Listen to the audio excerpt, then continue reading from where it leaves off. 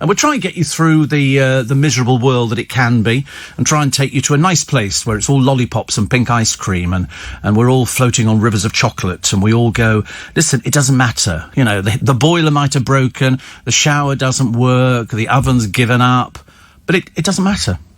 Put it all to one side, just leave it there, and say, I'll come back to that when I'm ready to face it. If you don't want to face it now, don't bother doing it.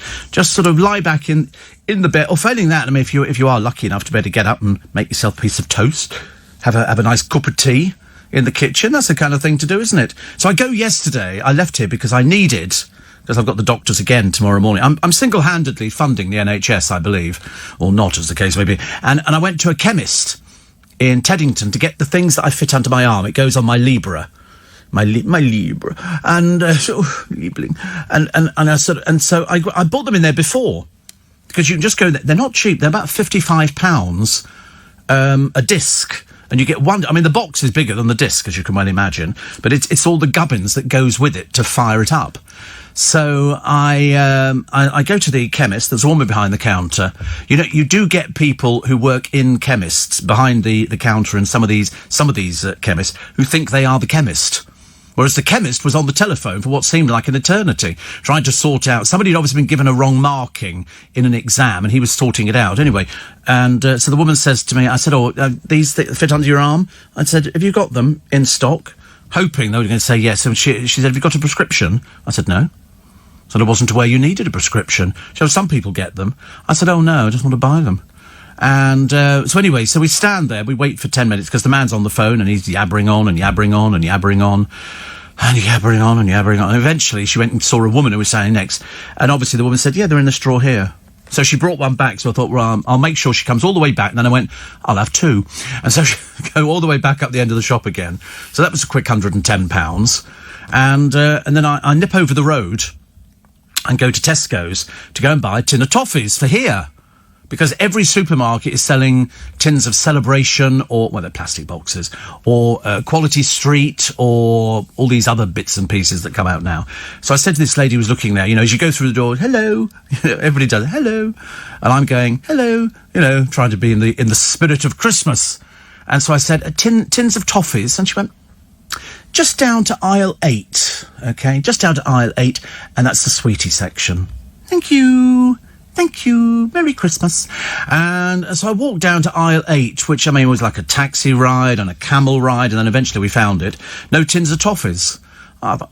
Because I've got these blooming disc things which come in these bright yellow boxes, and I needed a bag. And there's only about a few of us in the supermarket. Eventually, I go back to where I came from, and I realised that where this woman was standing, she's standing in front of all these tins of toffees and everything else.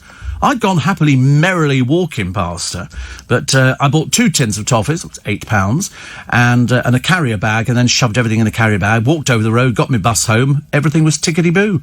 And then this morning I fitted the Libra. It takes about 2 minutes. You've got to push it into your arm, and the little plastic needle. I mean, how it goes in, I've got no idea. Little plastic needle. It's the teeniest, tiniest thing. I'll show you when I take it off in 2 weeks. And that just sort of goes into your arm, and that monitors your blood all the time. So much easier than doing that, putting a needle in, pricking your finger, squeezing the finger. I've done it, you know, over many years now, and this is actually better. So I bought 2 of them, and then I think I might just buy a few more. I could get it on prescription, but as I'm in a fortunate position, I can afford to buy these things. I buy them to save the NHS the money. Some people go, oh, I'll have that. I mean, the actual reader, it's about 114 quid, and they did give me that at the hospital. But she said, oh, do you want a prescription? I said, no, I'll pay for them. I said, I can afford to pay for them, and I'd rather do that. So I buy all the things when I need to do my blood pressure.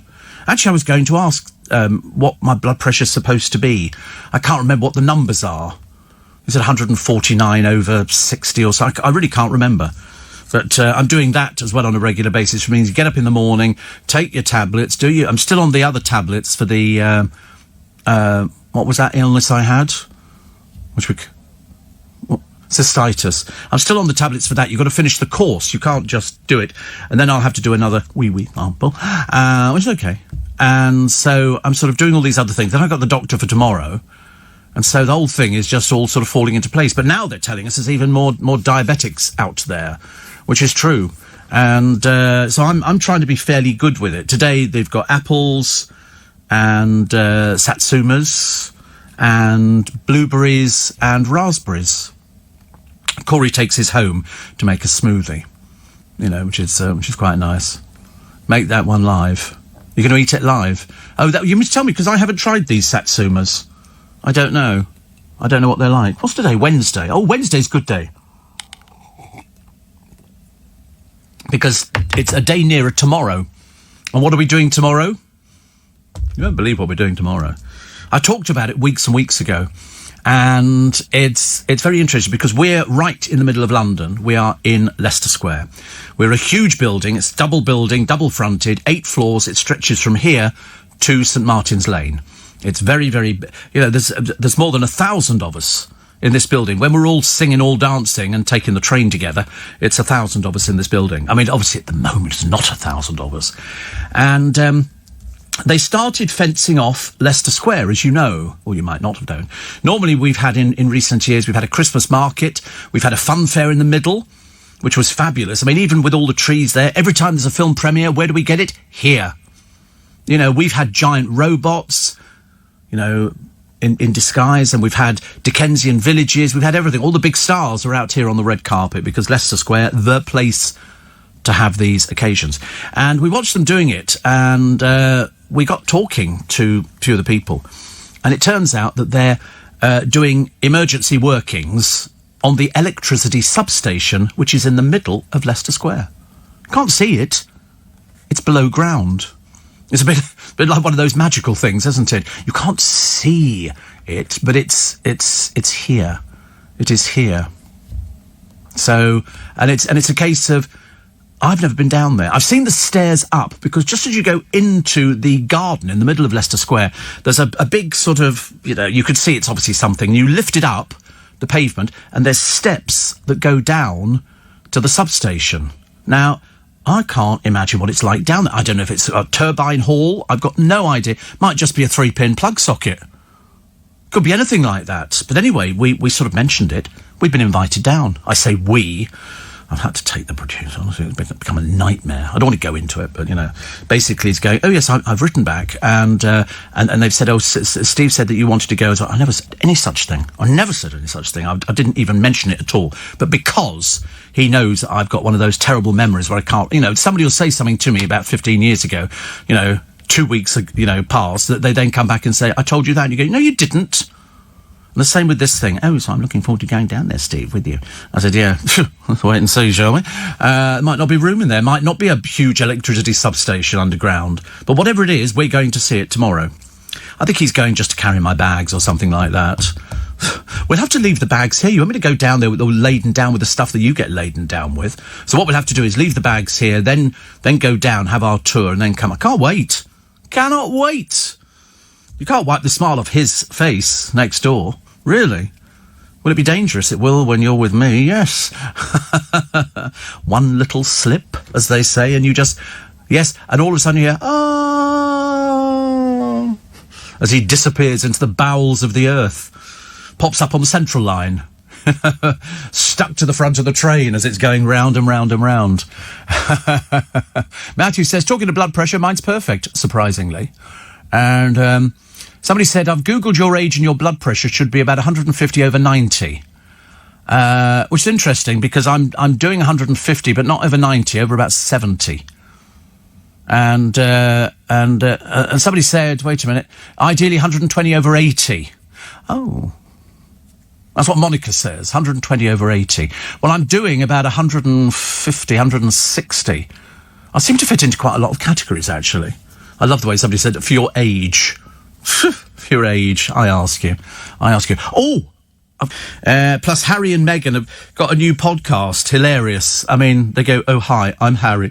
And she goes, I'm Meghan. And it's the most scripted piece of nonsense you've ever heard, which is lovely. At the end, proving that he can stay in America as long as he wants, Harry wishes everybody happy holidays.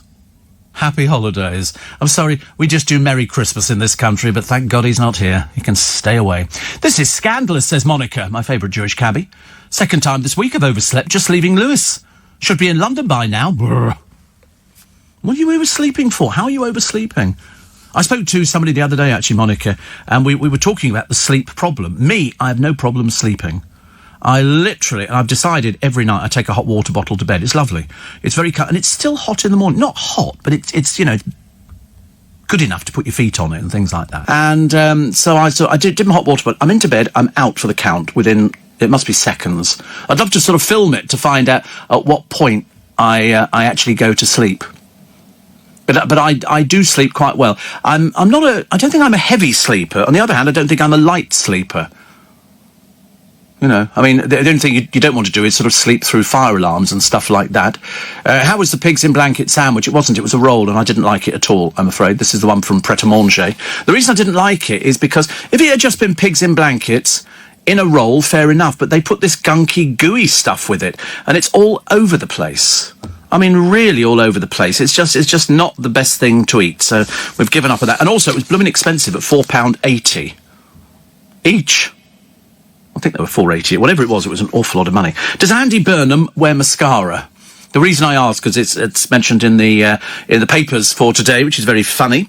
Record number of people being made redundant. Something like 800,000 people have been made redundant, which is a huge amount. And I said to you yesterday and the day before and the day before that, that's what we've got to think of at Christmas. Some people for whom, you know, if they've lost their job, they've been with a company for years and years, then all of a sudden the company closes because they can't afford to stay open.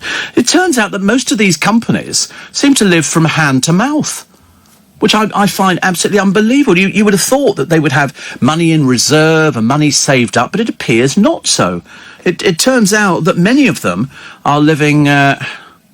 Have you two got dressed identically or something this morning? What do? You send each other photos. I'm wearing this. I'm wearing that. You're both wearing the same tops, except yours probably came from a shop, Jake. His came from a charity shop. So how come you're wearing the same things, like Tweedledee and Tweedledum? Thank God I never wore my colour jumper in that colour. I mean, mind you, if I saw a jumper like that in Marks and Spencer, I wouldn't be buying it anyway. What is the colour? Vomit. I don't know. What would you think it was? No, it's definitely not beige. No, beige is cream colour. Beige is cream colour. Khaki, no, that's what the army boys wear. It's not even a burnt orange. No, it's called nondescript. No, it's not even brown. You see, brown is darker than that. That's sort of more the colour of gingerbread. You know, in fact, if we painted your face, you could be the gingerbread man. You know? I like that idea. I'm warming to the gingerbread man theme. You probably would look a bit like... But how funny that you're both wearing the same outfits. What will you be wearing tomorrow, I ask myself. All right, question for you, Jake. When you go to the gym, do you have a shower at home or in the gym? You have at home. Corey does the same, but his is for different reasons. And he's decided that after he's finished working out how he can get out of the place as quickly as possible, he then sort of, puts all his clothes, sweaty body. I mean, it sounds ghastly. And then he goes home and then he has a shower. So he says. I know differently.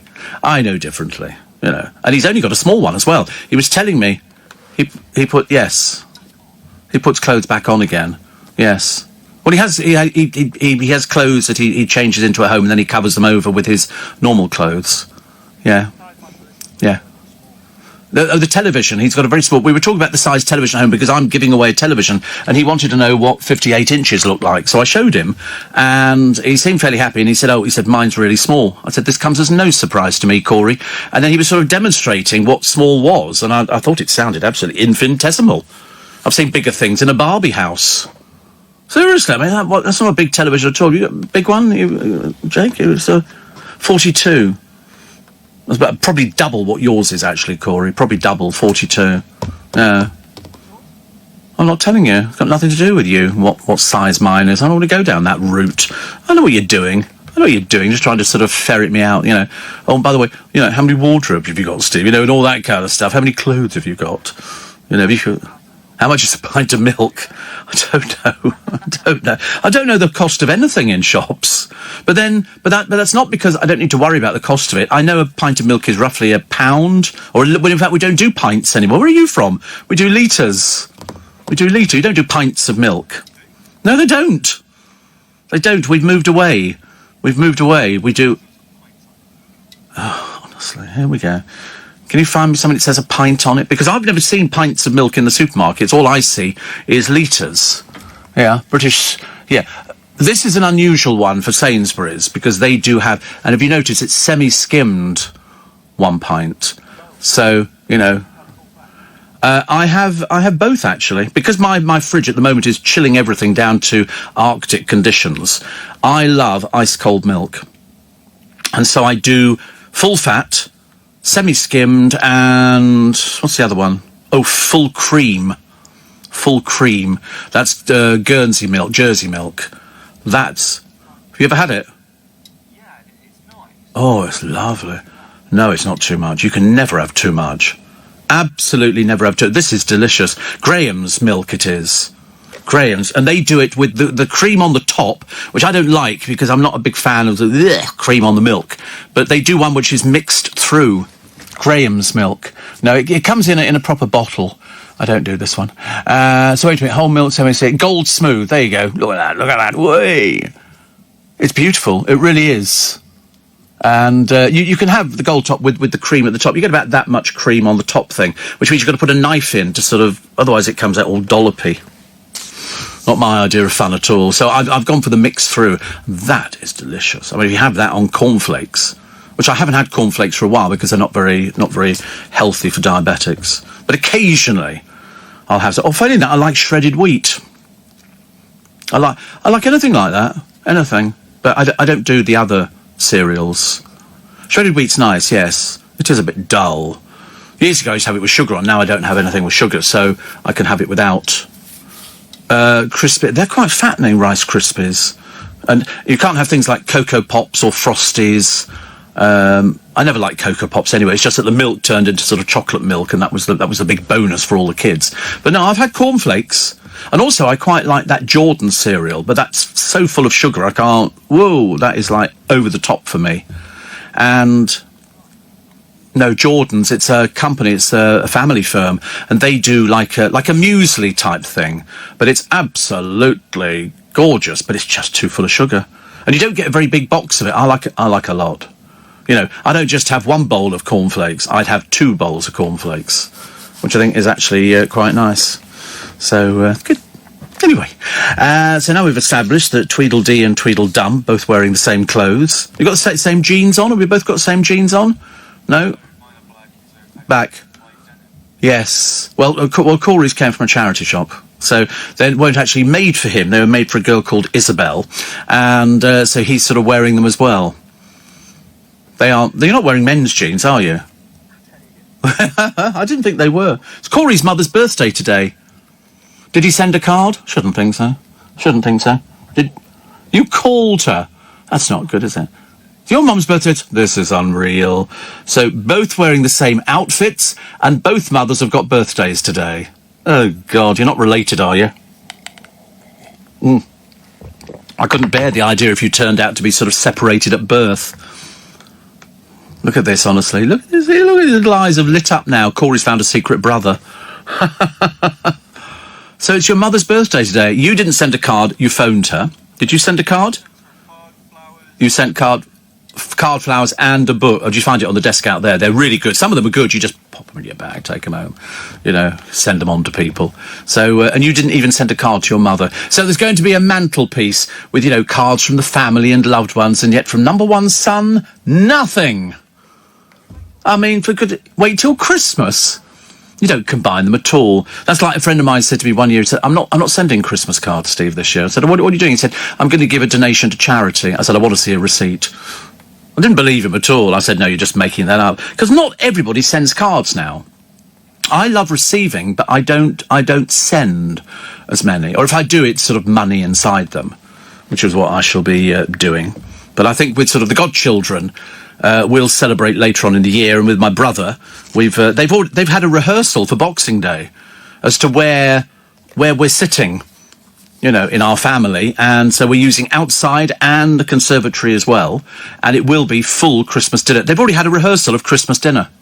How cool is that? I think you need to do that, because otherwise you get very stressed on the big day, and I don't want anybody stressed. Although, on Christmas Day, I'm only saying might because sometimes it doesn't work out that way. I might open up the phone lines and we might sort of offer advice to people, like, how long's the turkey supposed to be in the oven, Steve? Okay. Have you defrosted it? No.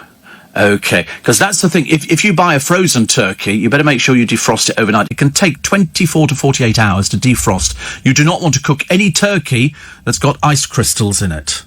Okay, that can make you very ill and not a happy bunny at all. So make sure that the turkey is properly defrosted. We usually leave ours sitting in the bath, covered over with foil, but so it would just sort of drip away quite happily by itself, because the kitchen was a hotbed of steam and sprouts and carrots and all the rest of it.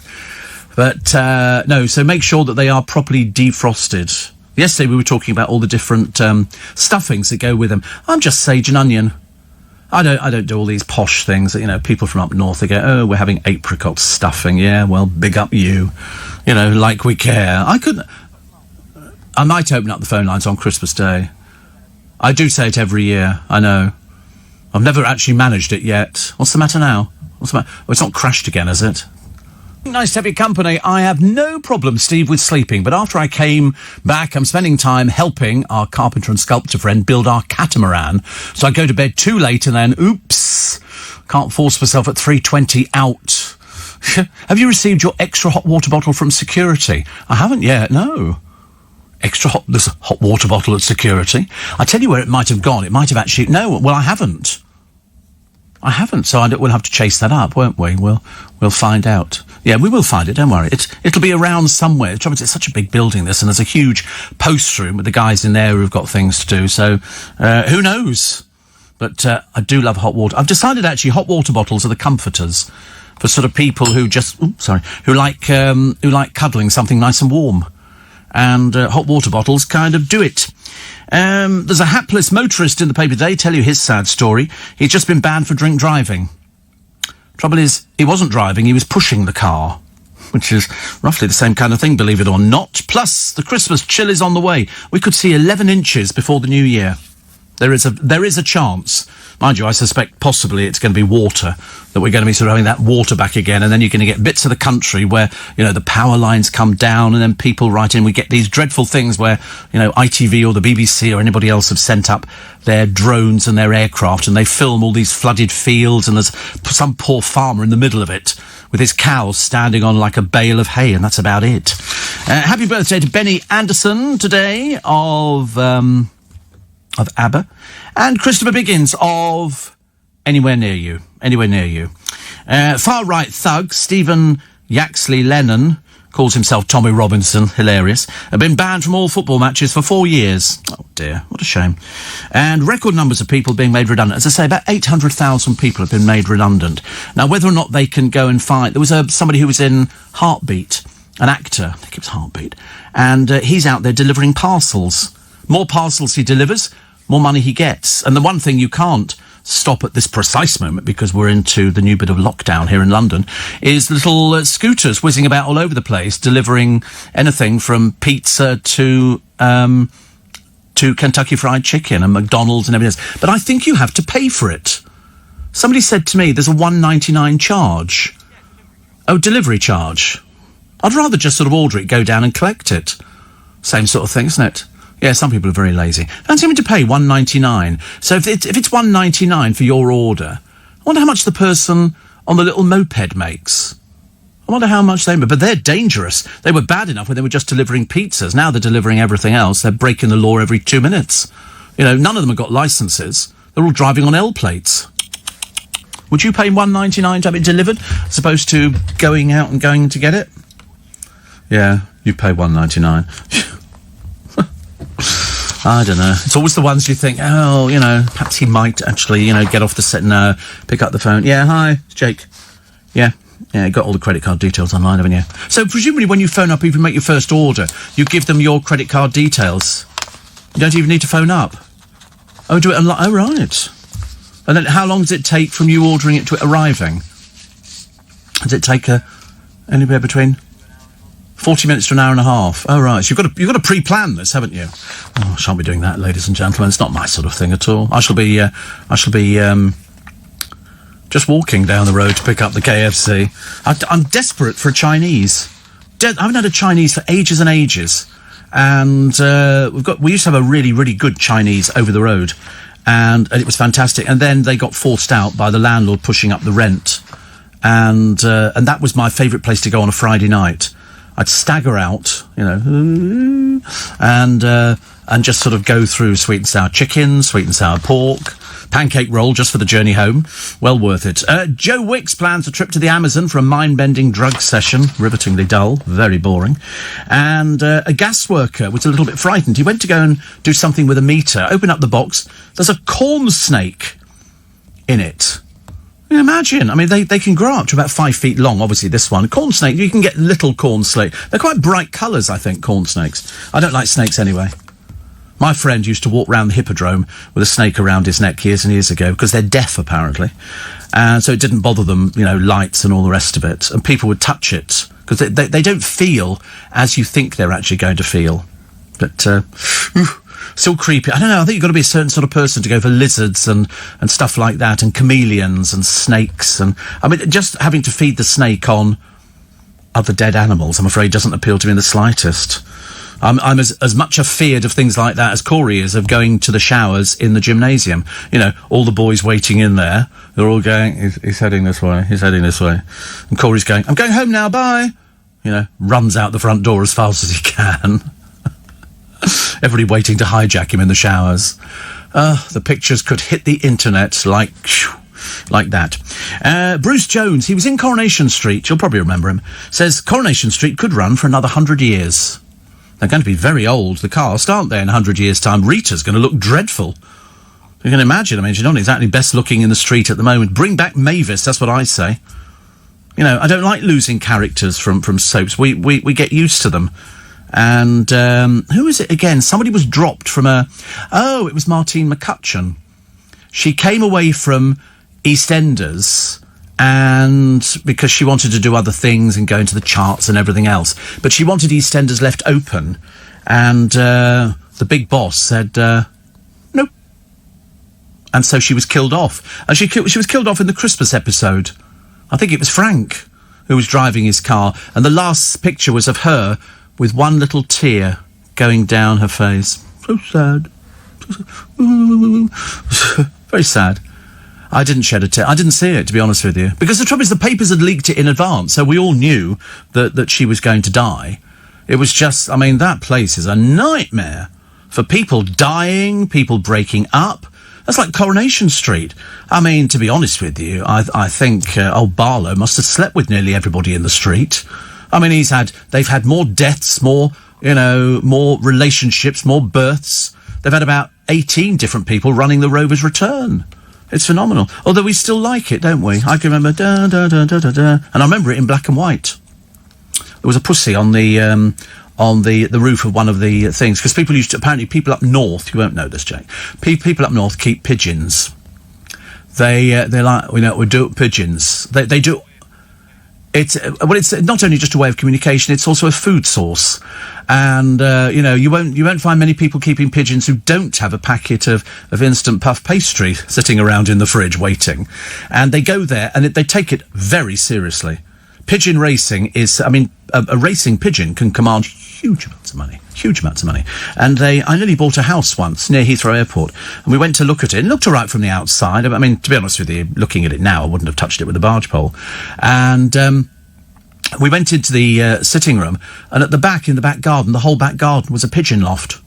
He kept pigeons, and he said to me quite proudly, I'll be taking the pigeon loft with me. I thought, of course you will, dear, don't be stupid. Why would I want it? Have you ever seen anything like it? And it was huge. It was all these pigeons, and they time them, and they take them to France and places like that, and then they have to race to come back again. If I was the pigeon, I would get the train. I'm not going to waste time flying. At Waterloo Station, the pigeons are so brazen. You'll be sitting there, the doors will be open on the train. Sometimes pigeons hop on, walk up and down the carriage, seeing if there's any food, and then hop off again. They're not stupid. They're very intelligent. Also, the man who rode a jet ski from, I think it was either Scotland or Ireland, to the Isle of Man to see his girlfriend, has been jailed for a breach of... He'd never been on a jet ski before. 24 miles he did on the ocean. Have you ever been on jet ski? So I've never done a jet ski. I've never done one. I'd be They look fun, but it powers on water, isn't it, really? That's what it does. Doesn't interest me that much. I don't mind watching people on it. It's like down at Waterloo Station, they have these people who do this base jumping. Have you seen that? Where they leap from one... they leap and they cling onto things. Oh! Dreadful thing. Dreadful thing. Base jumping. I'm sure it's base jumping. It's kind of taken over from the buffoons on the skateboards. Parkour? Is that what it's called? They jump from walls, yeah. Oh, right. Oh. I thought that was base... What's base jumping, then? Oh, jumping up. Oh, look, he's put it up there. What was that? What was this man here? Oh, this is a base jumper. Oh, you have to put up with all the ads, don't you? It's so annoying. But pretty at the same time. And this is the scariest walk. And they're up. Oh, my God. Look at them. Look. I mean, he's just walking on a thing. This is an antenna. And so he's walking along a pylon. Oh, I feel ill. Do you know, the funny thing is, you can feel ill even watching these things, can't you? There was a man the other day, didn't we have the picture because it was in the papers? He was hanging on with his hand onto the top of one of these skyscrapers. What is the matter with these people? Why do they want... Is it an adrenaline rush? I suppose it would be, wouldn't it? Look. Say it broke. I mean, I'm assuming he's got a parachute or something. He's going to jump. He is going to jump. He's going to jump. Look. What? Oh, my Goldfathers. Oh, it is. He has a parachute. Even so. Why? Oh, that's what he's seeing. Oh, my goodness. Do not go on to it. I'll tell you, it'll ruin your day. And then you leap off. Somebody's base jumping. I can't recommend any of these things at all. It's ghastly. Dangerous. Say your chute doesn't open. Dear me, honestly. Steve, for the last 3 years, you said you might open up the lines, but you never got round to it, says Richard. He says, let's hope you do it this year. Well, I'm certainly going to try. Definitely. Steve, my granddad used to race pigeons. I don't know why, he never beat any of them. Thank you. Steve, soaps try to reflect true life, then I guess both the Rovers and the Queen Vic will be closed soon, only doing takeouts. You see, they had that before, didn't they? They have to be careful with what stories are running in the news. How do they reflect it? Because they're filming 6 weeks in advance. So what they sometimes do is they add a scene in. So, for example, when Her Majesty dies, God willing, not for many, many years yet, what are they going to do? They're going to have to insert scenes into it, which they can then put into the programme so that they then reflect it. So they'll be putting up curtains at the Queen Vic and stuff like that. Otherwise, it's going to be ridiculous. I remember when they had problems, because you know that they've got for the EastEnders set, they've got lots of greenhouses, and they grow plants out of season. So, because they're filming 6 weeks in advance, when this whole country was covered in snow, they didn't have snow because they were 6 weeks back. So they then had to sort of make sure that a lot of the scenes were filmed indoors and you couldn't see too much. But they used to grow daffodils and things like that and go, oh, look, the daffodils are out. And they were brought on deliberately early. They've got to be... You tend to forget all these little things. It's like doing this programme, because, you have to sort of... What? You have to remember breaks and stuff like that. Sometimes it's difficult because sometimes I forget. Sometimes I actually forget. Pablo says, you're not really going to open the phone lines on Christmas Day, are you? No. Peter says, you've got a good family. Yeah, not the ones in the studio. Oh, my God, fathers. We've just sort of worked out the problem with Corey, trying to come to the Sam station tomorrow because he drives in, so he's got his car in town. But, of course, I said, well, you'll have to pay for the parking. I mean, I've helped him out, obviously. I said, I'll give you £1. And he can do that. And he went, oh, yeah, because you forget these things, don't you? I mean, as far as I remember, I think parking in London on Christmas Day and Boxing Day is free. I'm pretty certain. I think the rest of the time you have to pay through the nose. Steve, I'm really missing my daily commute to the London office since March because of COVID. What's it like in town today? No. Can't see. Dark would be it out there, definitely. And, Steve, do you remember Torchy the Battery Boy? Yes, but not that much. It was a little bit prior to me, mainly because my parents didn't want me to watch sort of rubbish, television programmes. Steve, that's why there's been a large explosion of moped riders in town. £1.99 delivery charge. Say they do 50 deliveries a night, that's £100. Yeah. Yes. They're all over the place. Richmond, you can't move for these people. They're all over the place. They jump lights. They've been riding on the... They're terrible. And, of course, the companies go, nothing to do with us. They're just delivering the food. But you're right. If it's $1.99 and you do 50 deliveries a night, which I don't think they would. 50 sounds like quite a lot, but that would be £100. Way too many. I mean, probably 30 they might do at a push because there's loads of them. Let's suppose they do 20. It's 40 quid for an evening. 40 quid. And presumably it's I don't know whether it's cash in hand or how it works. I've got no idea. You're not getting any exercise. No, it's not a bike. These are mopeds. These are mopeds that you just... Well, some of them have bicycles, but I mean, they're the people with the go faster stripes on and things like that. But no, the majority of mopeds around our way, there's hordes of them. Seriously, it's like a motorcycle gang. Terrible. So Skippy, can he really talk to humans? Of course they can. You ask dog owners. Does your dog talk to you? Yes. Of course it does. Also, the Slurring England star, it's another drunk, I'm afraid, behind the wheel of a car, or as I prefer to call them, potential death traps. He was fined £82,000, which means that he wasn't as drunk as Ant McPartland, who was fined £86,000. Perhaps it varies up and down the country. He's been banned after this crash. There's also the wheelchair pensioner mugged at a cash point. I mean, how sick is that? And apparently the grand old Duke of York has an allergy to horsehair. In between the other little bits and pieces. Can you imagine having an allergy to horsehair? It was only last week I was looking at a picture of him riding a horse. Perhaps it's some sort of, I don't know. I mean, the Queen goes out riding on a regular basis, but they don't seem to canter about or gallop, do they? She just sedately wanders back. They might have been led along the beach at Whitstable or something. I can't see any other reason for sort of getting on. I mean, I used to ride, but it's no fun in the rain. The horses, oh God, here we go again, so they have to go out there. Arnold Schwarzenegger meets 115 UK fans. How much does he trouser? He meets 115 UK fans. He trousers £75,000. £75,000. What does he show them, for goodness sake? That's a lot of money, isn't it? 75,000. I think it's like a fan-based... kind of thing, which is, that's all right. I've seen people going out there meeting their adoring public. Not me, of course. I mean, I'm not that sort of person. I don't, I just sort of go out there. People say, can you sign this? Oh, sign it. Turns out I've signed away my life, actually. Also, all Dawn Neeson wants, in the Daily Star, her excellent column, for Christmas is 3 wise men. She fears, as I do, that you're never likely to meet them. And they're certainly not in the government, are they, at the moment? Definitely not. And we found a handbag that looked like a box of matches, only £690. It's for, obviously, bright young things. And Craig McLachlan, who was cleared of indecently assaulting his co-stars. That was a big case that was coming up, and people had accused him, I think, four different women. Anyway, he's been cleared of indecently assaulting people. Some people are tactile. I've worked with tactile people over the years. I don't think I'm particularly tactile. I'm so-so. I'm so-so in the sort of the tactile department. I mean, Corey was telling me something that happened to him a short while ago, and when somebody pinched your bottom, didn't they?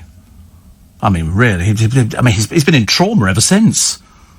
You can't go around doing things like that to people. Years ago, you could do that. Well, I mean, you didn't do it, but it's a case of nobody... Nowadays, you can't do anything like that. You're not even supposed to put your arm around somebody. Well, not at the moment because of the COVID pandemic. You enjoyed those Satsumas, aren't you, this morning? How many have you had now? Just the 2. Are they as good? The second one was as good as... Really? Oh, wow, I'm very pleased. Very pleased. Always trying to convince the news desk to eat more fruit. Always. Steve, I've got a friend who works as a delivery driver. He makes a fortune. He says that a lot of the drivers don't pay tax. Well, I mean, I should imagine it's fairly difficult to find somebody. It depends if they get paid cash in hand, and I don't know how they can be. You would have to prove all sorts of things. So I'm assuming the company that this goes through, the app, they would have to pay people out.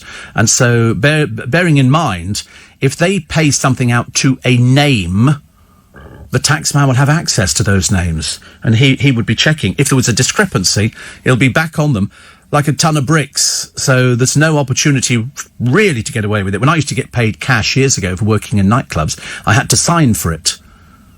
But they knew who I was, and that was then passed on to the taxman, because he comes back and says, OK, so you had a DJ. Who was that? And they go, it's him. And how much did he earn? This. So when I came up to London all those years ago, I was earning cash in hand. I didn't pay tax. I didn't pay any tax for about 3 years. 3 years. Because every time I got another tax demand through, I moved. Not intentionally, I was just moving anyway. You tend to do that if you come up to London. And so the tax... And then I got an envelope one day when basically I thought, do you know, I better have a look. I knew it was Inland Revenue because it said so on the envelope. And this was, you know, more than a long time ago. And I opened it, and it was a tax bill for £3,500. Well, I didn't even have a pound. I didn't have £3,500, and I wasn't quite sure where I was going to get £3,500 from. And so I showed it to a friend of mine, and he gave it to his other half, who's an accountant, and he said, leave it with me. And I thought, well, I mean, how can you get it down? This is for 3 years' tax. It goes to prove people weren't earning a lot of money. I was earning very little money in those days. It certainly wasn't a 5-day-a-week job. And he got it down from £3,500 to £99 payable in 3 instalments. £33 an instalment. Was I happy? Now, of course, things have changed a little bit. We have, accountants who look after you, especially in this business. You know, I'm always envious of how people can do their own taxes. I've seen people sitting out there in the newsroom. I said, what are you doing? And again, I'm just doing my tax return. Really? Really? You said? And I could never do anything like that. I wouldn't have the faintest idea where to begin. Somebody says, oh, it's easy. You can do this or do that. No, absolutely not. No, give it to somebody. Pay them to look after it for you. Much easier that way. I mean, otherwise it's just more stress. The idea is, as you get a bit older, as indeed we are all on a daily basis, getting a little bit older, it's a case of the less stress you have, the better it is. I mean, as I say, Corey's stress is the gym showers. He would be happier if they didn't have showers in there at all. And, yes, and the park, yes. I might join a gym next year. No, joke, sorry. Finish with that one again. I have been in various gyms in my life. I've been to and joined a number of gyms. I was a member of David Lloyd's for ages, Barbican Health and Fitness, and I went there. We had a trainer, and to be honest with you, I could have killed him. It was a case you get in there and you think, let's do it nice and gently, and you go, okay, Stephen, here we go. Okay, because at the Barbican Health and Fitness, they've got an indoor running track with a pool right in the middle, which is sort of down, and says, okay, give me 5 circuits. I'm sorry? Just give me 5 circuits. Why don't you do one, pal? Anyway, off you trot, you know, which is fine for the first, 5 feet. Anything after that, though, you're struggling a little bit. And then he goes, right, now we'll go on the rowing machine. I thought, by that time, I could barely move my arms. I was like some poor creature who was sort of on his last legs, and we did it. After about 3 or 4 days, though, 3 or 4 days of going, and we used to make a point of going every day, it actually got easier. When you do it, first of all, when I used to walk to Richmond with my friend Graham, we would walk a little bit, and then he'd say, you all right? We'd go a little bit further, and each time we would go a little bit further, until by the end of the week, the walk to Richmond was not a problem anymore. Sometimes we'd actually cheat and get the bus back. Oh, the music started. The music started early today. We just decided to have your company. Now, Shane says the delivery drivers have been making a fortune out of the young blokes downstairs. I see them pay 50 quid at a time. Oh, sorry, it's $50. I can't remember what the Australian dollar is, but it's not as much as we think. Roger says sometimes the tax code can be wrong. I got a tax demand in 95 for 22,000, but it proved through wage slips that they made a mistake, and I paid a more reasonable 9,000. Do you know the most exciting thing? I used to do a programme years ago on LBC with a tax inspector. And I used to do lots of advice programmes. So we did car maintenance, we did gardening, we did DIY, we did all sorts of things. And we had a tax inspector on. And everybody used to say the same, ooh, boo, boo, tax. If you go on a TV programme and you're a tax inspector, the audience boo you the moment they discover what you do. And yet, if you do your tax properly, you pay your tax and everybody's very happy. And this one used to come on and offer advice to people. We were flooded with calls from people who do their own tax and didn't understand some of the coding. The one thing, though, that we always wanted was a tax rebate. Can you imagine? Because when you join a company, well, it used to be that they would put you on emergency tax. And so once they'd sorted it all out, you got some money back. And that was I only ever got 2 tax rebates. I can't even remember what they were. But I remember thinking, oh, that's nice. Now, of course, I'm sort of old. I get cheaper tax, which is the only advantage. But we do pay it. We do pay. I couldn't bear not to pay things and have it hanging over your head. But I do appreciate the fact that sometimes people get themselves into a bit of a pickle and they tend to forget. I always say to people, you know, when people talk to me about being self-employed, I said, listen, the one thing you must always remember is save your tax. You know, put it into a separate account, do something with it, and then you won't be surprised when the taxman comes a knocking. Always, and also if you have any questions, phone them. There is somebody you can talk to at the end of a telephone. I used to get confused with doing my VAT. That used to be a blooming pain because sometimes the boxes wouldn't do what I wanted them to do, and so you'd speak to somebody. Always in Welsh Wales, and they were always very helpful. They managed to get me through it. We've got a poem. The producer's chosen lovingly. This time it's Alfred Lord Tennyson, who died in 1892. So he was fairly advanced in years. And this one is called, it's obviously a personal favourite, of course. It's called Ring Out Wild Bells. Ring out, wild bells, to the wild sky. The flying cloud, the frosty light. The year is dying in the night. Ring out, wild bells, and let him die. Ring out the old, ringing in the new. Ring happy bells across the snow. The year is going, let him go. Ring out the false, ring in the true. Ring out the grief that saps the mind for those that here we see no more. Ring out the feud of rich and poor. Ring in redress to all mankind. Ring out a slowly dying cause and ancient forms of party strife. Ring in the nobler modes of life with sweeter manners, purer laws. Ring out the want, the care, the sin, the faithless coldness of the times. Ring out my mournful rhymes, but ring the fuller minstrel in. Ring out false pride in place and blood, the civic slander and the spite. Ring in the love of truth and right, ring in the common love of good. Ring out the old shapes of foul disease, ringing out the narrowing lust of gold. Ring out the 1,000 wars of old, ring in the 1,000 years of peace. Ring in the valiant man and free, the larger heart, the kindlier hand. Ring out the darkness of the land, ring in the Christ that is to be. That was good, wasn't it? Beautifully read, I thought. Beautifully read. Thank you. Thank you very much indeed. Thank you. I'm here all week. Seats at all prices. That was Ring Out Wild Bells from Alfred Lord Tennyson. What do we know about Alfred Lord Tennyson? What amazing things do we know about him this morning that we can impart to the lovely audience? Tell me all about him. First Baron Tennyson, 1892. British poet laureate during much of Queen Victoria's reign. He had 2 children, including Hallam Tennyson. He's resting at the moment in Westminster Abbey. It's good, isn't it? That's where they put... Well, he must be on Poets' Corner. Very busy, Poets' Corner, very busy. And he did all sorts of Ulysses, he was educated in Trinity College, Cambridge. I used to love that. Trinity College, Cambridge, Warburton. I used to love that. People sitting on top of each other. His early life, born in Somersby in Lincolnshire. Very cheap for property. Lincolnshire is unbelievably cheap. And he and 2 of his elder brothers were writing poetry in their teens. And it was published locally when he was only 17. Different times, wasn't it, really?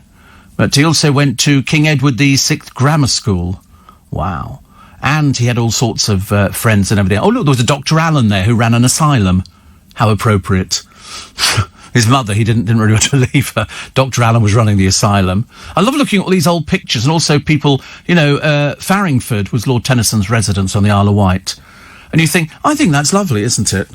I think it's like, when you look at pictures of, bearing in mind all these were posed, you had to stay so still for these photos because you couldn't move because it was a plate. They put the plate in and then they went, okay, you ready for posing? And you go, yeah, and they pull the thing open.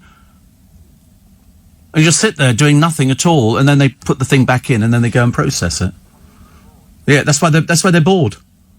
They seriously were bored. But my favourite pictures, I've said it before, the Victorian funeral pictures.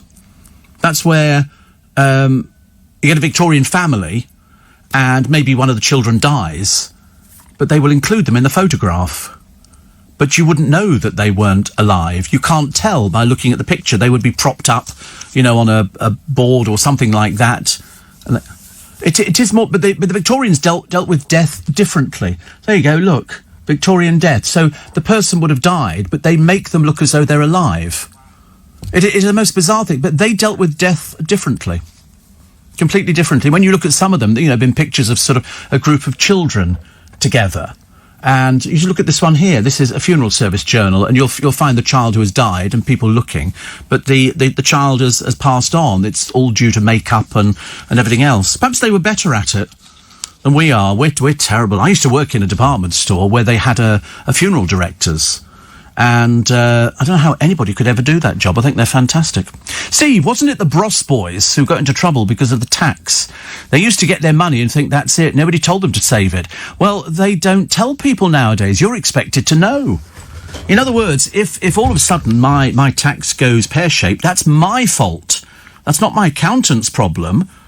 The accountant is the third party, even though he's dealing on my behalf with the tax office. You have to sign various forms to say he looks after my tax and he looks after the VAT because they changed the system. But, I'm quite happy to sign those things over to people. Much happier. And if you've got a bit of money in your pocket at the end of the month, although this month, depending on whether you're in employment or not in employment, determines, I think we actually get paid before Christmas and then it's a long January. I try and not think, but that's by the time all the bills come in, don't they? And by the time you get to the end of January, there's another blooming bill. It's another tax bill that's come in, petrol. So I've got to remember before Christmas to fill the car up with sort of petrol just to make sure. Somebody said to me, how much does it cost to fill it up? And I couldn't tell you because I've never run it empty. You never run cars empty. That's very bad because at the bottom of petrol tanks there is sediment. And if that sediment gets into the jets of the car, your fuel injectors, then, well, especially in my car's case, that can affect it quite badly. So, I like a bit of the old... It's all very sad. I'm just going to have it serviced before Christmas, actually, but I shan't bother, actually, because everybody else is going to be doing the same. It doesn't need doing. I just thought, I'll have it done. I'll do it after Christmas. It's okay. Might go get it washed today. It's Wednesday, actually. I haven't got anything to do apart from decide on what outfit I'm going to wear tomorrow for the excursion into the underground substation. Corey's saying to me, do we have to wear special clothes? I said, we're not in the showers, no. And, again, a little bit of panic on his face. The shower thing. Could run and run, couldn't it? Could run and run. It's the gag of the day. But, no, I'm really looking for it because I don't know what to expect. We've seen some pictures, but I'm not sure if it's an underground cavern. Yeah, I think there were pictures. I'm sure there were. And I remember thinking, how exciting. I don't want to go down there and it's just a plug socket in the wall. That won't be as exciting, will it? I want to see a maze of tunnels and things. I don't know whether I'm going to see that. But whatever it is, it looks pretty good. So there you go, Leicester Square. Good Lord above. Oh, no, these are... See, look. It's quite a big place, isn't it? The substation interior taken in 98. Who'd have known? Is that it? Hyde Park Corner expansion, Leicester Square ticket office. I want it. Oh, look at that. Hyde Park Corner substation, the old station. You see, under your feet, there are more exciting things in London, and heaven and earth you could shake a stick at.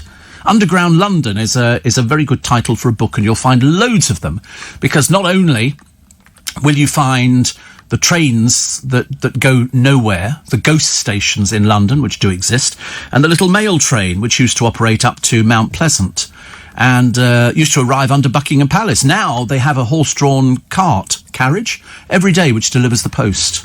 The Queen, I should imagine, must be getting loads of Christmas cards. In fact, I reckon they've already written all their Christmas cards. I think they would have done those already, hoping mine's there with a first-class stamp on it. And that'll be quite nice. But you have to wait for these things, don't you? Because I should imagine the Queen must send thousands. They go around the world. Some have got personalisation on there. Richard says to fill a Bentley from empty to full is approximately 120 quid if you put the Super Plus unleaded. Or you've got to use the Super Plus unleaded. I was always told, don't ever put anything else in. It'll screw it up completely. So I didn't actually. And Steve, the daughter of a friend, was sent a letter from the tax credits office, part of HMRC, demanding full repayment of all the tax credits paid. I checked the figures, and they showed her income as £400,000 and her partner's income as 1.65 million. It was a fat finger case. She actually earned 4,000, the partner 16.5. No overpayment at all. Happy bunnies when I gave them the news. But we don't like things like that, do we? We're not very good at dealing with authority. That's why I want this Christmas to be a really good Christmas. It's not going to be for everybody. Mind you, we've got to wait and see what the government come up with. They might come up with something which is going to completely scupper everybody's plans. But there's always next year. You know, we can go and get, Christmas trees and stuff next year. It'll be something worth looking forward to. Imagine you've saved up all those hugs, all those snogs, all those bits of mistletoe. I'm going to go and get some mistletoe. I'll preserve it in sugar. I don't want to miss out on any of this. Morning, Warren is decorating his Christmas cake, which, of course, all people do because he used to be a patisserie chef. And so he's oh, blimey, very nice cake. Very nice cake. He said, I was patisserie chef at the Ritz Hotel. And, it's beautiful. That's very good. If only my lot could do things like that. That's really good. Very good. He said, I've been busy all day decorating the cake. And he's written Merry Christmas over it. Looks really lovely. How nice. But he's got my book from Bonnie. Bonnie Lithgow, and he's going to pop that to the post today. But look, he's made a very nice Christmas cake. Look at that. It's nice, isn't it? It's good. Can you make cakes? No, you can't, obviously. If you have to hesitate over it, you've got no idea what I'm talking about, have you? Can you make a Christmas cake? No, I can't, Steve. Make a meringue. That's quite difficult, isn't it, make meringues? Just a bit dull and boring. My mother used to make little meringues. In fact, everything that she made was miniature. So if the recipe said make 6, hers would make 30. Everything was tiny, little cream slices, little cream horns, and little mini meringues, which she did if they had sort of posh people round for dinner. And she put cream in the middle of them, and then sprinkled sort of glacé cherries that would cut up a little bit. Very good, my mother, actually. Of course she was. Brilliant. Who's this? Dancer Abby Quinnan. And she's decided to go the old bad route now. She's a blonde beauty. She knows how to put bums on seats. As she poses on her shaggy mat, and she's wearing her underwear. Unfortunately, she's got a plain face, which doesn't really help. But had she not been going out with AJ, nobody would have heard of her. What do you think about global warming, says Tony? I don't, actually. Strange enough, with all the other things to think about, that's the last of things that I'm going to be deciding to make a decision on. I'm more worried about COVID-19. I'm more worried about the people. Loads of people I know are now looking forward to getting I think you either get a letter or a phone call so that you can go and get the injection. I'm going for it. Definitely. We all should go for it. You want to stand a chance in this day and age of getting through it? Yes, please. Yes, please. Steve, you say Tennyson was born in Lincolnshire. I bet he loved pigeons, and he was probably a moped delivery driver in between poems. Lincolnshire, do you know, the reason I mention Lincolnshire is because I love going through country life. And the cheapest houses were always in Lincolnshire. You could buy beautiful Georgian mansions, and they would go 2.6 million. And this, came with 30 acres or something. And you think, oh wow! But of course, I don't know how far away Lincolnshire is. I don't know really where it is in terms of the country. But it's just so cheap to move there. I mean, compared to London, London prices are just ludicrous. But that's the price that we pay. Look at this. Lincolnshire mansion up for sale, same price as a terraced house in London. And this is a beautiful mansion here. It's called Vale Hall. It's got, wait for this one, okay. It was built in the 18th century.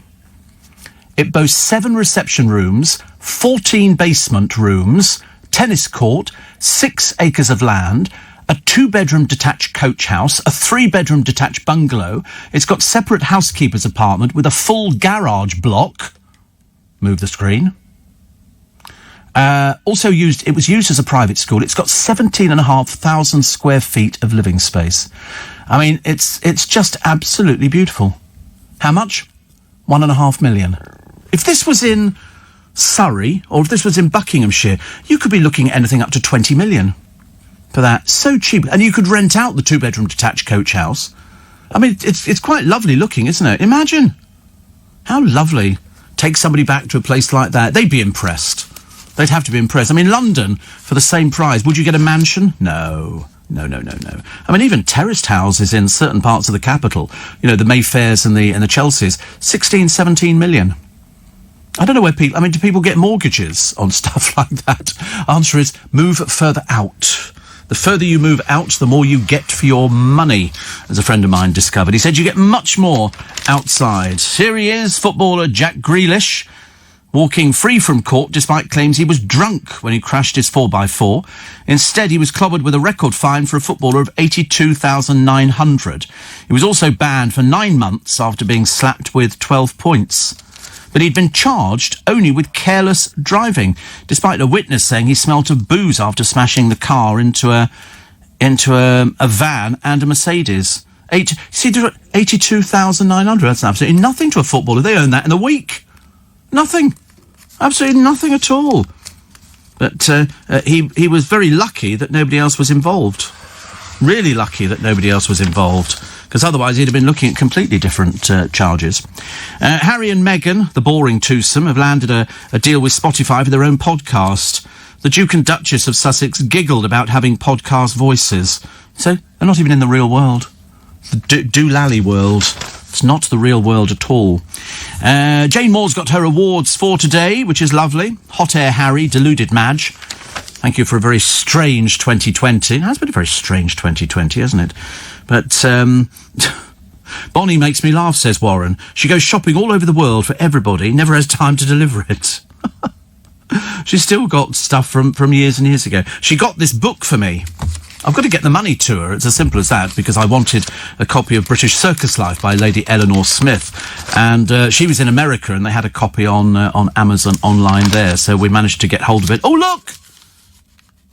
Da-da-da-da-da-da! Yesterday, Jessie Nelson, as Dawn Neeson said, at least we know which one she is now, decided to leave Little Mix, and now the three remainers say, we'll be the new Take That. No, you won't.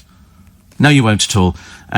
So Jerry Halliwell left the Spice Girls, Zayn Malik quit One Direction, and the bands didn't last much longer, did they? Let's see how long Little Mix go. Because they're going to sound the same. They're going to sound the same without her, which makes you wonder whether or not you needed Jessie Nelson in there anyway. And what's she going to do? We don't know. Apparently it's, she's doing something. I'm assuming it's to do with singing, unless she's particularly good at stacking shelves or sitting on a till. I can't see anything else for her. And because she said that the pressure of being in a girl band has made her ill and given her mental health issues, which we've heard from other people before. So really she needs to remove herself from the business as quickly as possible, because that's the thing that makes her ill. If you do something and it makes you ill, you don't do it again, do you? I'll do this, ow, that hurts. Don't do it.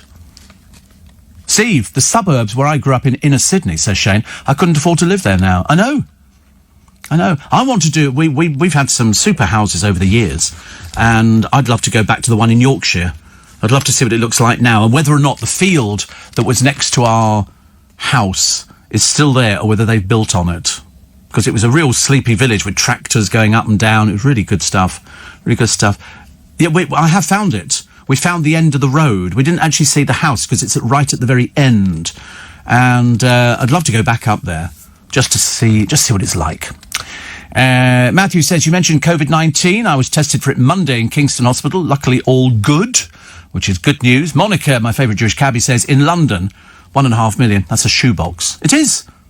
1.5 million is nothing now. I remember when we got our first £1 million property in Twickenham. I remember thinking, wonder what that's like. And I look at it now and I go, oh my God. There's loads of them. Even fairly average-looking things go for 2.5 million.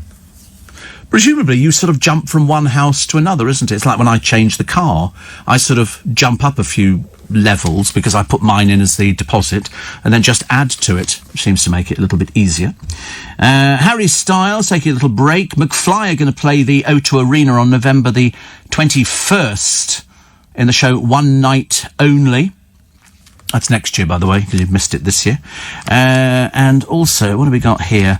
Oh, it's Little Mix. So you've got Jade Thirlwell, Perry Edwards and Leanne Pinnock, and they insist it won't spell the end of the beloved British group. See, they don't survive. I don't know why they don't survive. I can't state categorically that they will finish, but it looks likely that, a threesome does not look as good as a foursome. A foursome is, it just looks better. It makes it look like a group. This just looks like an excuse. But I suppose they will be revealing lots of boobies and stuff like that, so that's the okay thing. Because they seem to spend more time getting ready than they concentrate on the records. But that's the way it just appears to me. But I quite like their music. I've heard a couple of things recently, so I thought, I wonder who that is. And they went, that was Little Mix. And I went, I might buy the album. And then I thought, don't be so silly, Steve, you're going to look ridiculous. Imagine on Amazon, you can see the person on the other end going, I got that Steve Allen here again. He's ordered Little Mix's album. Can you believe it? What a pensioner. I mean, should he not be sort of buying Mantovani or, Song of the South or something like that, or anything from South Pacific? Cheap property in Lincolnshire, Steve, because it's a flat farmland area, many low agricultural pay for fruit picking. See, I don't mind flat farmland area. But you're right, if you do live in the country, you better get used to the one thing, tractors. And tractors carry mud. So if it rains, they don't stop working. They keep going out there and they do everything else. And so all the roads are filthy dirty. You could open up car washes in villages in this green and pleasant land of ours because you could make a fortune. But you spend every day, you might as well just take the car round to the farmyard and stick a hose on it yourself. Because when you see all the mud that comes off and then they go onto the fields, they don't worry about the local roads. All I remember is our car, I don't think it was ever clean. Matthew says Jessie Nelson's going to be doing her own chat shows. Where? Where was she? I mean, we're still waiting for the person who won I'm a Celebrity Get Me Into here, because I need the money. And she's also going to be Britain's answer to Oprah Winfrey. And there's loads of other celebrities. If they can't think of anything for them, they're going to be doing a chat show. I mean, look at, who do we lose the other day? Who's that bloke who eats a lot? Oh, Eamon Holmes. And they said they're going to be offered their own chat show. You thought, where? Where are they going to be offered this? On the moon? Why would you want to offer it to them? What, because they were dropped in place of Alison Hammond? I mean, we've already had Richard and Judy. You don't want Richard and Judy the second, because that would be ridiculous. The whole idea is to be original, and the only thing original about Eamon is he eats and falls asleep. That's what he does. There's nothing, he doesn't have this sort of warm witticism. In fact, sometimes during some of the interviews that Ruth's doing, he looks as though he's nodded off. He switches off. It's okay. He's thinking, I wonder what food we've got today, and things like that. Yeah, well, but the trouble is, he's too old for that. You need to relate to somebody like Pip Schofield, heterosexual, now gay, and then you need to relate to Holly because she's just bubbly and she laughs and she makes mistakes. She said the other day, she was reading there was a thing on It'll Be All Right on the Night, and she was doing a competition, and she said in the competition today you can win £7 a month for a whole year. And Philip Schofield looked at her and went, how much? And she went, £7 a month. He said, what, £84 a year? What's that for? He said, £7,000 a month. And then she collapses in laughter, and that's it. I don't think we've ever seen Eamon Holmes genuinely laugh on the programme. Ruth does it all the time. Much happier little soul. Eamon, very miserable. Very miserable. But there's no chat show. Where can you put them? Who do they appeal to? She does Loose Women. She's got all her clothes to sell, which she does very well. And he's got nothing. I'm sure it's Steve Allen's Early Breakfast. 26 minutes to 6 is the time. Guess what they have found in cars which have been taken into garages for MOTs and repairs? Because when you go in there for an MOT, I just leave the car there. I'll say, do these things and then take it through to the MOT, thank you. And for repairs, you don't sort of stand there watching them. Some of the 5 oddest things left in vehicles. I mean, my car, admittedly, open the boot and it's just full. Socks, tins of Quality Street, little flying saucers, everything. But I've never had a mankini. This was number 5 item found in a car. The other one, and I've never even heard of this before, edible underwear.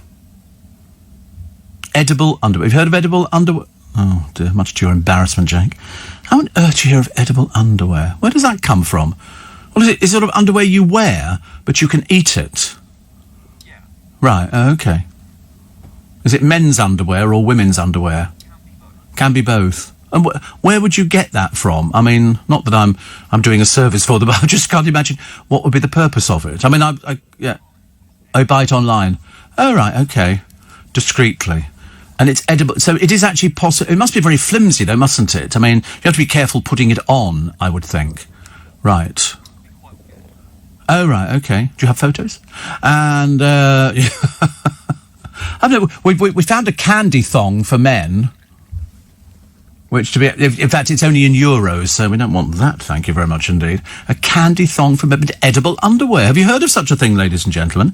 Number 3, a mannequin found in a car. Number 2, a sleeping baby. And number 1, see, I thought the sleeping baby would have been number 1. Number 1, a miniature goat. Miniature goat. We just open up the back of the car, pump the tyre. What the blowing heck's that? It's a miniature goat. Bah. Miniature goat, yeah, different from baby goats. They are miniature goats. It's like miniature. Have you ever seen miniature horses? Yeah, horses. Miniature horses are fantastic. From Argentina. And they're tiny. Can you show me a picture of a miniature horse just to sort of make us... I'm feeling a bit sort of animal-loving this morning. It's the only thing you could probably go out and cut. Look at them. They're sort of perfect in every way except they're miniature. Look at them. Not like little Shetland, but look at the size of this thing here. They're so cute. And Tony, you could pop it in your pocket, take it on the bus and everything. They're so cute. Look at this one here. There's one who thinks he's a dog. The trouble is, I bet they could give you a kick and a half, these little things. They're quite powerful, aren't they? Look at this little one here. Miniature horse breeding. Is it cute or not? It's cute. They're so pretty. So pretty. The 5 smallest horses and breeds, but they're so expensive. But you could have something like that in a house, couldn't you? You could move to Lincolnshire for $1.5 million and buy yourself a whole field of miniature horses. I could live with that. It's nice. So that miniature goat. So same thing, but they're just smaller. You want one, or you're sort of thinking about getting a goat as a present, in between the edible underwear? Have a think about it. I don't know how much they cost. It's the cost of these things. It's the cost. Forecasters refused to rule out a white Christmas yesterday, but warned that 4.5 inches of rain was likely to fall first. That's what they were saying. I said earlier on, 11 inches before Christmas. That's what they reckon. 11 inches. Imagine. 4.5 inches will fall first. And then after we've had that, they say, this year looks the most likely year we could see snow on Christmas Day. Not here. It won't be. It'll be up in Scotland. It'll be in the Cairngorms. It'll be about as far as you can go. Stored away and all these other different places. We'll probably end up with a dusting of snow. We'll get nothing. Nothing in London at all. But actually it doesn't matter, does it? Even though we think it's pretty, we could still look at pretty pictures. I got my lovely card the other day, which was playing the Snowman. We're walking in the air. And that, just listening to that little bit of music, and looking at a town. And I remember I've seen that so many times. What did I watch yesterday? The Shop Around the Corner, which my friend Ian will tell you is one of my favourite Christmas movies. And then today's going to be Muppet Christmas Carol, which is very good. And I think tomorrow, or even today, Corey might get his box set of Carry-Ons. I think so. I had a look at the delivery on these things, and it's a case of it's definitely going to be. They have said it's going to be delivered before Christmas. Wait a minute. Oh no, that's something else. I don't know whether you've been dispatched, because I ordered 2 more of these things, and so that was. Let's see if I can find it, because I like it when they actually say it's actually gone. Oh, and I went into the Royal Bank of Scotland the other day. Remember I told you about the thing? They've now written me a thing saying, can we have your feedback? Would you recommend us to other people? I thought, well, obviously, there was no sort of, they just did what they did. That's all I ask for, actually. I don't ask for anything peculiar. Have you been dispatched? No. I don't think you've been dispatched yet, but soon. What should you watch first? Well, just watch them in order. The first one, I think, was Carry On Spying, with Barbara as a secret agent, and the rest set, I think, in Tangiers or somewhere like that, which means it wasn't. And then I think it's Carry On Cabby, Carry On Sergeant. I can't remember, actually, off the top of my head. She only did 9 of the films, but, 9 good performances. Steve, shout out to my ex, or Sound of the Underground. Which one is Little Mix? Sound of the Underground. Is that not them? Oh, that was Girls Aloud. Oh, blimey. Oh, well, I'm even worse. I thought that was... Oh, right. Oh, right. I don't know. What did Little Mix have as a hit? Oh, Shout Out to... Oh, that's the title of a song, is it? Shout Out to My Ex. Oh, right. I didn't even know that bit. Oh, lovely. Steve and the Groovy Gang, Google dogs that look like other animals. My favourite's a panda. No, you know why? They spray them, don't they? They sort of take dogs and they cut their hair and then they spray them and they send them out in different colours. I think that's ghastly. Absolutely ghastly. I'm surprised, actually. Steve, the most likely find in a car would be loose change, says Roger. I've got an ashtray full of coins. How bizarre. I've got sunglasses and wheel nuts. Not wheel nuts, the air thing on the car, but I've got them for Bentleys. But I thought somebody had pinched them, so I took them off and we put plastic caps on, which is a lot to say. People nick anything nowadays. 84850 steve@lbc.co.uk. And somebody else talking about the lots of tractors in Lincolnshire. Mind you, there's also plenty of Chelsea tractors taking the kids to school in London, says Nick. I don't think kids should be allowed to be taken to school. I think you stick them on a bus. It's as simple as that. They just clog up the roads. You get some poor kid in the back of the car. They're fast asleep. They've literally been taken out of the bed, put the clothes on, shove a piece of toast in their mouth, get them to clean their teeth, down in the car, and then you drive them to school. Don't. Let them, listen, if they walk to the bus stop, it wakes them up. They might actually be more useful, when they actually sort of get there. Steve, in Australia, there's no MOT, service and repair. Technicians find snakes, wasps and hornets' nest under vehicles and all sorts of creepy crawlies in the car, says Alfie. Oh, I don't like that. I don't do creepy crawlies. I've grown up in countries where they have loads of creepy crawlies. All I remember in Hong Kong, we used to sleep under a mosquito net.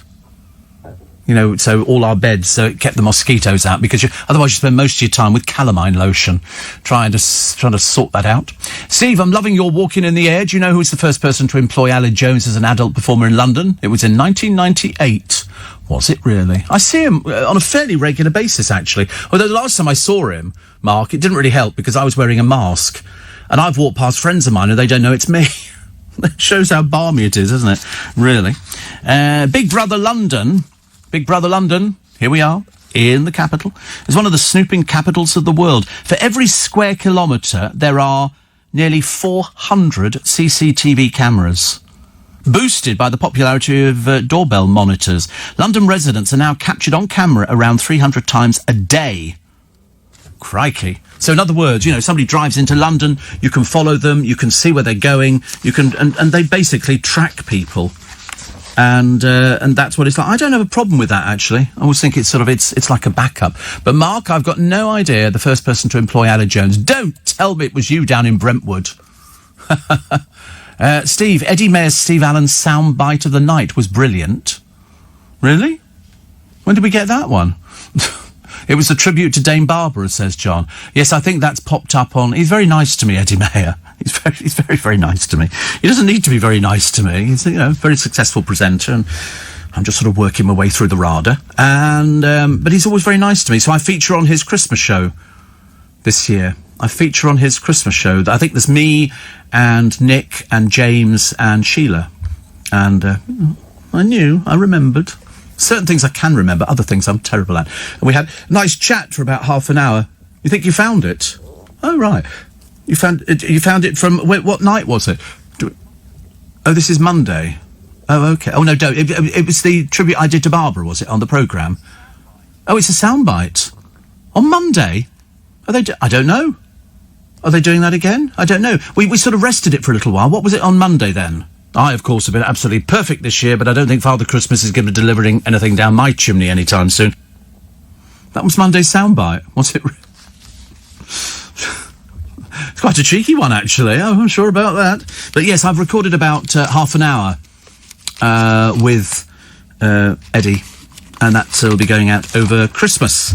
And we're talking about... it's interesting. He did sort of make me laugh. He said, you haven't cried. I said, I do cry quite a lot, actually. I did choke a little bit on the Barbara. On the little bit.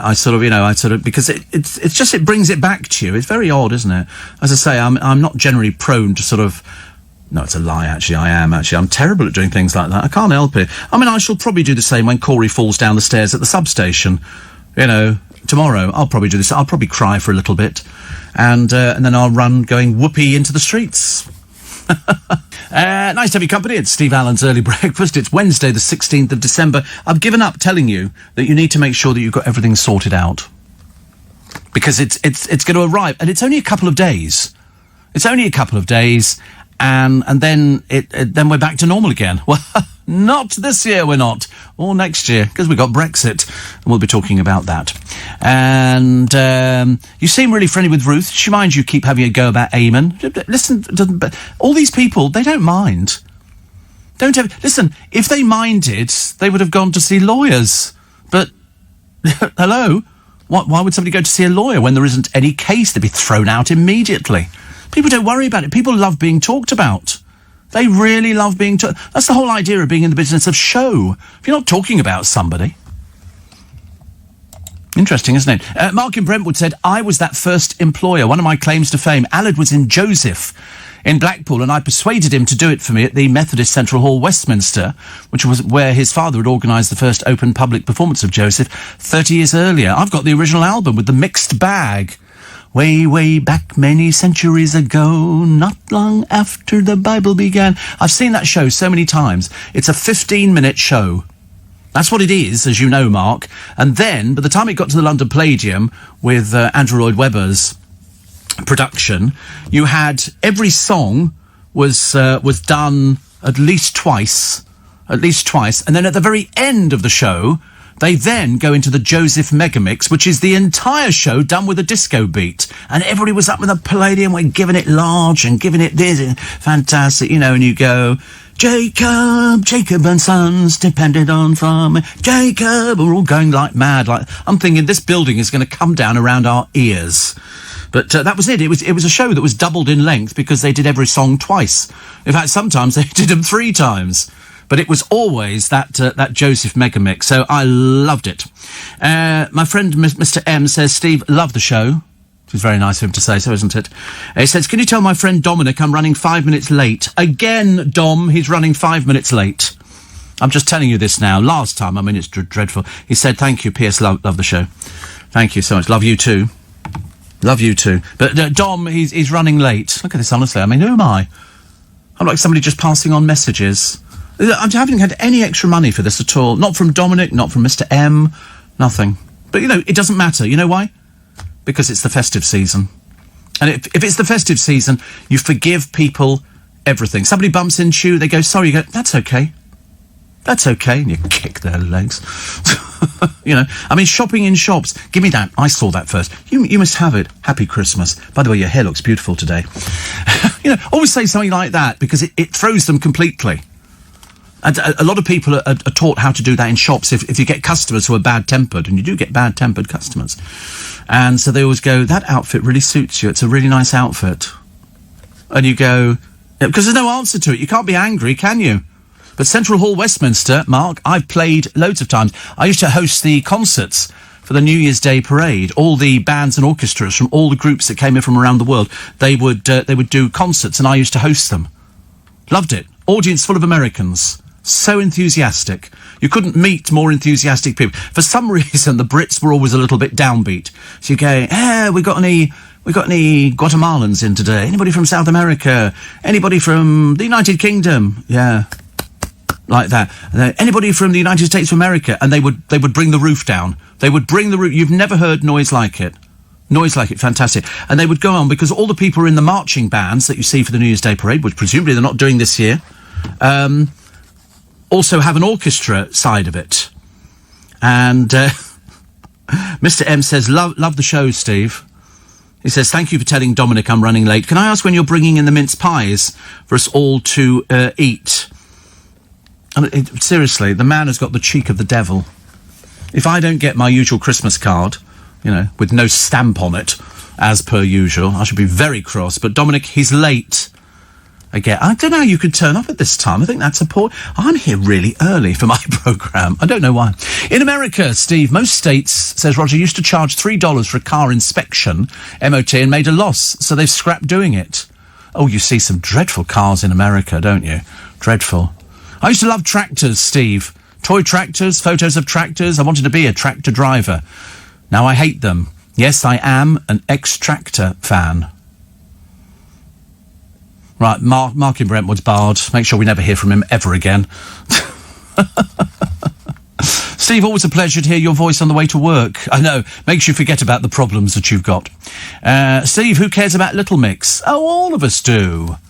You know, I might be very cynical about people in the newspapers, but that's what I do for a living. So, you know, I mean, you know, I bought the Bee Gees, How Can You Mend a Broken Heart? That was on, How Can You Mend? Very good. Very good. Get Cucumber Castle. I keep recommending that to people, and they come back and go, it's brilliant. Steve, after a blood test recently at a doctor's, which was cancelled, I received a text. Thinking about your recent appointment, how would you rate your experience? 1, very good. 2, good. 3, neither good nor poor. 4, poor. 5, very poor. 6, don't know. I love that. I get that all the time, actually. Mr. M says, I think you've been a bit unfair to me about me being cheeky. What about those vouchers I got you last year for Woolworths? They were a great present. Seriously. I think we might have to bar him, but the trouble is, he's got my private phone number. And you know what'll happen on a Friday evening? I'll be sitting there, my feet in a bucket of water, you know, trying to sort of massage them. And then all of a sudden, he wants to do FaceTime. And I've only let him do it once. And he always does it from his luxury kitchen. Me, I'm always sitting in the sitting room, you know, looking a little bit, it's all a bit red and gold in my place, which is okay, but he always shows me his kitchen. Of course, I'm not interested. I try and... He's got everything in his kitchen. He's got everything. They were apparently living in sort of terrible mess while it was all being done up or something. He appeared to be having it done by Airfix, by what I saw on there. I've just watched a video of Cruz Beckham playing the piano with the title, Watch Out, Uncle Elton. More amazing Beckham children. They're so talented. Seriously, I mean, Harper is going to be inheriting her mother's business, whatever that is. And, oh, goodness, but yeah, they do. They actually play and they sing. Brooklyn we don't know what Brooklyn's doing, and he certainly can't make coffee or take photographs. Anne says, you're better and on top form. Oh, I'm very much better, thank you. Very, very much better. And it was bad. I was trying to explain to somebody the other day, because I've discovered actually now, I'm at that age where I'm a man, I think, and I can talk about all the things I wouldn't have talked about years ago. You know, if you have a problem with some sort of... Because then you share it with other people. Somebody else might have had the same sort of medical condition that I had. And in which case, you know, we're all in the same boat. Love Island's host, Laura Whitmore, and voiceover star... Voiceover star? It's on Love Island, for God's sake. Have married in secret. Oh, thank God for that.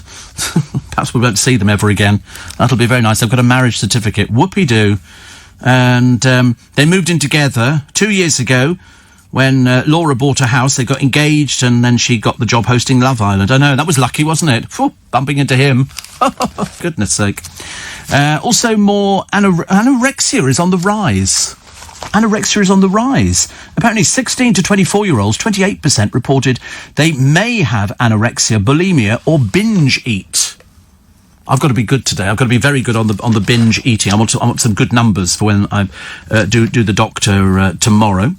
And a boy who has spent nearly 300 days camping in his back garden will continue his effort over Christmas. Max Woosie, he's 10. He's raised about £100,000 so far, which is not bad, is it? And Arthur Edwards, you know, the Sun royal photographer Arthur Edwards, he's just had his COVID vaccination. He said, I booked 2 holidays, concert tickets, and rearranged my 80th birthday party. So he's had the vaccination, but he's 80. I've got to wait a little bit, but I think I'm about 3rd or 4th down there for the injection. Can't wait. Just hope I don't get the side effects. No, I'm fairly good at not getting sort of side effects or anything like that. About 10th. You two? Oh, you'd be way down the list. You're only children. Goodness, this is LBC. It's Wednesday, the 16th of December. And the papers are full of, I don't know, are we having Christmas or are we not having Christmas? Is it going to be a big Christmas? Is it going to be a little Christmas? Are we socially distancing? And there are rules, and I shall tell you what they are at the moment. Now, they might change at the last minute. There's a cheeky little lad here. They always call them cheeky when they're blatantly rude. And he was playing an angel in his first nativity play. I think he's only, I forget how old he is actually, but what he did, he stuck his finger up. Somebody was taking a picture of him and he went like that. Yeah, little boy. His mother says her little comedian made the second gesture, having seen her use it as a joke to her dad whilst driving. Stupid woman. Well, that's where he's learnt it from. He's learnt because he put up one finger and then he learned to put up the other finger, which is an old Harvey Smith thing from years and years ago. But it's very odd, you know, and she explained he innocently put up 2 fingers during a Christmas counting song. Yeah, but then once people laugh, they then think that's funny, and they learn, and they'll do it again. It's like saying a rude word. You know, if you say a rude word to a kiddie, and then the kiddie learns the word, you will then sort of see them going, and everybody laughs. So they think it's a funny thing. They're doing it to sort of generate. Steve, I got a letter from the NHS saying I'm entitled to a free flu jab due to medical records, but my medical records are fine. I'm not sure if I should have it, as somebody else may be better off with it. Well, they've obviously checked on what you've got, I should imagine. But, I mean, I get the flu jab. A bit late for the flu jab, aren't you? I had mine weeks ago. Weeks and weeks ago. Did you say you've had a flu jab, Corey? Have you not? You've not? No. I don't know how much they are. I get it free. Because I'm in sort of one of the top categories. Jem says, haven't heard if it will snow on Christmas Day in London. No. Apparently not. Just rain this year. But I don't mind the rain. It keeps the car clean, but I do like the car occasionally a little bit cleaner. Steve. Did you ever go to see Priscilla, says Jackie, Queen of the Desert? We even had our own usher to bring us drinks as my husband is disabled. Ooh, look at you. I didn't see it. I saw the film. Thought the film was very good. Very, very good. And another one here. Russ, Mike the Barber's other. Oh, right. Hope you're well. Long time no see. Keeping me entertained while I get ready for work, says Russ. This is Mike's other half. Good Lord above.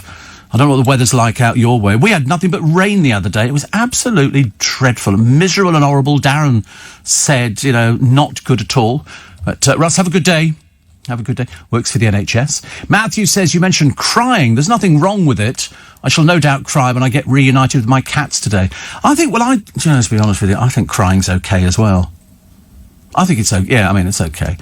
People used to worry about crying, didn't they? Say, oh, you know, if you're a real man, you can't cry. Well, as far as I know, I'm a real man, but I still cry. Yeah, the funny thing is, I cry at the things that I shouldn't be crying at, and I don't cry at the things I should be crying at. So, can't make its mind up, can it? I see we've managed to trap a yob. Trap a yob. This is a violent yob, has been jailed after his terrified partner used a special code in a 999 call to alert police. This particular person left his terrified partner covered in bruises and on her face and head after a drunken assault. You know, it's drink that's the doer of all this. Anyway, he's been jailed for 18 months, and he's also barred from any contact with his ex for 7 years. I see these people all the time on the Interceptor programmes. You know, it's always drink and drugs. They pulled some woman out of a house the other day. She was wanted on warrant, and she'd skipped by, and she wasn't doing it, so they broke the door down and dragged her out, and she's screaming. And mind you, I've seen people on American aeroplanes who get taken out of somewhere, you know, on the aeroplane because they've had a rant. They're obviously drunks, and they scream and you've never seen anything like it. And so what they do is they bring on the marshals onto the plane, and they literally lift them off and get rid of them. And yet they're still trying to be so polite. You know, these people are screaming the place down. I don't know. It's got offered the COVID jab. I'm type 2 and 47. Obviously, you being 39 years for the past 5 years won't get an invite yet. I shall get it very shortly. But I don't know how it works. Presumably, they just go to the doctors. The doctors submit the list, and then it goes like that. And I'm assuming you either get... do you get a phone call, or do you get the letter saying this is the time that we've scheduled you in? Can't wait. And then do they then contact you again to say this is the next one that you've got? Because you've got to have two, haven't you? Two of these sort of things. What else is in the papers for today? There's a fleet of luxury supercars, including a Ferrari for 1.2 million, destroyed in an arson attack on a building owned by a classic car dealer. A source said he's devastated. The 80 vehicles, another worth 3 million, also included Porsches, Jaguars and Lamborghinis. They were owned by this car dealer. There was a lot of motoring history in those hangars. And somebody breaks in there and I just can't understand the mentality of these. But what's the matter with people? What is the matter with people? You know, the solution can't be just lock them up, can it, every time? Because that doesn't seem to solve anything. And some of the people who were in these police interceptor programmes, these people couldn't care less whether they're locked up. They really couldn't care less. Also, wrapping. Now, I don't want to be rude about it, but many of us, I am the exception, I can wrap Christmas presents. I go for the easy options, but there's a guide today you can cut out and you can learn to wrap all sorts of things, from smellies to wine bottles to Toblerones to bowls to candles. You know, you can wrap them all up. Sometimes, if you're very lucky, the shops where you buy something from, and the shops are open, if it's one of the big perfume companies like the Estee Lauders, the Gucci's, things like that, they will wrap something if it's a Christmas present. They do it in their own wrapping paper, and they quite like doing it, and you get that for free. So I think that's quite a nice idea. I quite fancy it. I've got to go and get some stuff for my brother's wife, and I shall get them to wrap it. I was going to buy it on Amazon and send it down and get my brother to wrap it, and then I thought, looks so mean, doesn't it, really? And I can't do that. But really looking forward to Corey opening his present this year. It'll be very exciting. Just hope it's still breathing by the time we get there. But anyway, I'm sure it will be. It'll be fantastic. My father-in-law's had his first COVID vaccine yesterday. Great news, says Ian the Skip.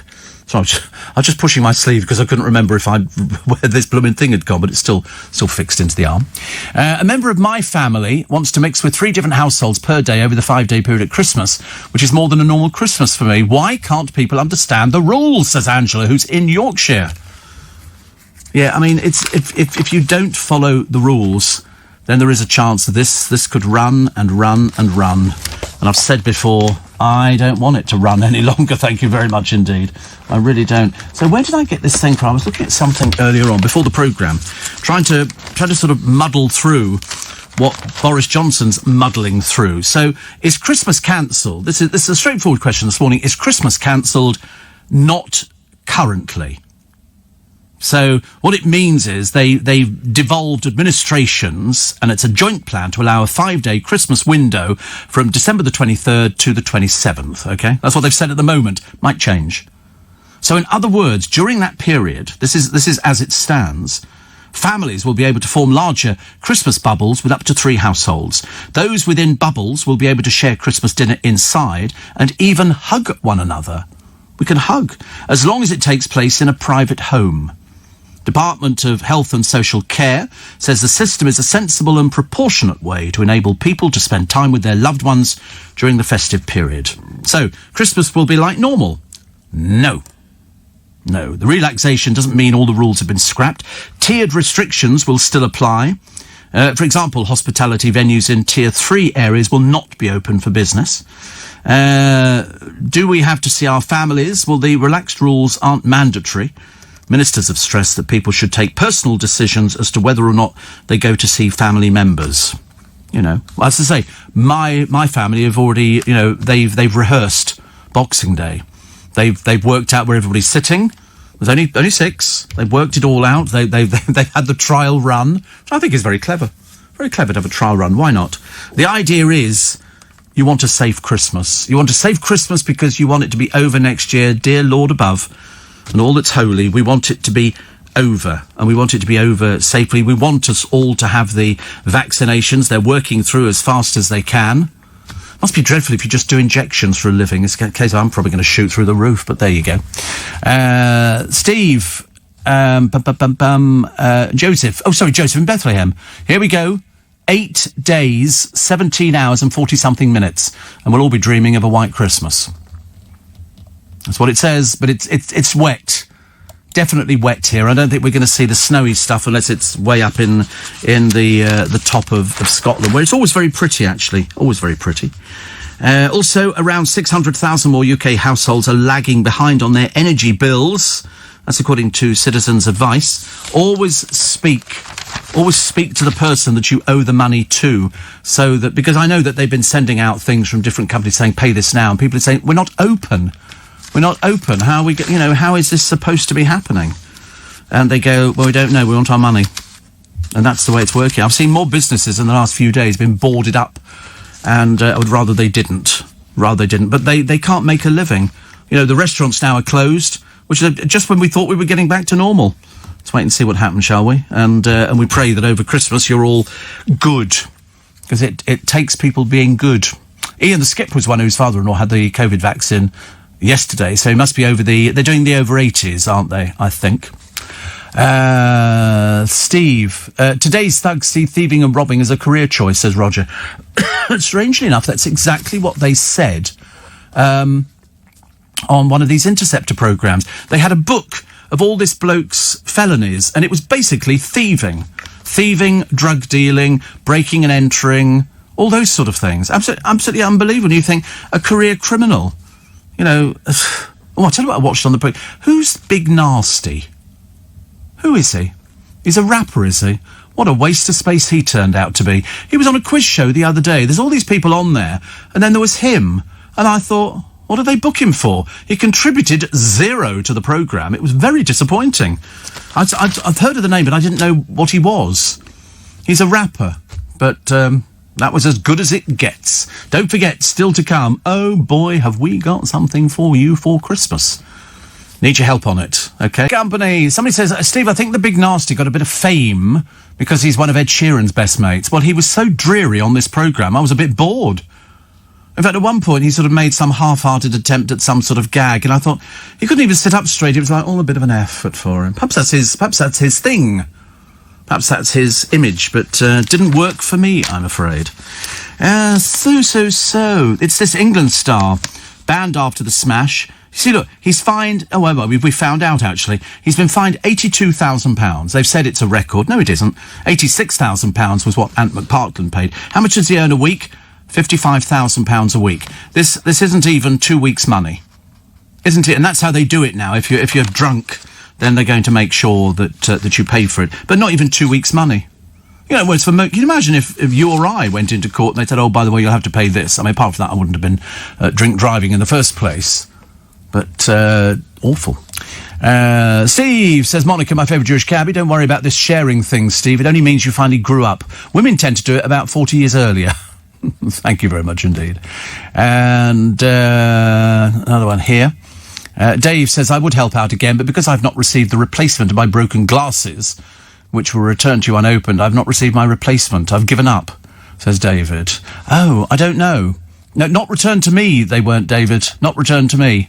Not here. Definitely not here, so I don't know where you sent to.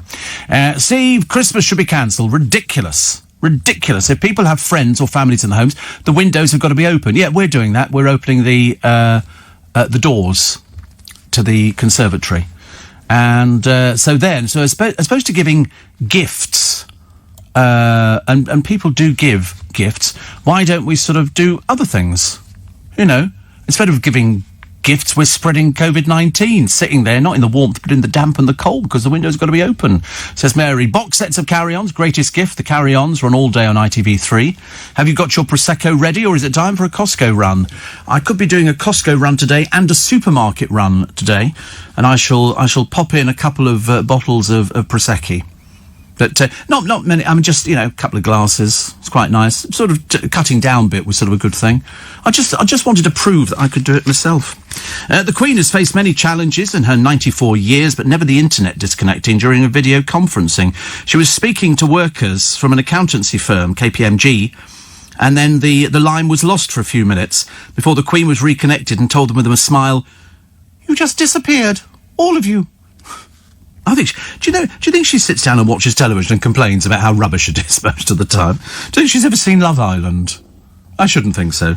So Harry and Meghan have signed this deal with Spotify to host and produce podcasts of what? We've got no idea. I mean, it was all so scripted the other day. Perhaps they don't know what the art of conversation is. He certainly doesn't. And a vile mugger targeted an elderly wheelchair-bound woman at a cash point half an hour after another pensioner was mugged there. The CCTV footage catches a thief who wore a face mask, but I think you could identify him, eyeing a woman and her carer as they take out £20.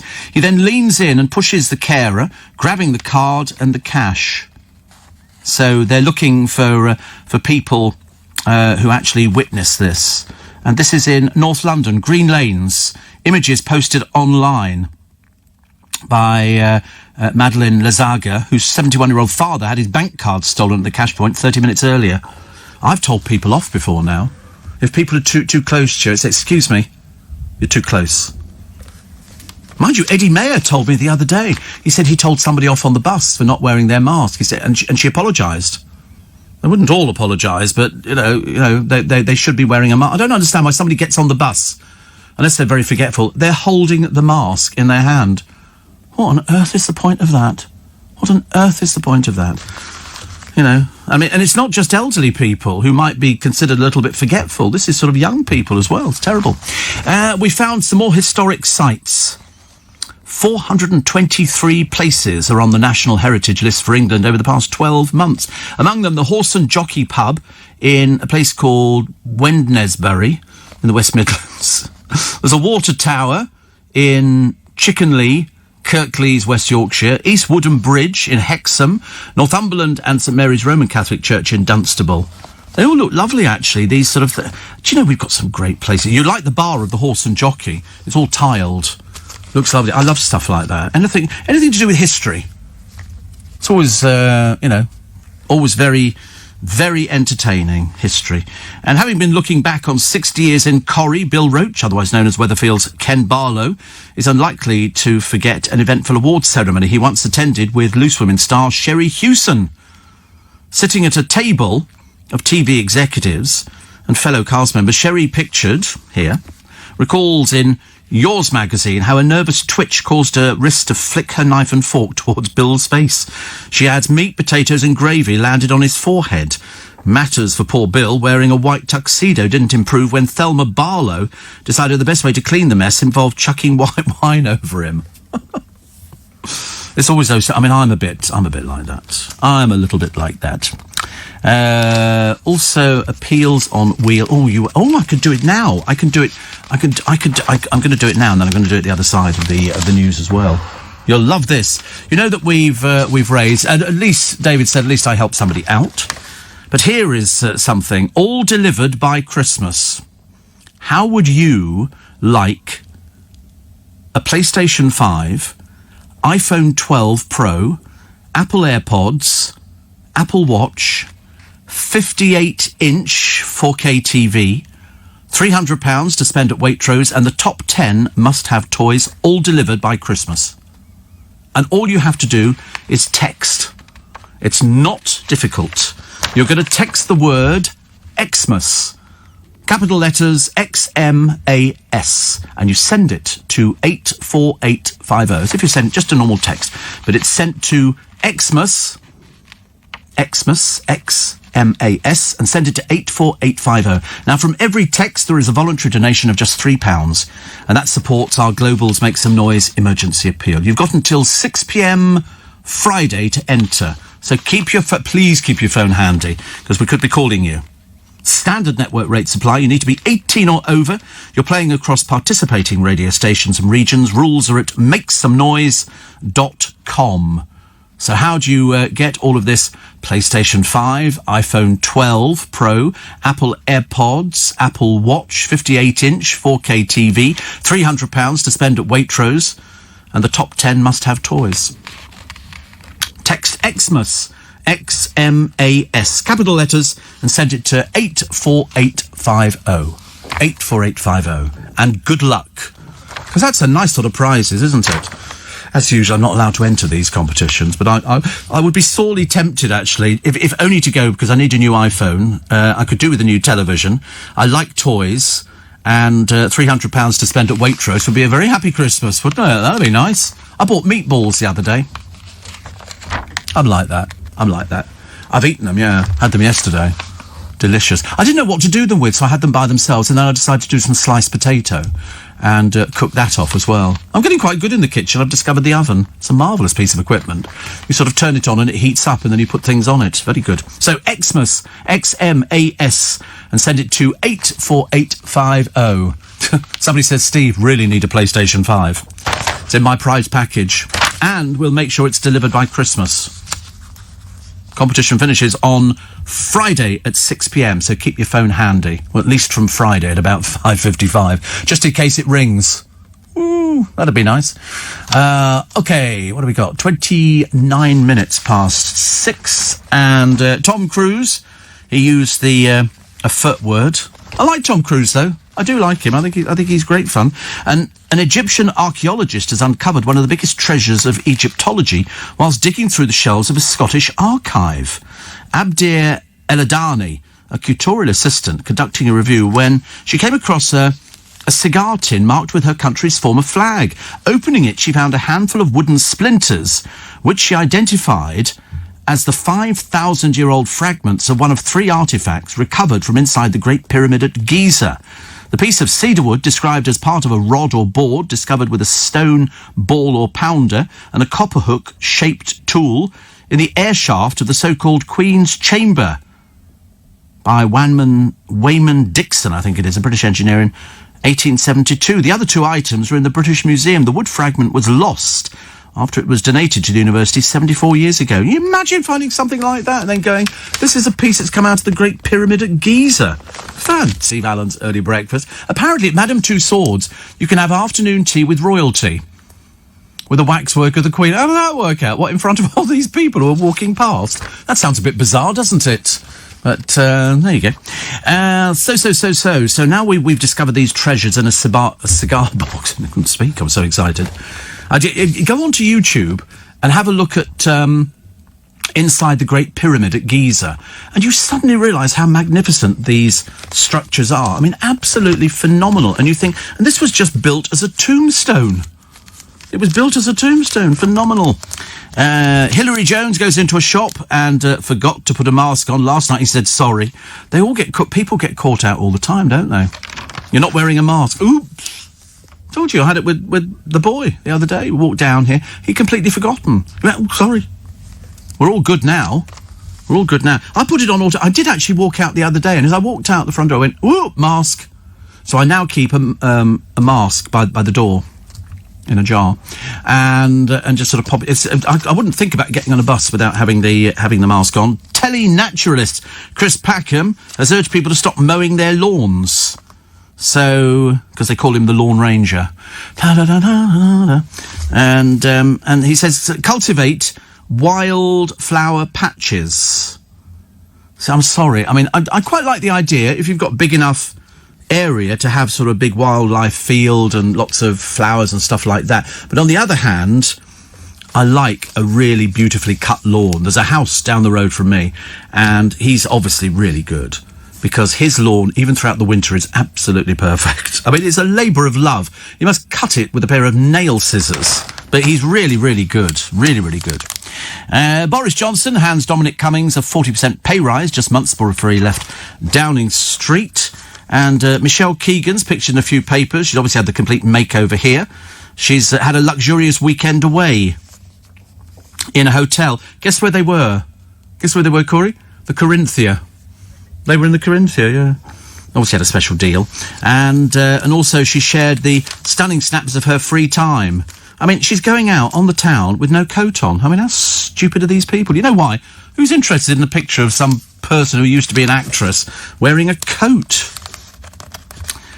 Also, Newquay in Cornwall, somebody surfing on normally dry land because they've had so much water. The stormy seas breach the flood defences, and so somebody goes out there and starts surfing. I mean, highly dangerous. Highly dangerous. So 11 inches of snow before the new year, they've said.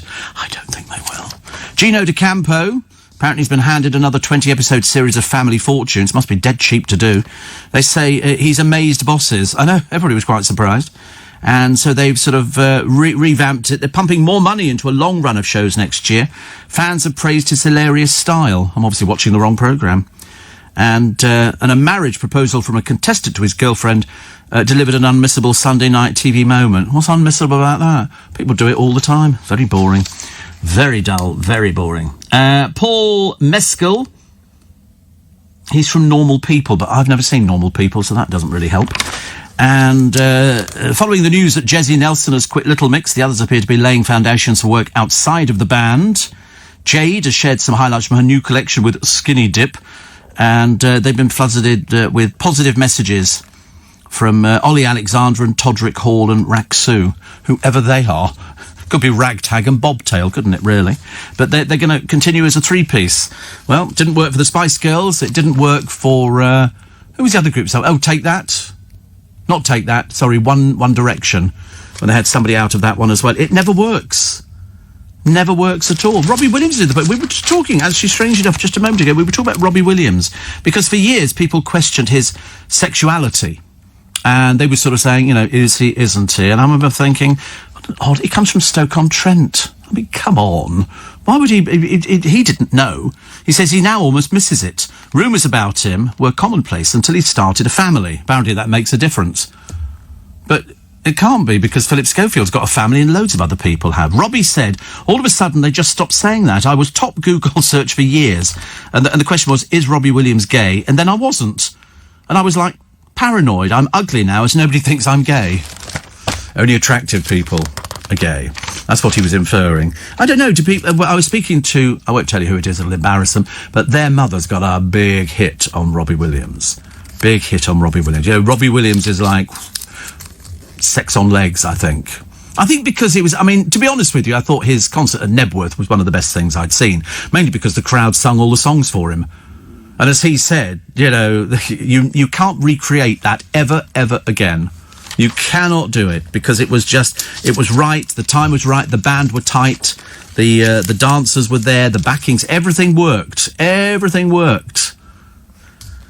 And Robbie, I mean, I'd be like that if I was singing, you know, if I had sort of, you know, one hit and then he did, you know, then we had Rock DJ, and then of course it was, and down the waterfall, wherever she may say.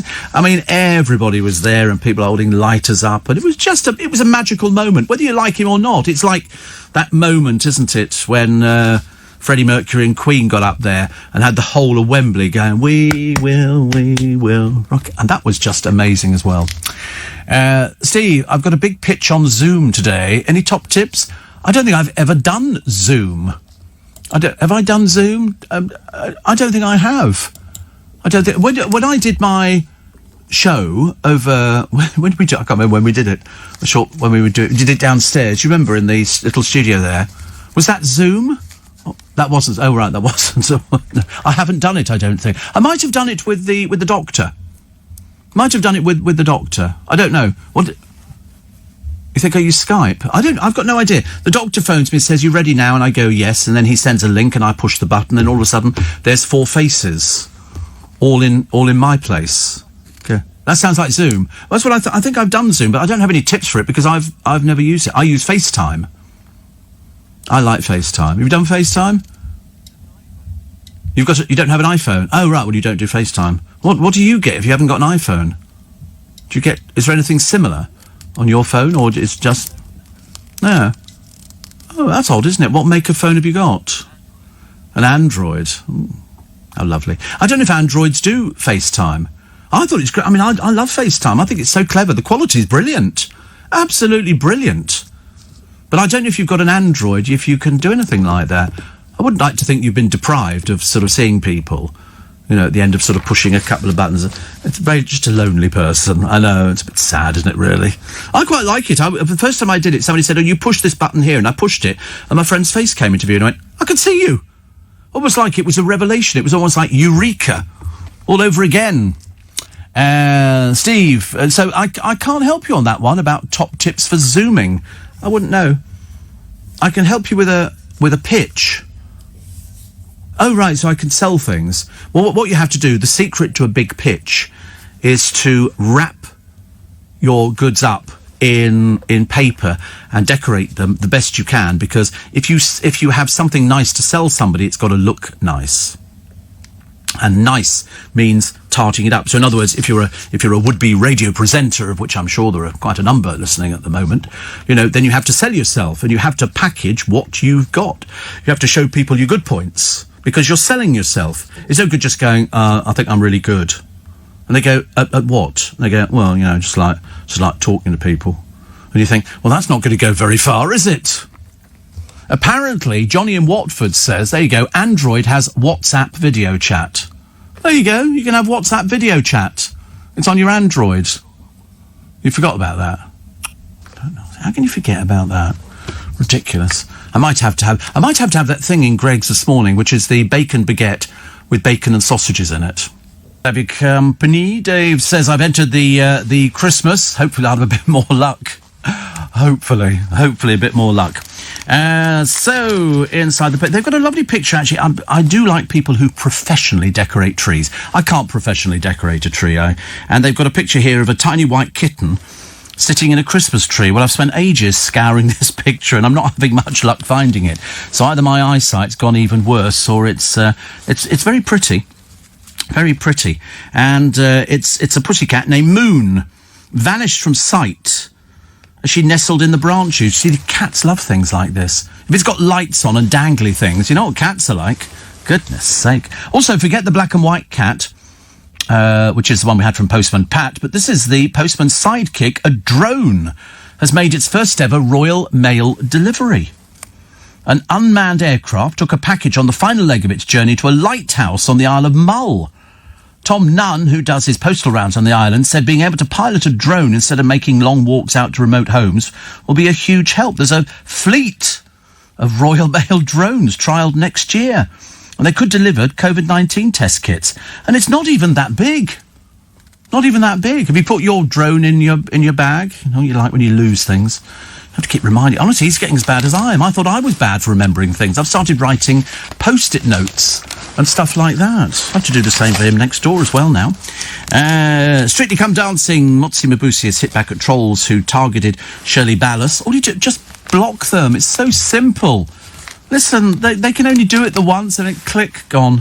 You never hear from them ever again. It's brilliant. They can write as many times as they want. Also, the family of a mum killed by Novichok following the Salisbury poisoning is taking legal action against the Russian state over her death. I'm tempted to say good luck for that. I don't know where that one's going to go. And 1 in 6 adults may have an eating issue. Well, it's Christmas. I think eating issues run throughout the whole year. It's not just Christmas, but they always say, don't they, I'm going to go on a diet and then I can eat as much as I want over Christmas. I don't think like that. I just think, which bits can I eat first? You know, because I do like my Christmas lunch. But I think possibly in the entire year, in the entire calendar, it's about the only thing that I get very excited about. Not excited in so much as I sort of jump up and down and go, whoopee. But it's just, it's a meal to look forward to. Dairy Milk has been crowned top of the chocks, pushing velvety rival Galaxy into second place. Do you know, I haven't had a bar of chocolate for years. I'm not really a chocolate eater, actually. But while the competitor Mars took second and third with its Galaxy and Snickers bars, the signature Mars bar just missed the list, to be eclipsed by Bounty. You see, I do like a Bounty bar. I do like a Bounty bar. What? What's the matter?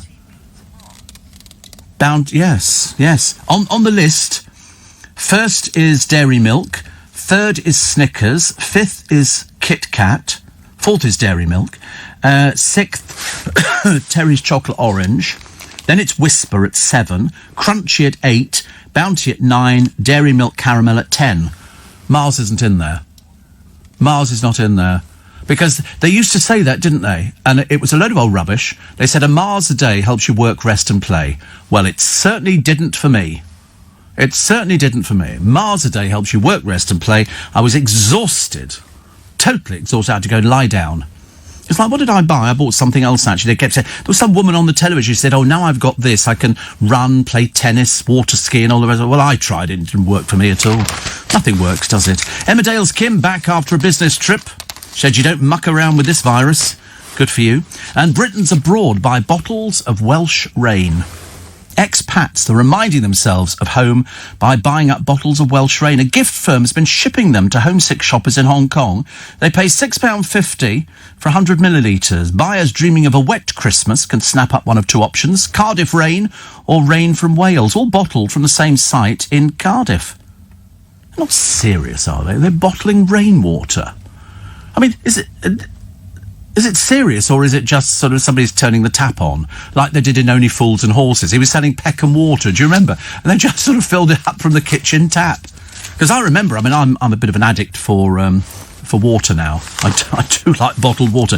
In fact, I get into trouble. Every time I mention it, somebody will always say to me, they'll always say, but you can turn on the tap. And the answer is, yes, I can. But for some reason, I choose not to. I choose not to turn on the tap. I choose to buy bottled water. And whether that makes any difference, I've got no idea. All creatures, great and small, Vet Siegfried and Tristan, appear to be having a less than merry Christmas. I haven't seen this. They had to dress up as St. Nick and an elf for the Yuletide party at Skeldale House. But they don't seem to be getting into the spirit. This is Sam West and Callum Woodhouse, jealous at the way James Herriot's love life is looking up in the Christmas special. Have you noticed more Christmas programmes this year than any other time? Christmas at Hampton Court, Christmas at this, Christmas here. I mean, all the Christmas programmes have been filmed. They're all in the can. They're all done. It's as simple as that. Robbie Williams is over the moon that his alien theories have been backed up. After Israel's former space security chief said a galactic federation exists. Jack Anori. And everybody's asking Andy Burnham, who's the Greater Manchester Mayor, whether he wears mascara. He doesn't. He's just got childlike eyelashes. He can't do anything about it. It's just the way it looks. So people go, have you got mascara on? He goes, no, absolutely not. Saturday singer Frankie Bridge praised Jessie Nelson for taking the brave step to leave the band that she quit on Monday. As I say, I would be very disappointed if she decided to carry on in the music business. I think she should stay well away from it. It's done her no favours so far, so stay well away. And Chris Packham, I say, on his gardening story, it runs in all the papers today. And a Christmas Eve assault victim who lost part of his skull and forgot his family is determined to enjoy this year's celebrations. He's called Ian Grimes. He says he's lucky to be alive after suffering brain damage and needing a life-saving operation. So we wish them the very happiest of Christmas. He wants a fab family festivity, and that's what we all want, I can tell you. Plus Radio Sussex. This is Megflix, the gruesome twosome who think that they can do podcasting. You know, we've seen the first bits, and I tell you, it's produced some hilarious results. Absolutely hilarious results. With almost as much salt as 2 packs of fries, we like a crumpet, don't we? My mother used to make crumpets under the grill, and she'd and as fast as she made them, I could eat them. Mind you, she was the same with pancakes on Pancake Tuesday. She would make pancakes. I said, keep them coming, you know. But you don't want to be greedy about the whole thing, do you? But the pancakes, they were flat, but we always did them just with, quite simply, a little bit of sugar and some lemon juice, a Jif lemon. We never did anything posh like ice cream or fruit or anything else. It was always very nice. What does the law say about celebrating Christmas in England, Scotland and Wales? We'll tell you this morning. Amazon chief's ex, this is Jeff Bezos' ex-wife, has given away 4.5 billion pounds. 4.5 billion pounds. I feel as I'm not trying really, actually. Oh, don't forget, we have got it again today, and I'll tell you all about it a little bit later on. The great global radio giveaway, money going to a very, very good cause, goes to our noise charity. We're making certainly some noise on this one. Also, courts are told to try to avoid saying criminals are in a gang, because apparently it's got negative connotations. You think that was somebody who was in a gang who decided? It's like being a member of the Tufty Club, isn't it? What do you do, love? I'm in a gang. How riveting. How riveting. The Paris mayor has been hit with an £80,000 fine for giving too many top jobs to women. Non, je ne regrette rien. I do French as well. Plus, Ivor the Engine is back on track for the big screen. Do you get that? Back on track, Engine. Very good. Very clever, honestly. And the taxman's chasing EastEnders Jessie Wallace because she owes VAT. Something like £40,000. You see, all these people, they earn far more money than you and I. Yes, even me. And they don't pay their bills. I earn less than them, and I pay my bills. I never understand what they do with it. You know, so when people say, oh, I've not worked for a couple of weeks and I've got no money left. I mean, I was always the sort of person who actually made sure I had enough money. We used to have I can't tell you who he is, actually. And he had a fund of money, and he called it his FU money. You know why? Because he said if ever things got on top of him, he could just go, listen, I'm walking away from it. He said, and I've got enough money to live, he reckoned, for about 2 or 3 years, which in this day and age is very rare. Most people are sort of saying, we haven't got enough savings. People don't have savings for Christmas. I mean, I save up throughout the year, so at the beginning of each month, I take some money out of the bank and I save it, and that's my Christmas fund. That's, so I don't get to Christmas and then suddenly realise that, all the money's got to come out of the bank account because you've got bills coming in, there's tax to pay, which is in a separate account. So I always try and be very good about it. It makes me a bit sanctimonious, but I learned that recently. Within the past 10, 15 years, I learnt to save. Only because the people who look after my money regularly sort of make me save. Well, in fact, they don't make me save, they just take it away. And it goes into different accounts. So I've got an account up in Scotland, I've got accounts down here, I've got my investments, my little bits and pieces, because I'm trying to be good about it. And Sydney, Shane says, I'm listening to you at Club Rivers, the air conditioning is fantastic. Who were we talking about the other day? Somebody was talking about going to Sydney, and I said, to be honest with you, I'd always wanted to go to Bondi Beach. And then I suddenly realised what a dump it is. It really is. They have perverts on the beach, bag snatchers. They do a programme, and I think it's called Bondi Beach. And it's all the lifeguards there, little speedos, and jumping into the sea to rescue people. It's all the boys and girls there, and then there are people who either steal their bags. They'll just walk past. It's all captured on camera. They've filled God knows how many hours of television. And then there's other people who take pictures of girls in bikinis. It's just not on. And so I then decided I didn't want to go to Bondi Beach. I decided I didn't want to go to Bondi Beach. I thought if I was going to go anywhere in Australia, it would have to be the Sydney Opera House, just to say, everybody, you go there, you take a picture of the Sydney Opera House, or Ayers Rock. Urumbumba, isn't it? Urumbumba, I think. I just fancy that idea. And I know that you can have dinner there. You can actually go out there and you can have dinner and watch the rock changing colour. At night it goes to this sort of orange, and I quite fancied that.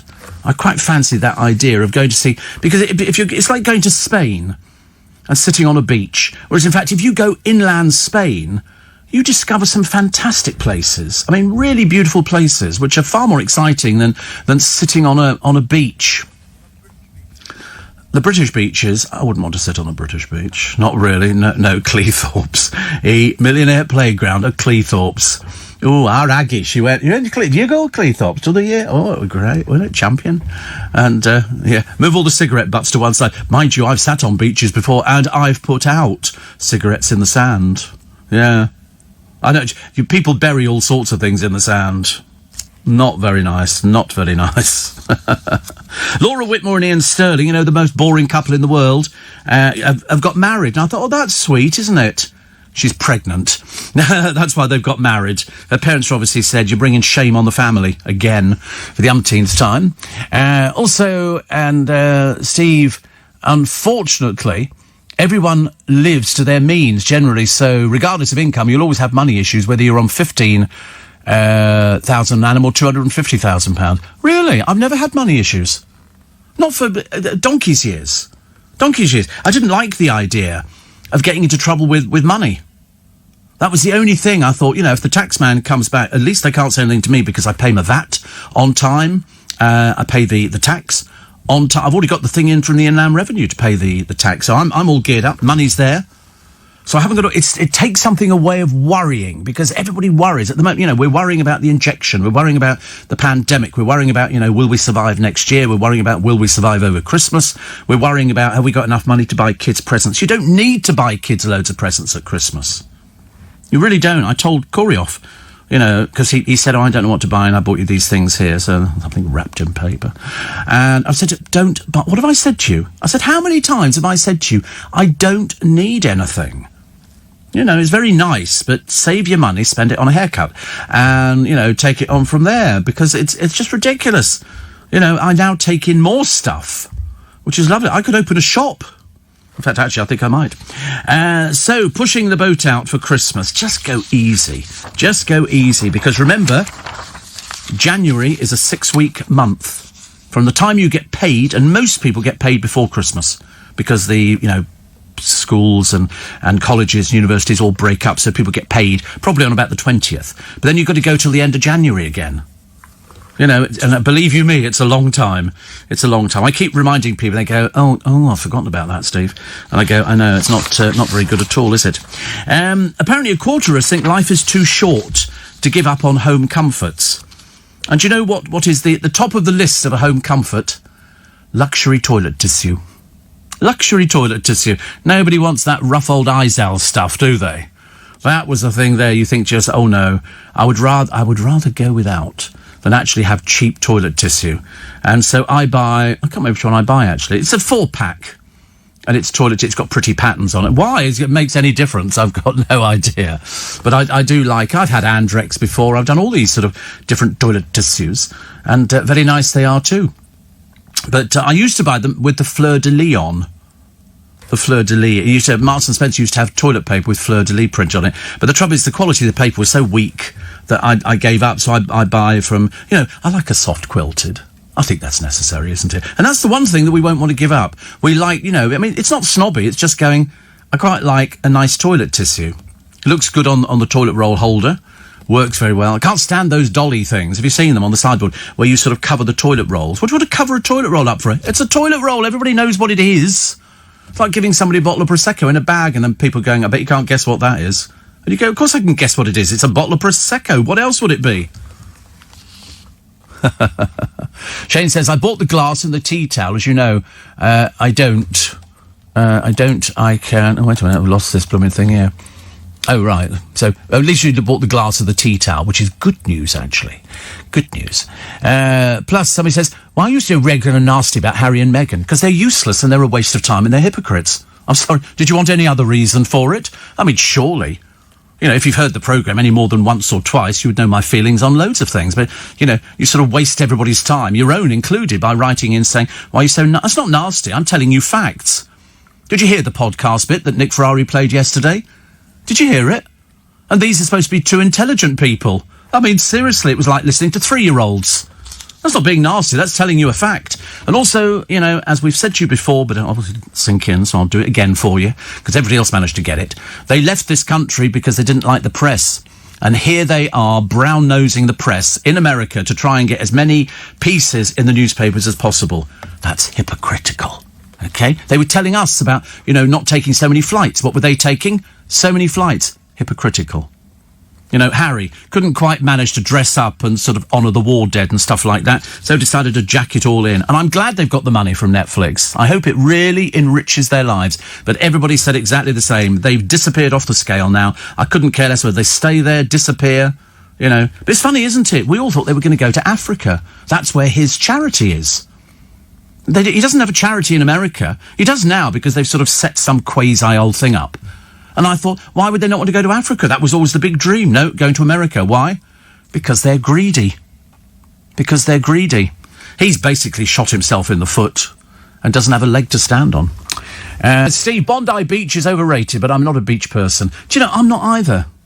I'm not either. And I didn't realise that the lifeguards, even though they patrol up and down and they watch people, they're constantly watching, not only out to sea, in case a great white wanders in, which has done on numerous occasions, but also... to watch people who are stealing bags. They sometimes just casually walk past. Somebody will leave their bag there next to a towel. These people who thieve on the beaches regularly, they just pick it up and carry on walking up. And you can hear the lifeguards at Bondi going, OK, I've got him now. He's heading up in your direction. And they then chase them, bring them to the ground, wait till the police arrive and have them arrested. One of them, 3 boys, schoolboys, who were thieving off the beach. And then, of course, when they actually got caught... they burst into tears. I couldn't stop laughing. I thought it was the funniest thing.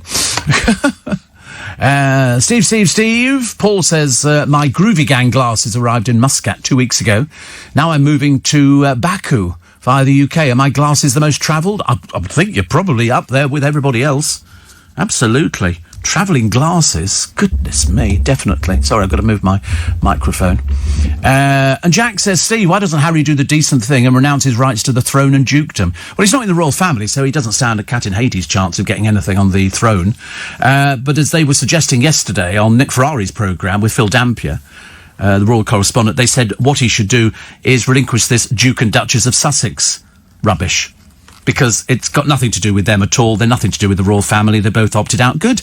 Let them stay over there. Let them have their little fair weather friends. They'll suddenly realise that, you know, the novelty of knowing somebody who's once in the royal family wears off very quickly when you realise he's really got nothing to talk about.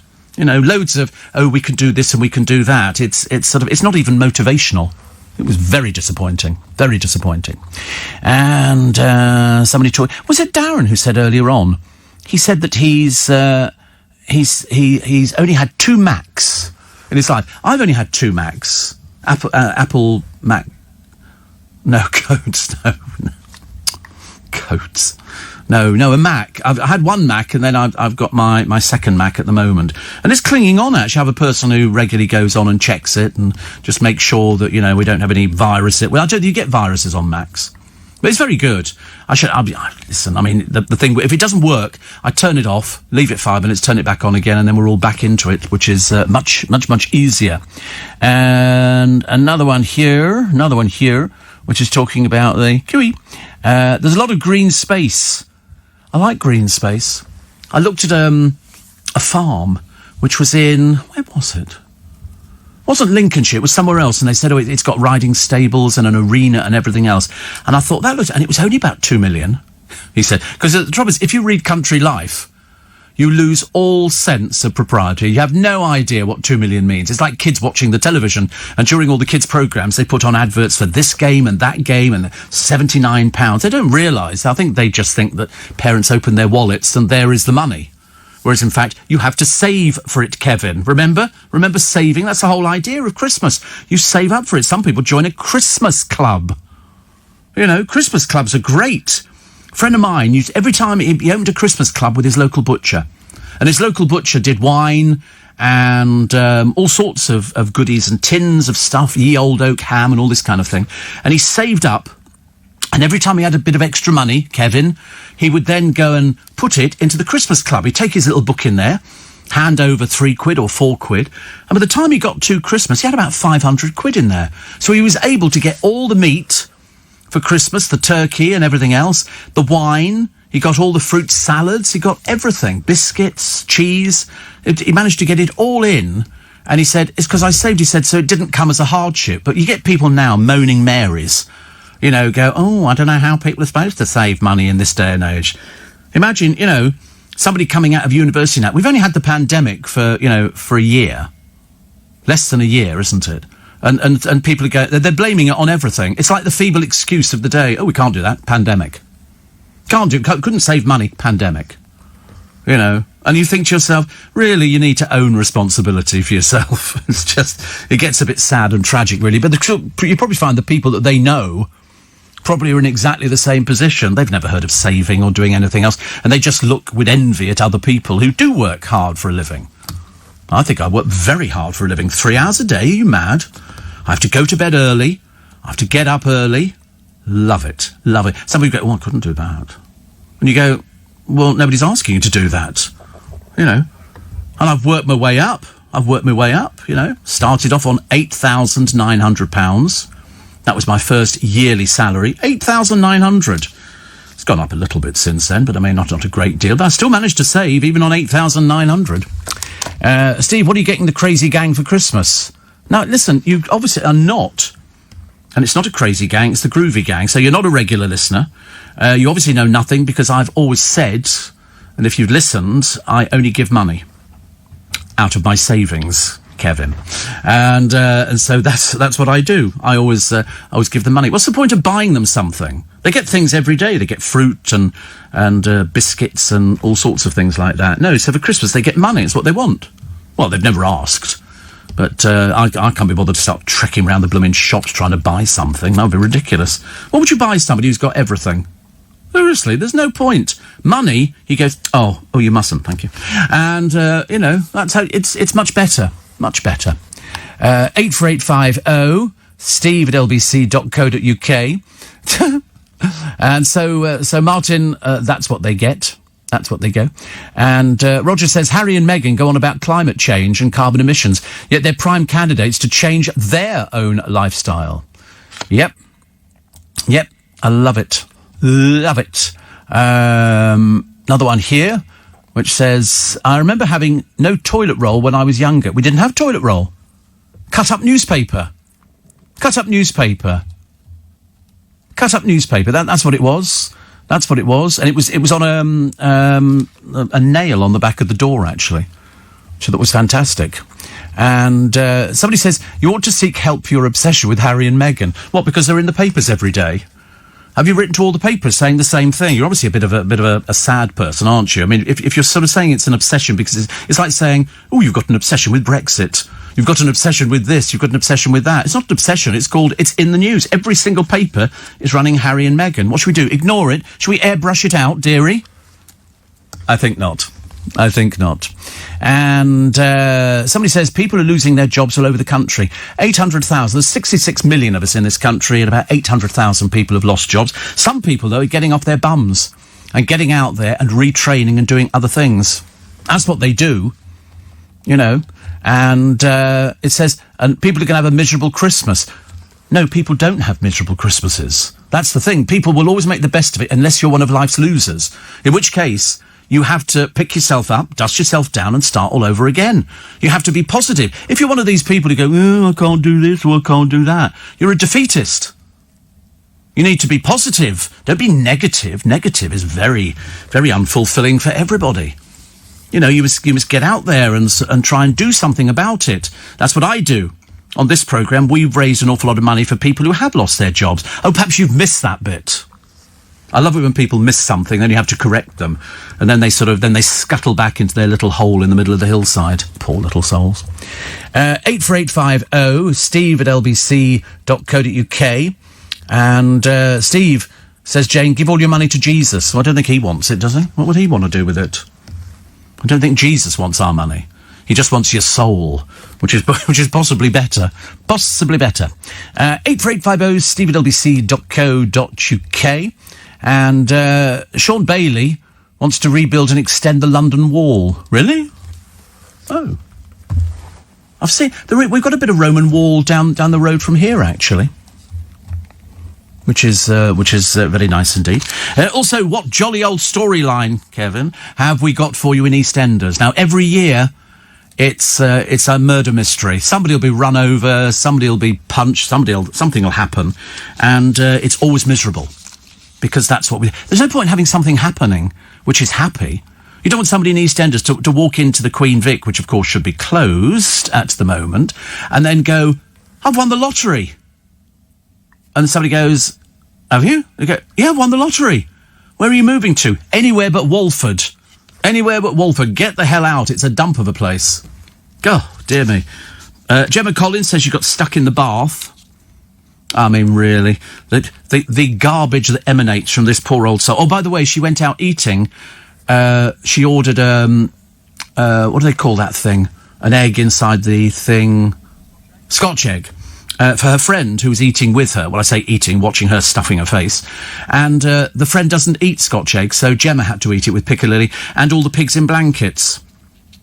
And I'm thinking, as I predicted, of course, the injection's not working now, are they, dear?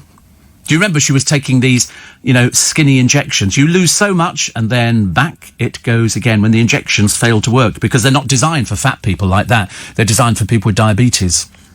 But of course, you can't tell her that because she thinks she knows better. But I'm telling you now, she's going to pile it back on again and we're going to go through Little Miss Misery.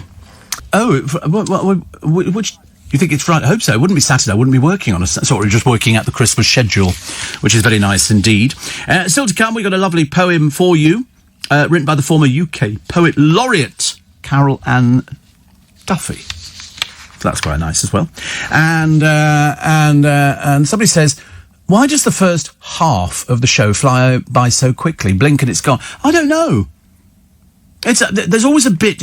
I do a programme in stages in my mind. So I do the first hour, and then when it gets to about 10 to, then I'm looking forward to the poem, sometimes. And then we have the poem, and then we're into sort of the next bit. And then before you know where you are, you're at 6 o'clock. And then you're doing the front pages of the papers, telling everybody what's in them, Harry and Meghan, and savings and things like that. And then before you know where you are, you're at past. And then the next thing, it says it's 1:45. And then it's time to sort of start wrapping up, having told you what a lovely bunch of goodies I've got to give away. You know, I mean, I really have got a lovely bunch of goodies. Some people have a lovely bunch of coconuts. I've just got goodies. So I'm offering you this morning PlayStation, it's all one package, PlayStation 5, iPhone 12 Pro, Apple AirPods, they're those things that go in your ear, Apple Watch, 58-inch TV, 58 inches. I mean, you know, if you're living in a bedsit, this might not be the best TV for you. £300 to spend at Waitrose, and the top 10 must-have toys, and it'll be delivered by Christmas. If we have to strap it to Jake's back and get him crawling down the road. And at the same time, we raise money for Global's Make Some Noise, Kevin. And it all goes to a very good cause. And we've so far raised on this programme alone well in excess of six figures. Well in excess of six figures. More cards have flooded in and little presents. And Monica, thank you, Monica. She sent me it's a Hanukkah Christmas present, and it's very lovely too. I'm a bit bad, actually. I do open Christmas presents that are sent to me at work. I do open them. And here's a nice Christmas card from, I think it's Susan in Brixton. Thank you very much indeed, which is lovely. I like original cards. I mean, I do like trad cards, you know, a robin sitting on a spade or something like that, you know, in a garden with a bit of snow on it. That I like. I'm all in favour of things like that. Or an e-card. Yes, all right, I've got an e-card. I opened it this morning because I think did I tell you about those cards? Jackie Lawson. And Corey sent me one which is lovely. Which is, it's a little robin on a tree and all different clips of carols. And then at the end, he sort of put down, basically, it's been a pain working with you for the last year. I hope to God we never see each other ever again. And you'll rot in hell. And Merry Christmas, which I thought was quite sweet. Because we've had a year together. I mean, we've had more than a year together. But this year has been, I think, the testing point of all testing points. You know, and yet we've still managed to emerge, you know, at 7 o'clock every morning, still with a smile on our face. In my case, it's wind, and his is sort of, you know, ha, ha, ha, Steve's blown up again like a balloon. You know, because on this programme, Kevin, we have friends. We have friends, you know, and we share everything. We share life, we share death, we share misery, we share happiness. We do everything. It's called radio, Kevin. You know, and I didn't go to university. So there you go. I'm living proof you don't have to go to university to do fairly well in life. Noreen and Brian say hopefully lunch very soon. Oh, God. I recorded a piece the other day with lovely Eddie Mayer. And he said, you know, what would be your wishes for next year? And I said, I think it's the same as probably a lot of other people. I want this pandemic to go away. I'm sick to death of it. It's driving everybody crackers. I mean, we really have, on this programme, you know, we've I'm never saying muggled through it. That's what it is. I'm not a muggle. Oh, I am a muggle. But we've actually got through it. You know, when we've had to come in, we've had to socially distance, we've got our masks, we've got our cleaning fluid, we've got everything. And that's what we do. We get through it. And that's why it's very important. Radio, they did a survey the other day that said that most people go to the radio to get their news and to get their company. And over the festive season, you know, whilst people will be celebrated, there'll be some people that don't celebrate, but that could be for religious reasons. It doesn't make any difference. I'm here on Christmas Day between 7 and 10 and Boxing Day between 7 and 10. And then the rest of the time, we're here, all of us. We're here en masse. Jake's here a few days, and Corey's basically up there decorating the tree, you know, which is lovely for you to sit on top of. There's a joke, actually, but I can't do it on this programme at this time of the morning because it's 22 minutes to 5. And then today, we're doing the visit to that electricity substation in Leicester Square, underground. Can't wait to go. We've been told clothes to wear, so I'm wearing lederhosen, and I've got a little, you know, we do a bit of. You've got your mankini on. That's a bit of a disappointment, but anyway, it doesn't matter. It doesn't matter. We have a nice time. We enjoy ourselves, and that's all that matters. Valentine says you're a bit feisty this morning. Oh, you think so? Oh, well, I didn't think feisty. I just thought normal. You know, I hate it when people sort of moan about something that they can actually rectify themselves. They turn out to be drips. You know, oh, you know, you're going on about this and going about that. What about all the people? We've done that. You need to wake up and sniff the coffee. You know, being sort of one of life's little moaning Marys, sitting at home peering through the curtain twitchers. In fact, it was only when I watched Victor Meldrew back on the television the other day, I suddenly realised it's me. It's me. He complains about everything. Children and all this kind of stuff. But of course, he then took it sort of way too far. But that's what people do. They moan. But, you know, it's like, ooh, why are you always picking on Harry and Meghan? Oh, go and listen to something else then. Do everybody a favour. Try and lighten yourself up a little bit. Read the newspapers. Oh, no, you can't. They're very expensive. I didn't realise how expensive newspapers were. I bought one on a Saturday a short while ago. Have you seen the price of newspapers? It's like packets of cigarettes. I don't smoke. But somebody said to me, they said, that's £15.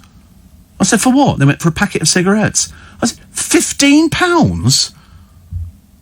You can buy smoked salmon for that. 3 packets of smoked salmon I bought the other day for £10. I wouldn't have bought it if it wasn't on special, because I'm quite frugal and like to save money, Kevin. And so, but I mean, the idea of buying 15 quid on a packet of cigarettes, you've got nothing to show for it. Not that you end up with anything to show after you've eaten smoked salmon and egg mayonnaise. And it's quite nice though. I mean, I feel a bit decadent at Christmas. I feel a bit decadent. I'm not going to get stuck in the bath like poor old Gemma Collins, which is a lie. She didn't get stuck in the bath at all. They're just trying to come up with stories to make her sound more interesting than she is dull, which doesn't help. How many people have had the COVID jab? I wonder if anybody's had it in this building. 138,000 people. I can't wait to get it. Cannot wait. You know, there's all sorts of people getting it. And I think I'm definitely on the list. I just want to get the thing. I've seen them injecting people. You see, I like the needle to go in slowly. I don't want it to go in fast. In fact, it makes my flesh creep to even think about it. Also, 5 staff have quit Mission Impossible. You know, the movie, after a rant from Tom Cruise. You know why? They were not socially distancing. They were not following the COVID rules. And quite rightly, Tom Cruise lost his temper with them. You out. You know, you want to mess about? Mess about. Don't mess about, you know, when it's people's lives at risk. Seriously, it's just terrible. So Andrew McLean left loose women the other day, and that was the best bit of television I'd ever seen. Bye, see you. Oh, and here we are. Here's her best bit. It's like she was going off to the moon or something. You know, Andrew McLean leaves a programme after God knows how many years, and God knows we've had to suffer with it. And so they then show her clips, and then she goes, oh, it's all very emotional. I'm thinking, no, we're all cheering at home. I just want to know who the replacement is. I couldn't care less about Andrea McLean. She's very, very sweet.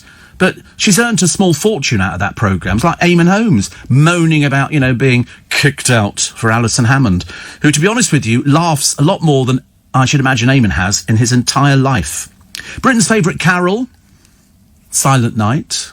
It's very popular. See, that's not my favourite.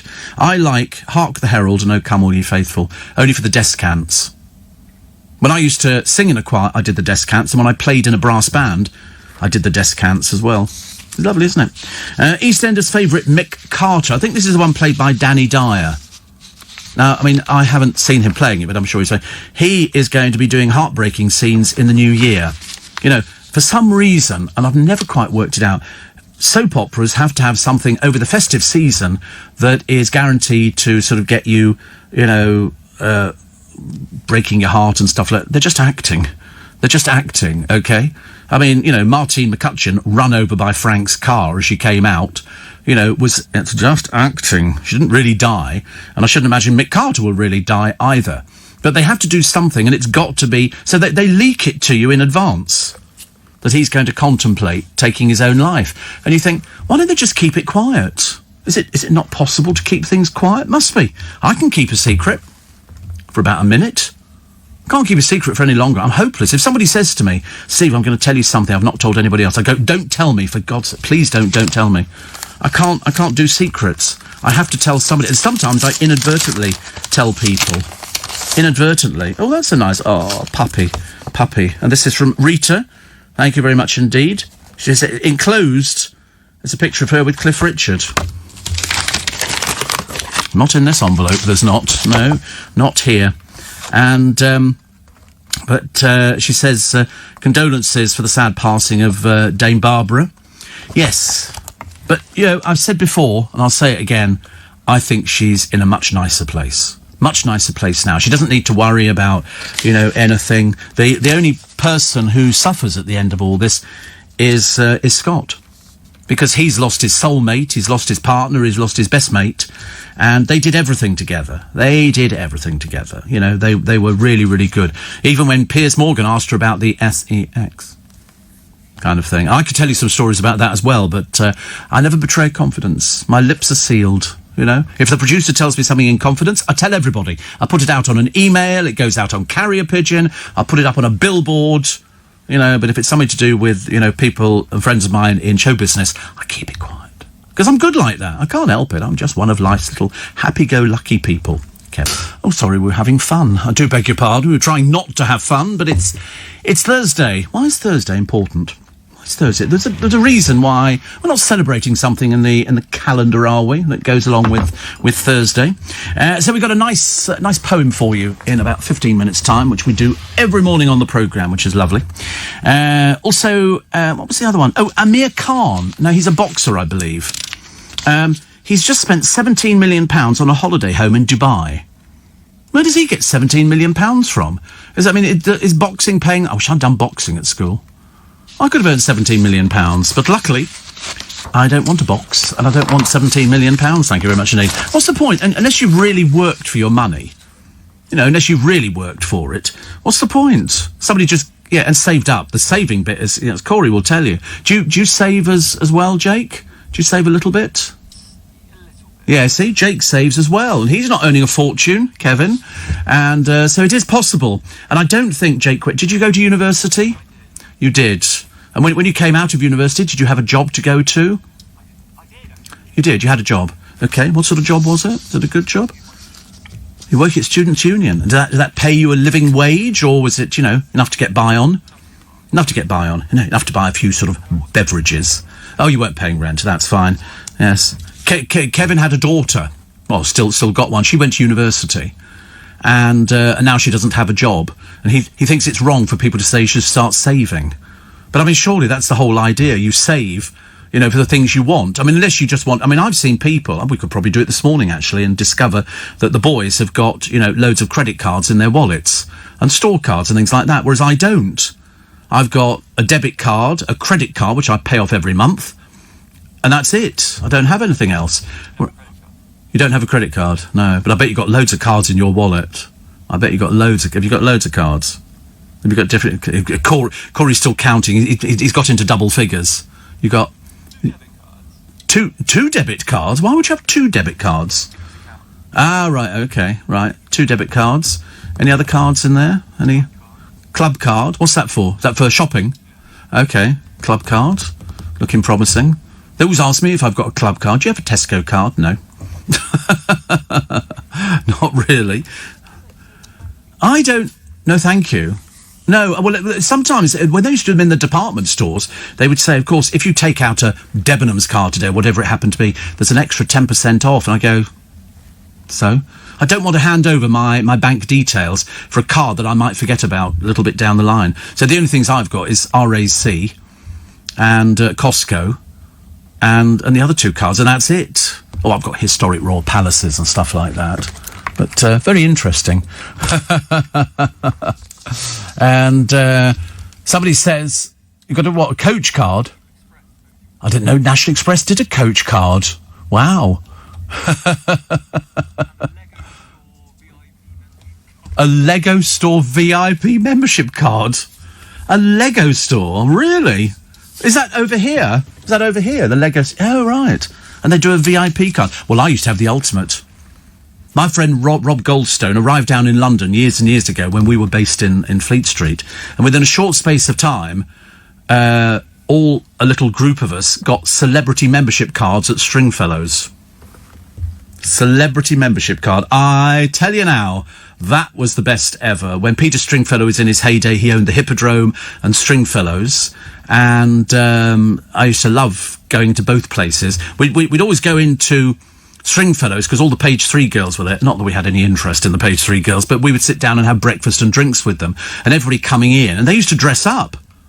They used to dress up in sort of glam gowns and all the rest of it. So I'd be sitting there with the Samantha Foxes and the Maria Whitakers and people like that. Yeah, whoa. Yeah, of course we did. We had celebrity membership cards. I didn't even need to show. I went, Steve, that's okay. Let's come right in. And you go past all these businessmen from the city and go and see girlies in the club and things like that. And then we just wander between Stringfellows and the Hippodrome. And it was fantastic. I mean, I used to take friends of mine in there to watch the light show. The light show at the Hippodrome was the best thing ever. It was so impressive. Nobody could... You would stand there with your mouth on the floor because it would start off, all the lights would dim in the Hippodrome. Have you been in the Hippodrome? Huge. I've done a couple of shows there. Did you? Oh, you didn't come to those, did you? I did a couple of live shows there. And the Hippodrome, they would have...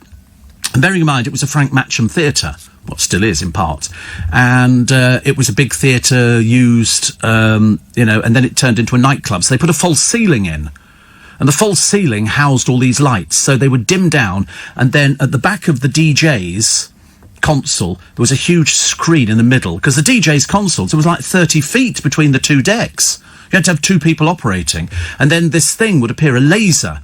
We'd never seen lasers, and it was the thing that's on the top of the Hippodrome at the moment. It's a chariot, and that would appear with horses on a green laser, and then they would show clips of famous people arriving at the Hippodrome and everything else, and then the music would build to a crescendo, and then they would start flashing all the way round the bit. I mean, it was really impressive. And then out of the ceiling came about 10 columns. They would slowly descend like big pillars, big round pillars. And when they got to the sort of the bottom, they would then all open up and all these lights would start twirling. I mean, it was fantastic. I'd take people in there. We'd just watch the light show, which lasted about 10, 15 minutes. And then we'd go back to having our breakfast with the Page 3 girls. No, because it's a casino now. And they took away the false ceiling. That's where the follow spot operator used to sit above the ceiling where all the original seating was. Fascinating place, absolutely fascinating. I went down in the elephant pit because they used to flood it. It was a flooding arena, and elephants used to come down a slide from the top of the building into the water. Oh, I tell you, I've got photographs of Native American Indians in canoes shooting the rapids at the top of the building and going down into the pool. Oh, I'll tell you, you haven't lived until you've been in London. London is, when people say you're tired of London, you're tired of life. I never get tired of London. Every day there's something to watch. Every day there's something interesting, which we love. 84850, another one here, and says, I love you, love the show, but I'm sorry you're wrong, re Tom Cruise. I'm a teacher and it happens. Well, no, it doesn't, I'm afraid. I couldn't care less what you say. I really couldn't care less what you say. And it's not bullying. It's a case of we're in the middle of a pandemic. These people were not socially distancing and they had to go from the film. Simple as that. There's no sort of, let them stay there until we all make mistakes. Load of old codswallop. Load of codswallop, I'm afraid. Definitely. We don't make mistakes. We'd rather live, actually. And if you don't, you're definitely in the wrong job. Another one here, which says... Roger says, I think most avid listeners have their favourite presenters and listen at specific times. Others listen all day, every day. Yes. I don't think I've ever... if I sort of moved time slots, my audience would go with me. It's as simple as that. They've been with me on every other time slot. And I've had some listeners there for many, many years. 30-plus years. 30-plus years been listening to me. So that's what always makes me laugh. You can always tell somebody new when they go, this, that. You think, you obviously haven't heard the programme at all. It's the Groovy Gang. Steve says, Monica, you're on a warpath today. I'd love to join. My pet hate is telling me how well I am having yacht. Well, I've just made some choices and then worked in 3 jobs on average at the same time. And she says, I'll tell you in case you don't know, Red Bull doesn't work as first thing in the morning. Not for me at all. It's all sugar, isn't it? I've seen people standing at the bus stops, though, Monica, with a can of Red Bull. I'm not sure whether or not I could ever drink it. I don't need something like that. I sort of get off on a chocolate biscuit, which is, that's okay. Why not? It's okay. When I check it would send my levels through the roof. I know, yeah. When I did my blood sugars this morning, I don't know what, my skin must have changed because this thing, before I used to have to put a strap round it to keep it in on my arm, this Libra. Now the glue seems to be much better and it sort of sticks there. And so I've stopped using, I've got this sheath thing which you put over your arm so you can have a shower, if you don't want to get things wet. But so far I've managed to avoid that. But it seems that when you peel it off, it's like you're peeling your skin off. Like that. But the needle is a little tiny plastic thing, and it goes into your skin. Admittedly, you have to sort of fire it like a gun. Yow! Great fun. Great fun. Levels are small. Well, when I first woke up, 6.3. I thought 6.3 was actually quite good. In fact, I thought it was very good. And I nearly cheered myself up and had some smoked salmon, but I thought, no, I'll take it into work. Now, I know it's high at the moment. I can tell you it's high. I can feel it's high. Because I was a bit naughty earlier on. In fact, I was...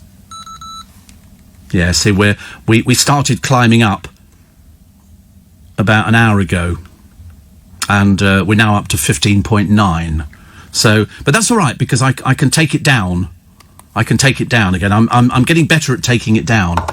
And I'm sure the doctor will be shouting at me later on today. They will shout at me, so I get into most terrible trouble. Steve, while sitting with the page 3 girls at Stringy's, was there a long line of men drooling from across the room, says Roger? We didn't notice them. We didn't notice them. Because there was a table, and it was just as you went in on the left-hand side. That was our table. And so we could have... I mean, I used to like having breakfast.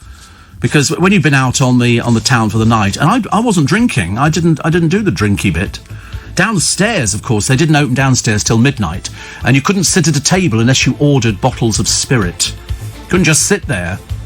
It didn't work like that. You had to order a bottle of spirit. It's coming up 4 minutes past 5. It's Thursday morning. This is your busy weekend. This is the weekend, if you haven't done it all up till now, this is the weekend that you get the food in, the stuff that you can get in before Christmas, because... if you're one of those families who has smoked salmon or cream cheese or something like that, if you leave it too late, there might not be any.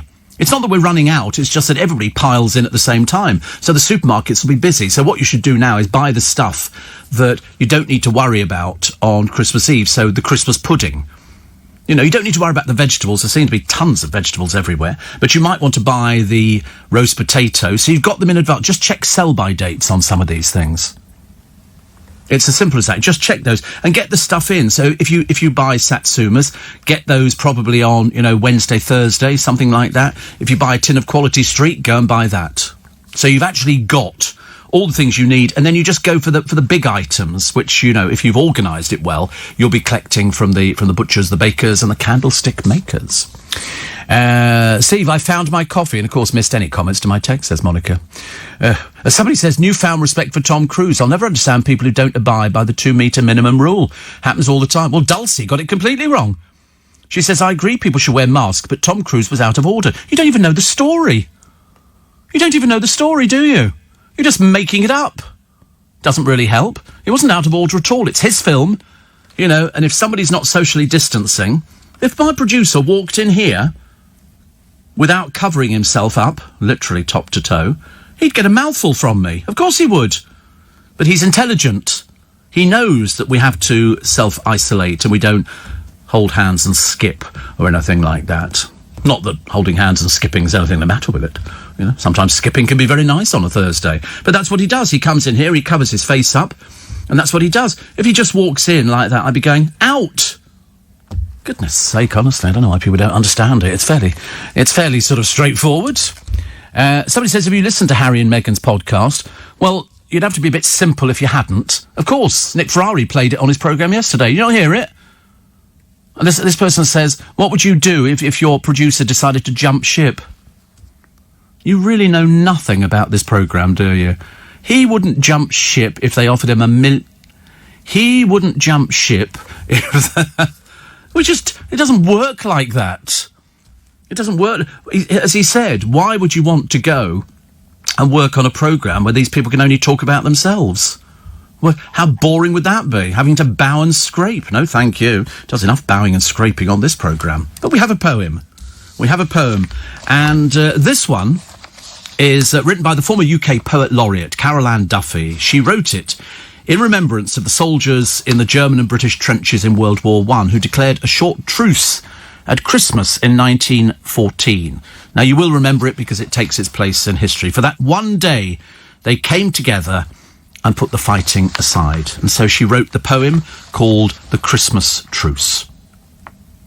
Christmas Eve in the trenches of France, the guns were quiet, the dead lay still in no man's land. Freddie, Franz, Friedrich, Frank. The moon like a medal hung in the clear cold sky. Silver frost on barbed wire, strange tinsel, sparkled and winked. A boy from Strood stared at a star to meet his mother's eyesight there. An owl swooped on a rat on the glove of a copse. In a copse of trees behind the lines, a lone bird sang. A soldier poet noted it down, a robin holding his winter ground. Then silence spread and touched each man like a hand. Somebody kissed the gold of his ring, a few lit pipes. Most in their grey coats huddled, waiting for sleep.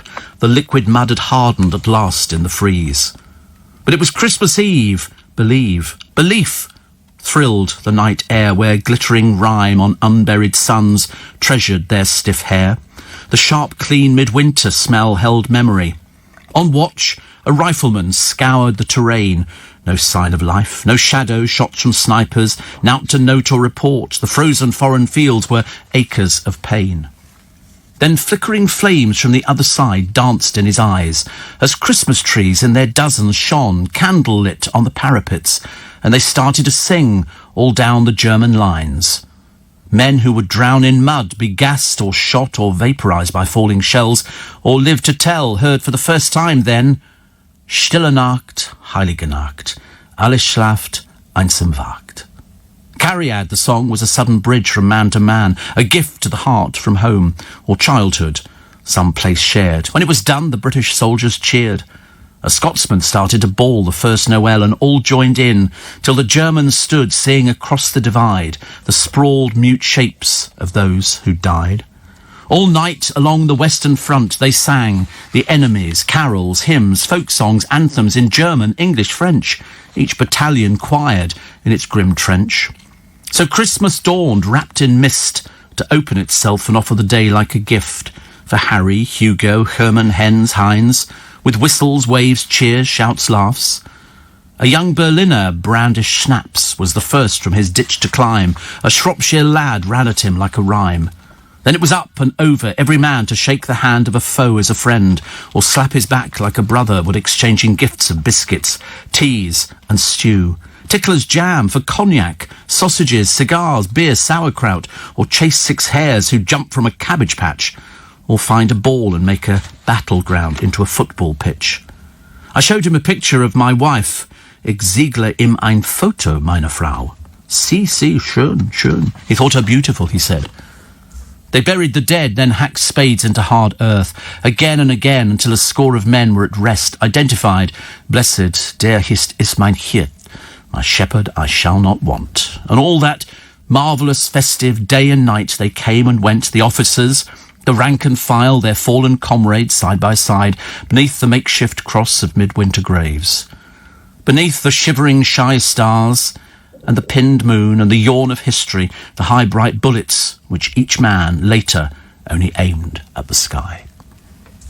And that's what it's like. Do you remember that advert? And I think it might have been John Lewis that did it, and it was the stopping of that truce. And they decided, they all came out of their trenches and they went towards each other and they shook hands.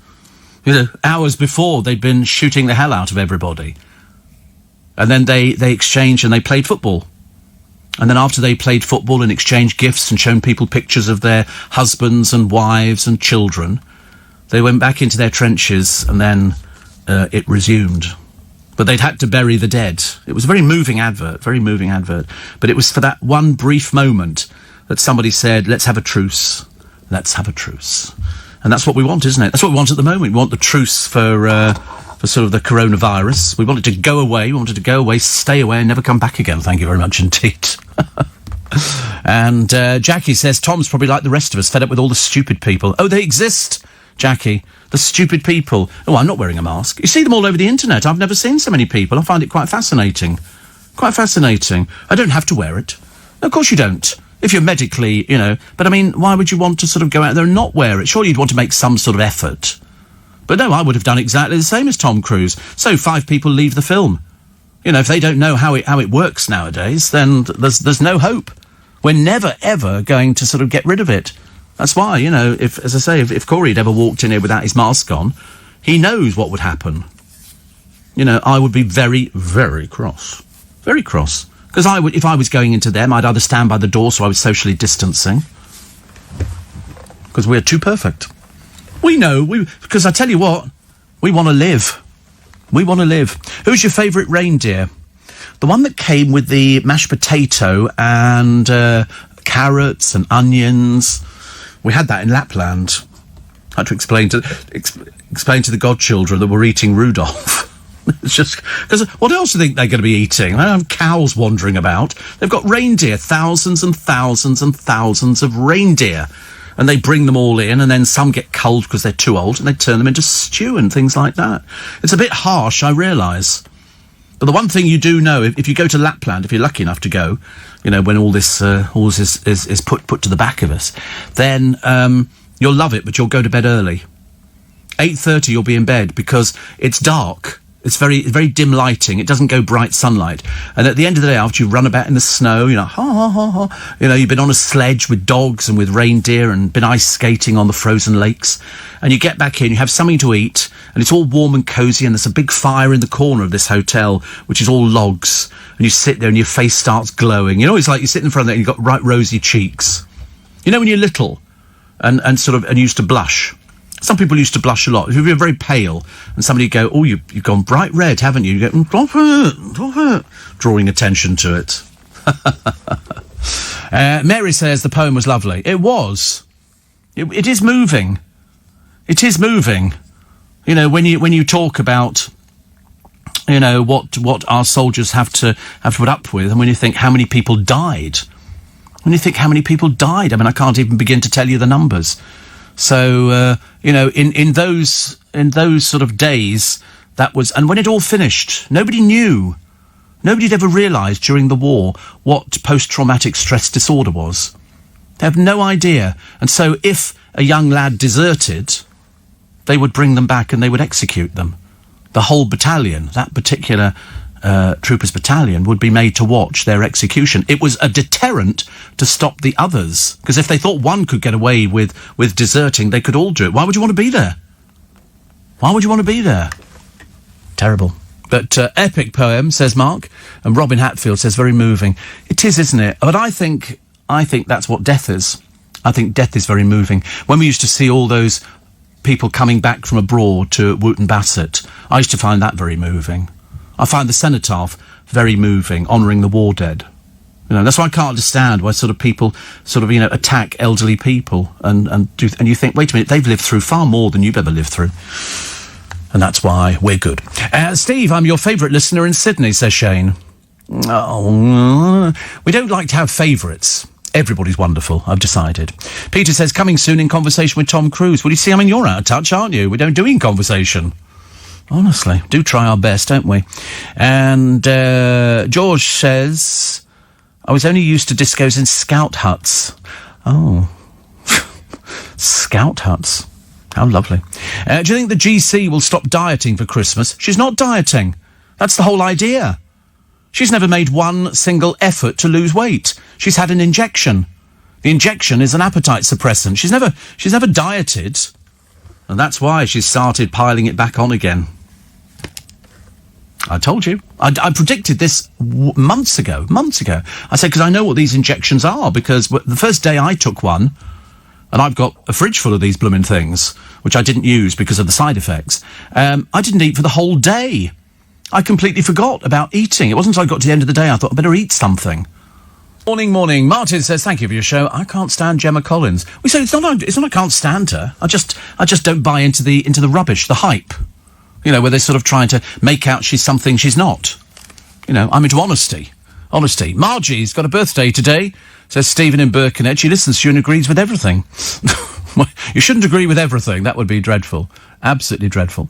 But anyway, and I believe that Margie is 77. 77. Joan Collins went out the other night. She's 80... She might be 87, I think. She went out with Michael Caine, who's also 87, I think. Is Joan 87? She can't be 87. She is 87, and Michael Caine was 87. What do you talk about at 87? What sort of tablets are you on? How long have you been on them? What are they for? I love it. Steve, we regularly stop at a rest area on the Somme. You can feel a sort of sadness. There's quite often the area shrouded in a low mist, says Janet. Yeah, I mean, these tours are very, very popular. The tours of the battlefield, and experts go over there, and they're still finding things. Didn't they find a set of trenches a while ago, about a year ago, and they had to pump all the mud out and everything else. That's what people were living in. And they still had little bits of candle stuck into the walls of the trench.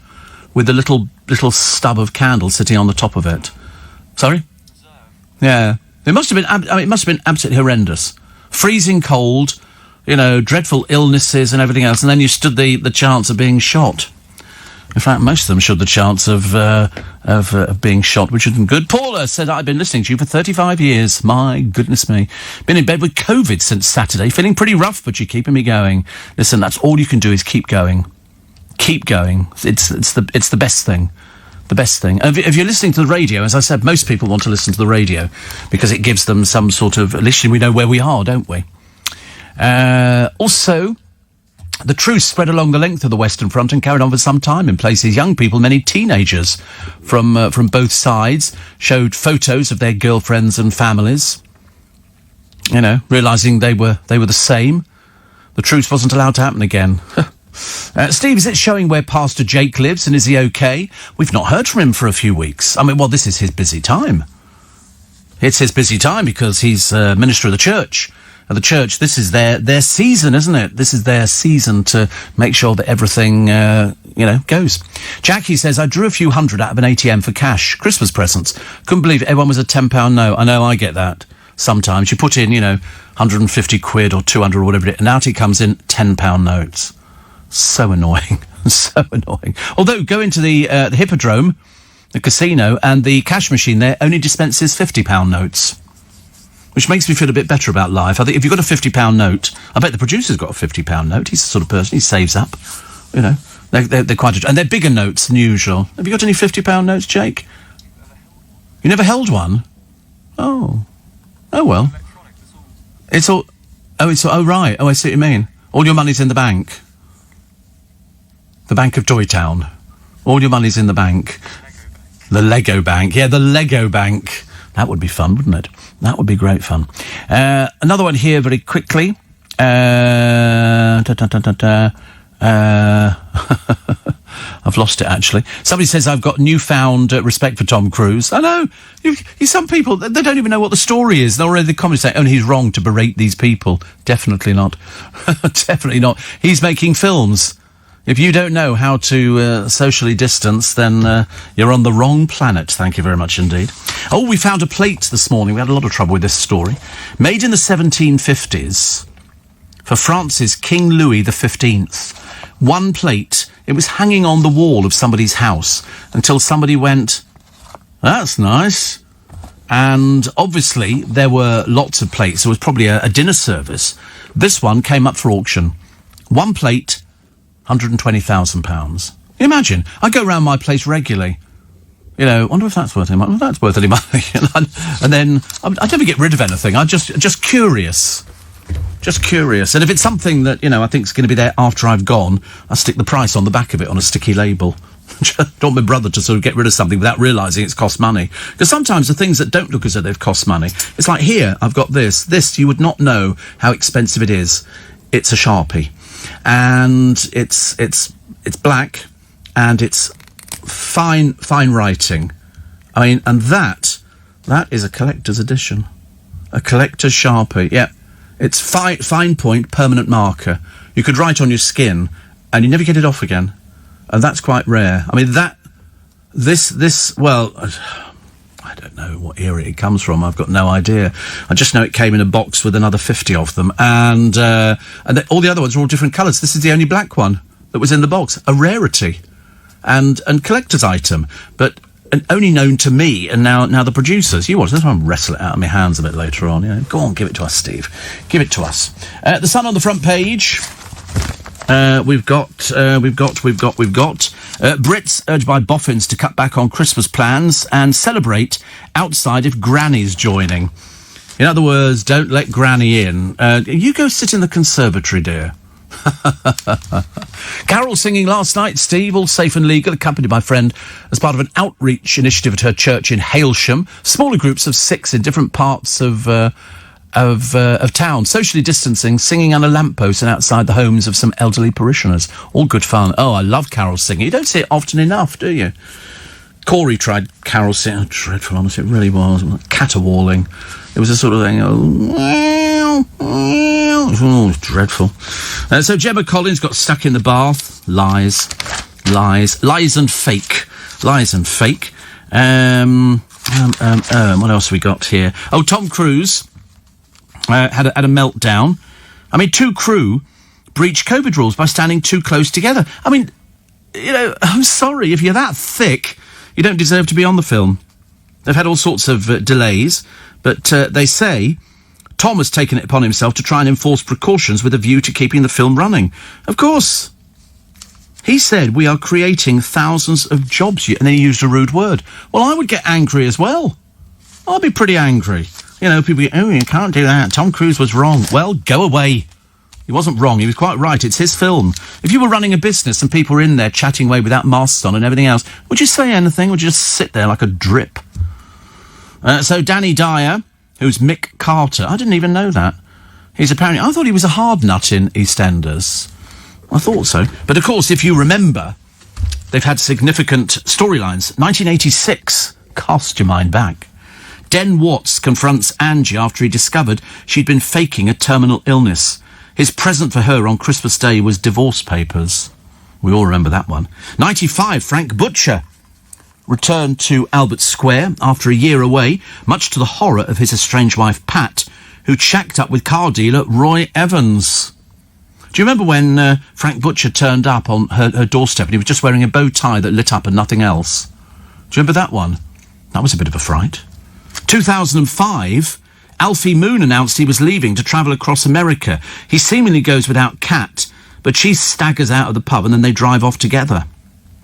She's now staggering around trying to find out where she can get some money from for the poor old taxman. 2006, after a bust-up with Sonia Fowler in the pub, mother-in-law Pauline Fowler staggered to Albert Square's Christmas tree where she collapsed and died.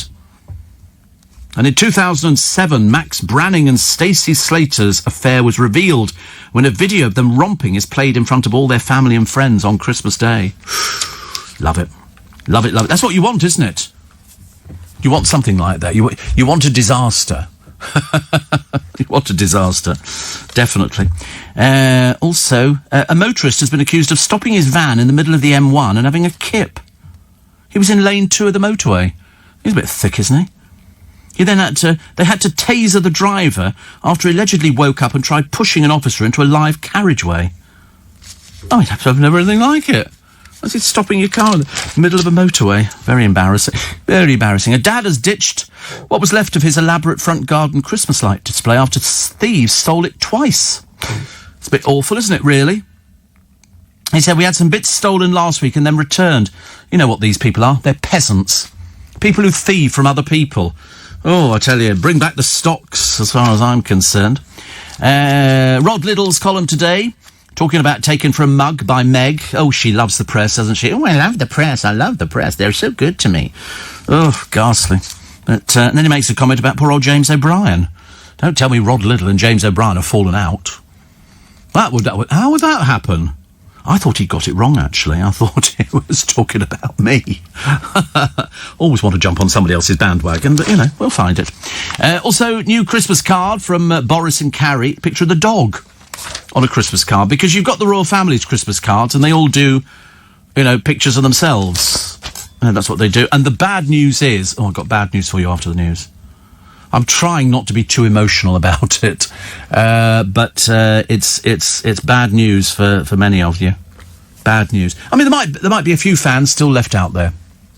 We'll wait and see. Did you see the programme on TV last night, Gordon Ramsay in Search of Santa?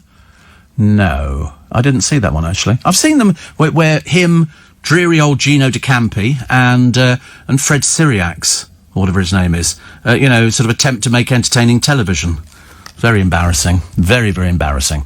So we're still trying to find out where Pastor Jake... Well, I know where he lives. He lives in Minneapolis, but is it snowing there? Steve Allen's early breakfast. So this weekend, busy weekend. So as I say, get all the stuff that's got sell-by dates. If you need mince pies, get mince pies. If you need cream, get cream, but check the sell-by dates. And then once you've actually got that, then all you'll have to do, Christmas Eve, go out and get the turkey, if you've ordered it. And just remember, if it's frozen, remember to defrost it, which is going to be a lot easier. And remember, on Christmas morning, on Christmas Day and on Boxing Day, I'm here to help you through. between 7 and 10. So we shall struggle through together, actually. And Dan says, any news from Mr. M today? Is he running late? Oh, I should imagine so. The other day, says Chris in Brentwood, you were talking about the darling buds of May. Well, the farm they used was Bus Farm in Bethersden in Kent. The whole farm was fully restored by a millionaire fan of the show back to its original condition, renamed Darling Buds Farm and opened up as a holiday let and came complete with the car hire of the yellow Rolls Royce they used in the series. Now up for sale, the Grade 2 listed farmhouse is £800,000, whilst the entire farm could be yours for 3.3 million. Oh, I'd love to live on a farm. Love to live on a farm. I mean, as long as everybody does all the stuff. You know, I wouldn't want to do the mucking out and all that kind of stuff. But living on a farm would be lovely. Don't you think so? It sort of takes you back to your childhood. You could climb the hay bales in the barn and stuff like that. That'd be good. I fancy that. Steve, my TV is never on as I don't enjoy it anymore, but my radio is king. My radio is king, which I like. And, wait a minute. And I love your show. It always goes on at 4, says Anne, and you are flying. Yes, I don't know if it's called flying, is it? I don't know. I told you there was bad news. I'm sorry to break this to you on a Thursday. I realise that this could actually jeopardise many of your Christmases. S Club 7 are thinking of getting back together again. I know. Listen, I felt exactly the same. I share your pain.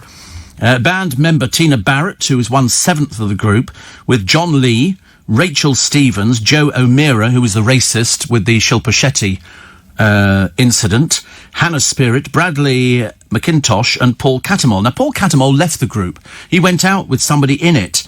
I think he might have gone out with Hannah. I think he might have done. But, I mean, where they all are now, I've got no idea. John Lee made a spectacle of himself on stage. He's been very successful and probably would have been doing Panto this year.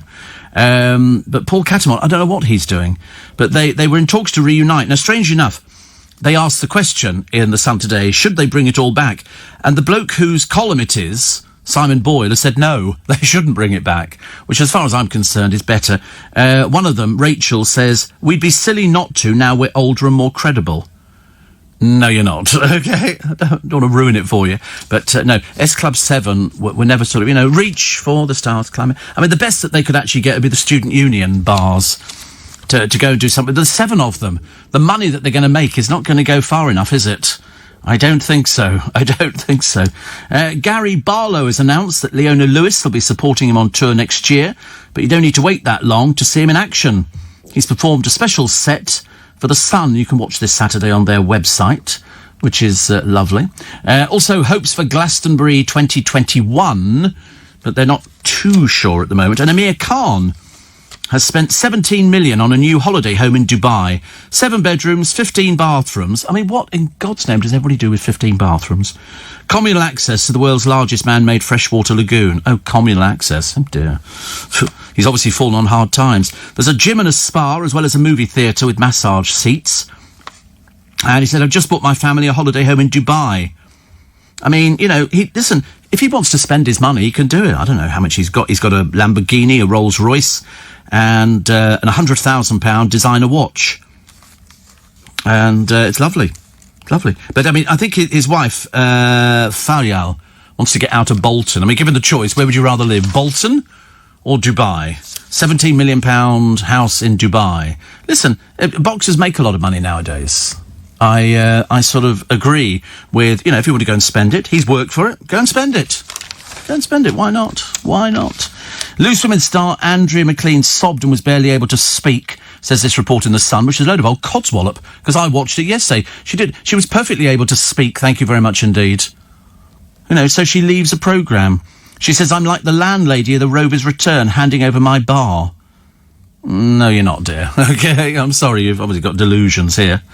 But Brenda Edwards sang My Girl for sobbing Andrea. She wasn't sobbing. She just sat there listening to Brenda singing, which was very nice. Also, Robbie Williams spoken for the first time about getting mercury poisoning and claims that his wife saved him, which is good news. Why did I turn that one over here? Oh, worried villagers fear a leopard is stalking their homes. Somebody's taken a pic. It could be a cat. Could be anything. You don't know. I was driving somewhere the other day. Where was I driving? I can't remember. Stansted. And a muntjac deer crossed the road in front of me. Luckily, I wasn't going very fast. It was one of those little country roads, which was very nice. Also, Joan Collins. I can't believe she's 87. Seriously stunning. Michael Caine is 87. His wife Shakira is 73. Percy Gibson, who is Joan's husband, is 55. And again, people were saying, "Oh, it'll never last. It's all this kind of." It's lasted perfectly well. Perfectly well. Do you know more than a third of British teenagers start adult life overweight? I mean, you do see fat children nowadays, don't you? And it's only because, you know, nobody tells you. People just think you can eat all of this stuff, and you can't really. You've got to. I know it sounds ridiculous. There's one here. I want to do that one? No. I don't actually. I don't want to do two of those stories, which I was toying with. But Barbara Windsor, All of Me, My Extraordinary Life, published by Headline Books, and this time her last greatest romance, Scott. My wonderful, sexy Scott got hooked on booze and coke, all because he was my lover. Well, he's been clean for many, many, many years. Many years. I mean, put it this way, between the two of them, the Munchkins, they've had a life and a half. I kid you not. Another one says, I agree with Tom too. The film industry is at risk. Those morons should be grateful to be working on a film set if only one gets COVID and spreads the whole film and millions of pounds are then lost. I agree. And yet we got some stupid person earlier on. Oh, Tom Cruise was wrong. Pfft, really? More thick than I ever imagined. Steve, I watched The Chase the other day. New fella reminds me of a younger version of Lovejoy. I can't warm to him yet, says Sid Cup Julie. I liked Lovejoy. I've got the box set, which I liked. And Jeff says I was in a bad mood all day yesterday because I missed your show. Oh, does that make somebody in a bad mood if you miss the show? I'm never in a bad mood. I mean, I've never had anything like. I don't miss the show. No, I mean I've never missed the show. I'm always here well in advance for the show. Hours. I'm the biggest fan of this show. If I could text you, I'd go, you're doing really well, Steve, this morning. I'd be going, very funny. Some very funny bits. We can't remember any of them, but I'm absolutely hilarious. Real rib ticklers. You know, the sort of thing, you'll walk out of here, your sides will be aching. And then, of course, it's going to happen where we walk over the square to go down into the thing, and Corey will be barred. And should be interesting, shouldn't it? I can't wait. I'll have to tell you all about it tomorrow. I can't show you pictures. We're not allowed to do pictures. And will you be going to your brother's house for Christmas dinner, says Neil? No. Boxing Day. We're having Christmas dinner Boxing Day. I always have two Christmas dinners. I'm not going to the Godchildren. This year we'll do something in the middle of the year because we're too many families. I think we worked out there was about 5 or 6 families, so my brother's a lot easier. Just me and him and the girls. Much easier. Steve, are these singers like Gary Barlow up a gum tree? And are people next year actually going to be shoulder to shoulder in a sweaty arena? Well, probably not. Probably not. We don't know what they're going to be allowing.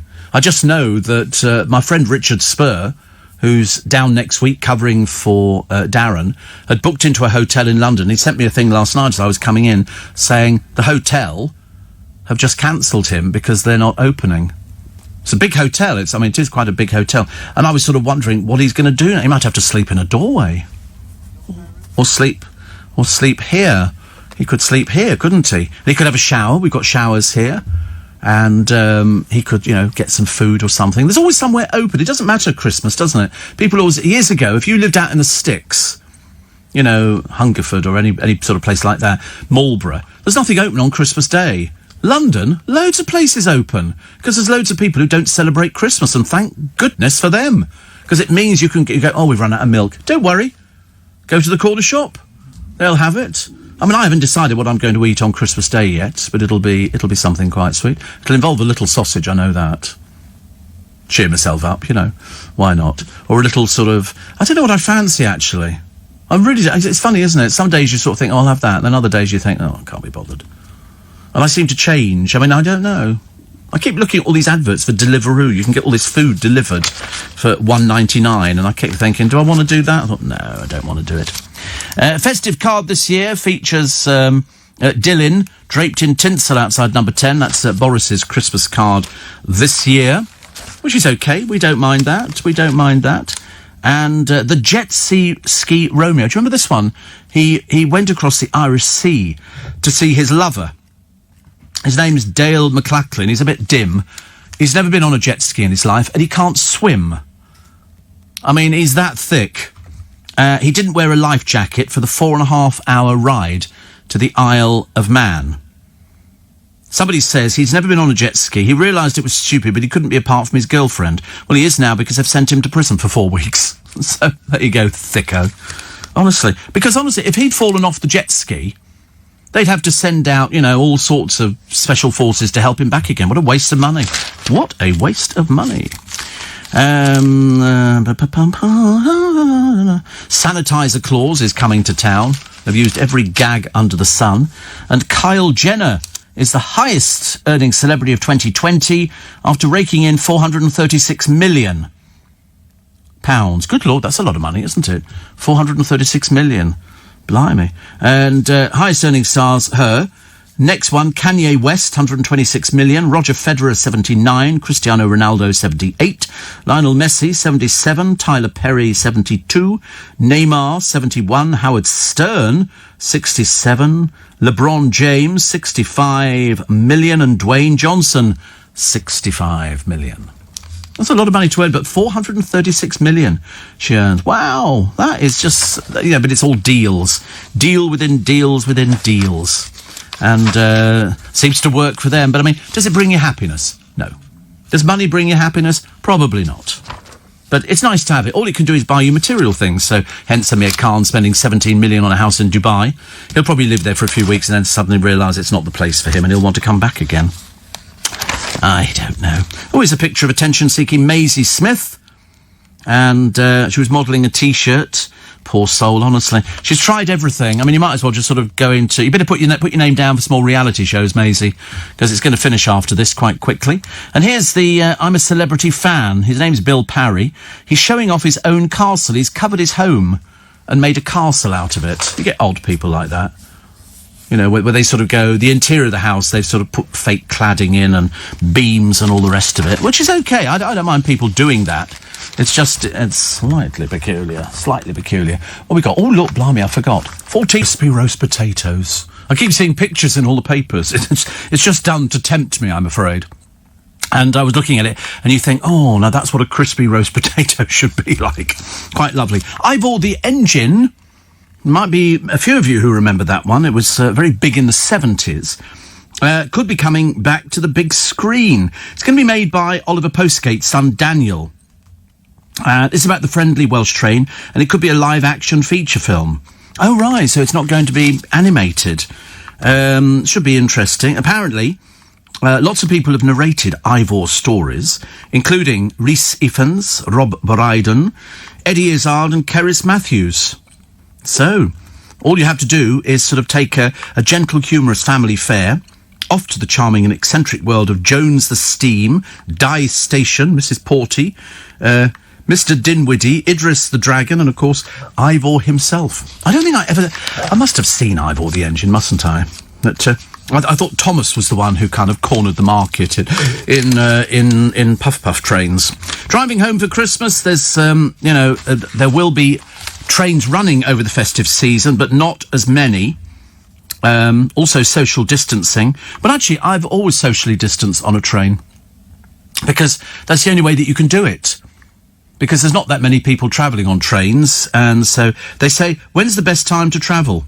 Christmas Day, apparently, is fairly quiet.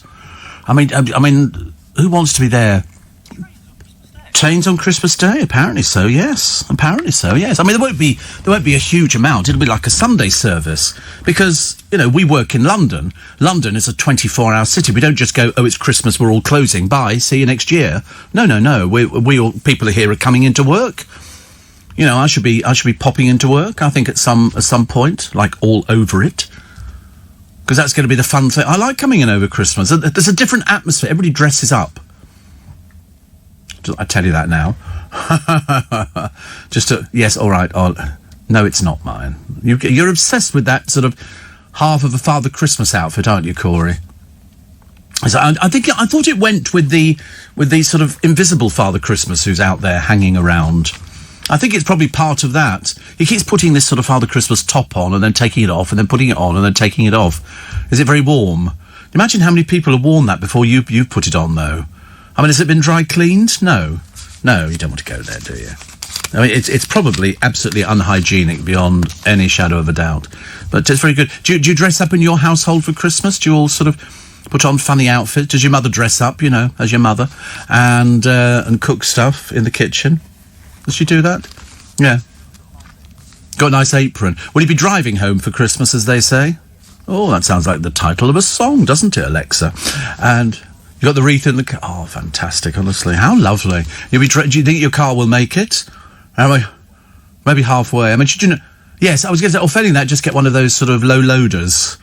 And then you could put the car on it and then just sort of sit there and pretend that you're driving. Like when you're a kid, you can buy a plastic steering wheel, which you stick on the dashboard, and you sit next to your dad pretending to drive. It's ridiculous, of course. And, so you will be going home for the festive season. How lovely. Is your mother expecting you? She's not. Always a bit of a surprise, isn't it, when you turn, oh God, he's here. Well, that's great, Corey. We'll lay another place at the table. And, well, there's no, could you eat in the hot tub or in the bar? Go and eat in the bar. Because nobody will be going to pubs, will they? Because I don't think pubs are open, so that's a bit disappointing. I don't think pubs are open.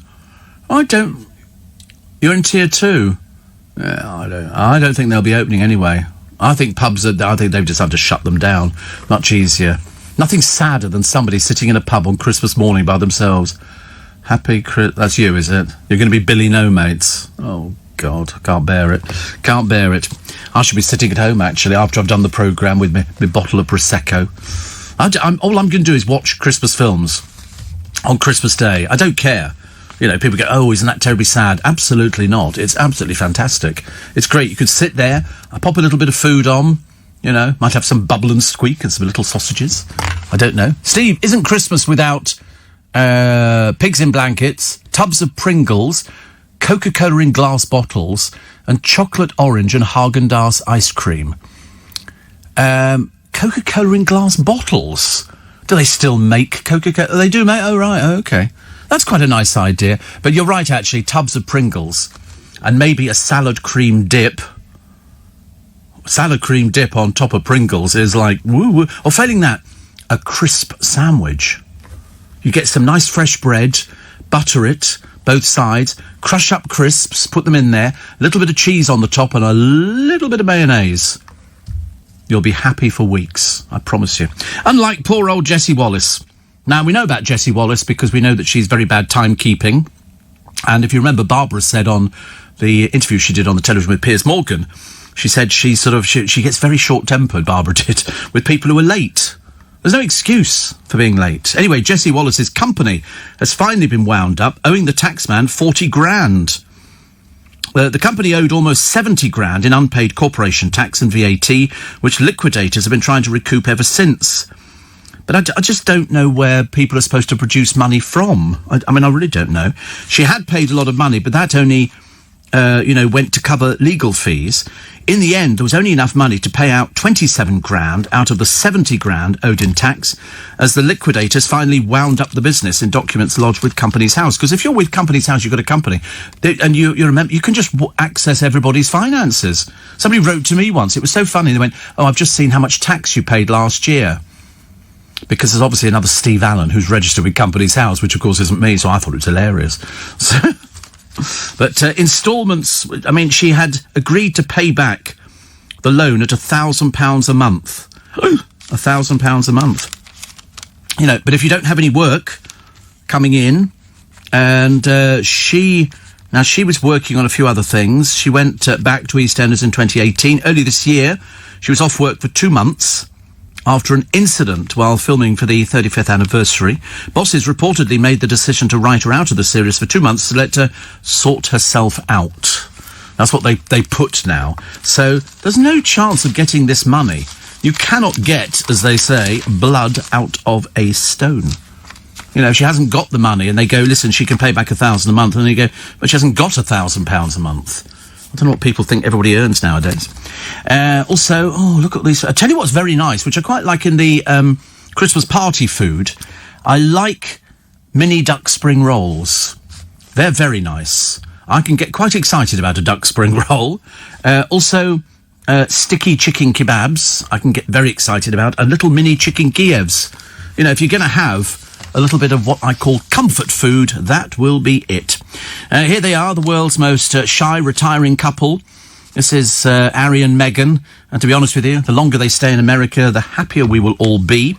They've raked in a lot of money. They've got, Spotify podcasts. But as I say, having heard it, hello, I'm Harry. Hello, I'm Meghan. I mean, seriously, it's hilarious. Also, there was an elephant narrated by Meghan. It was only a charity thing. And Harry then gave a speech at a private summit. He didn't expect a fee. They reckon it can get to £1 million for future appearances. Not when they hear how dreadful he is. It's, simple, isn't it, really? 84850 steve@lbc.co.uk. And did you walk cool in the 60s? Was it all black and white?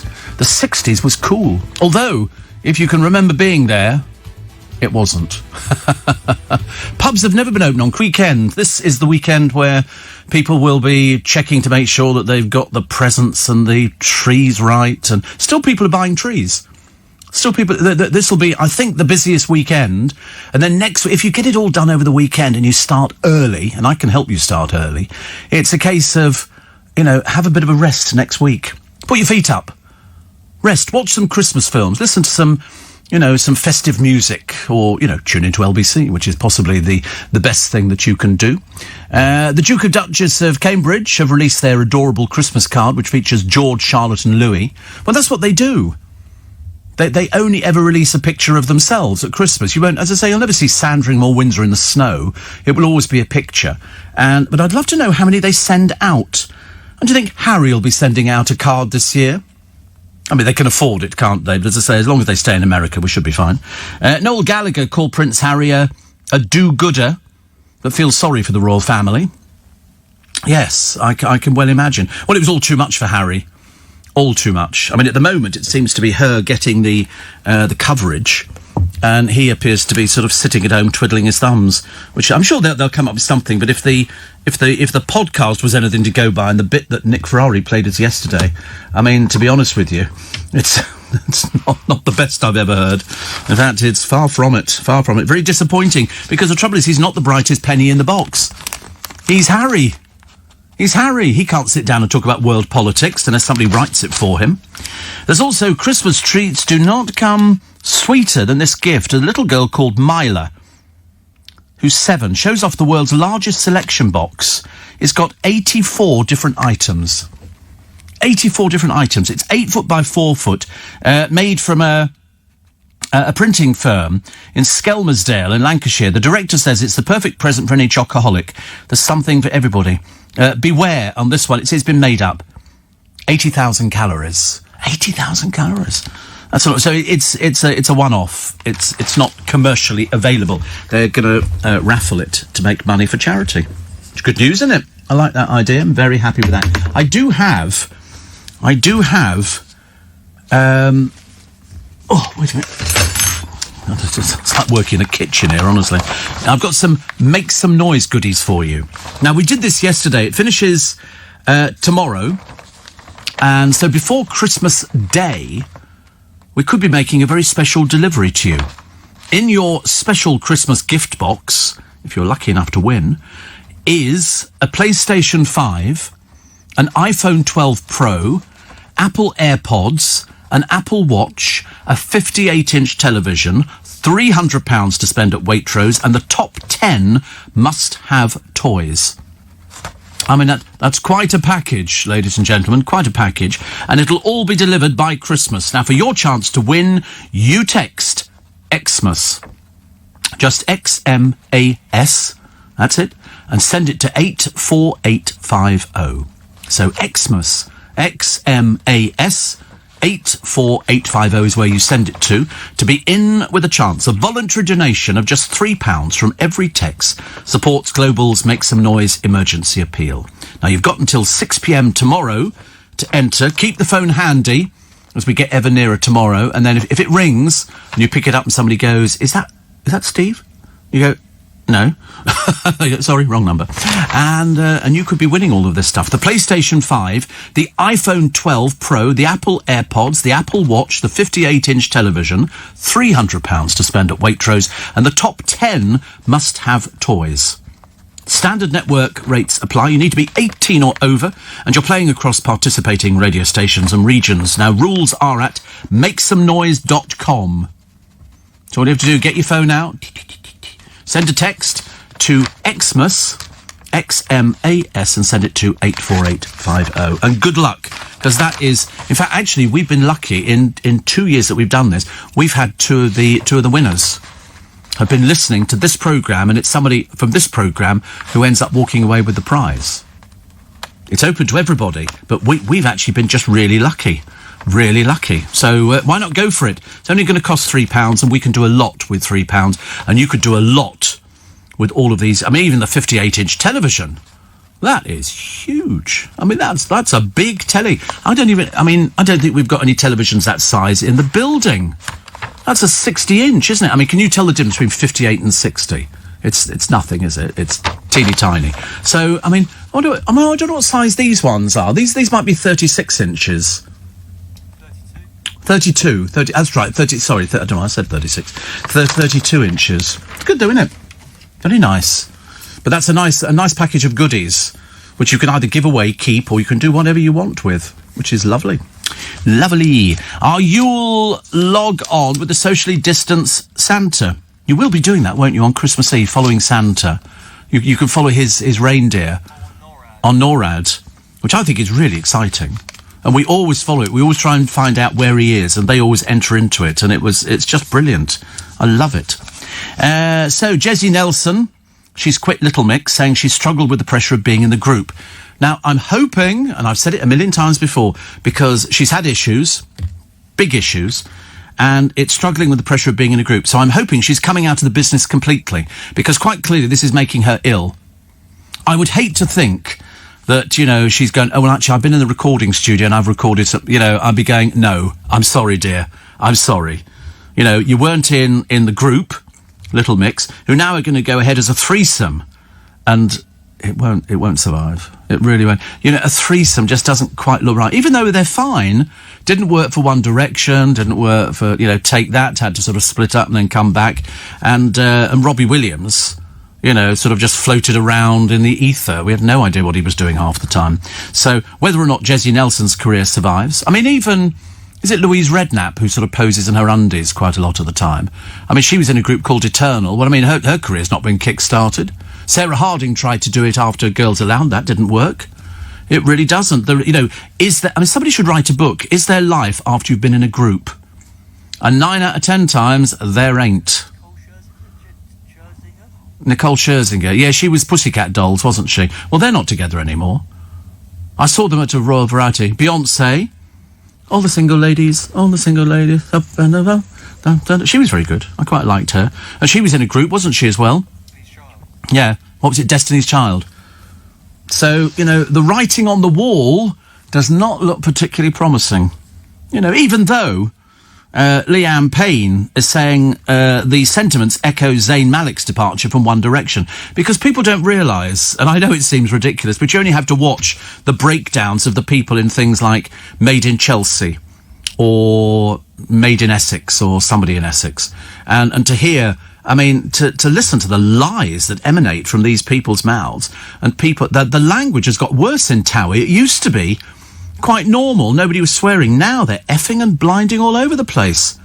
Chavs. Really, honestly. People who cannot command the English language. But, will this happen? One Direction continued as a four-piece without Zayn for another year, and then it fizzled out. And I've a feeling Little Mix the same. But the big mistake will be for Jessie Nelson to go into the music business. She's in the music business, but if it's making her ill, keep away from it. Because the pressure of being a solo artist is even more than being in a group with 3 other people.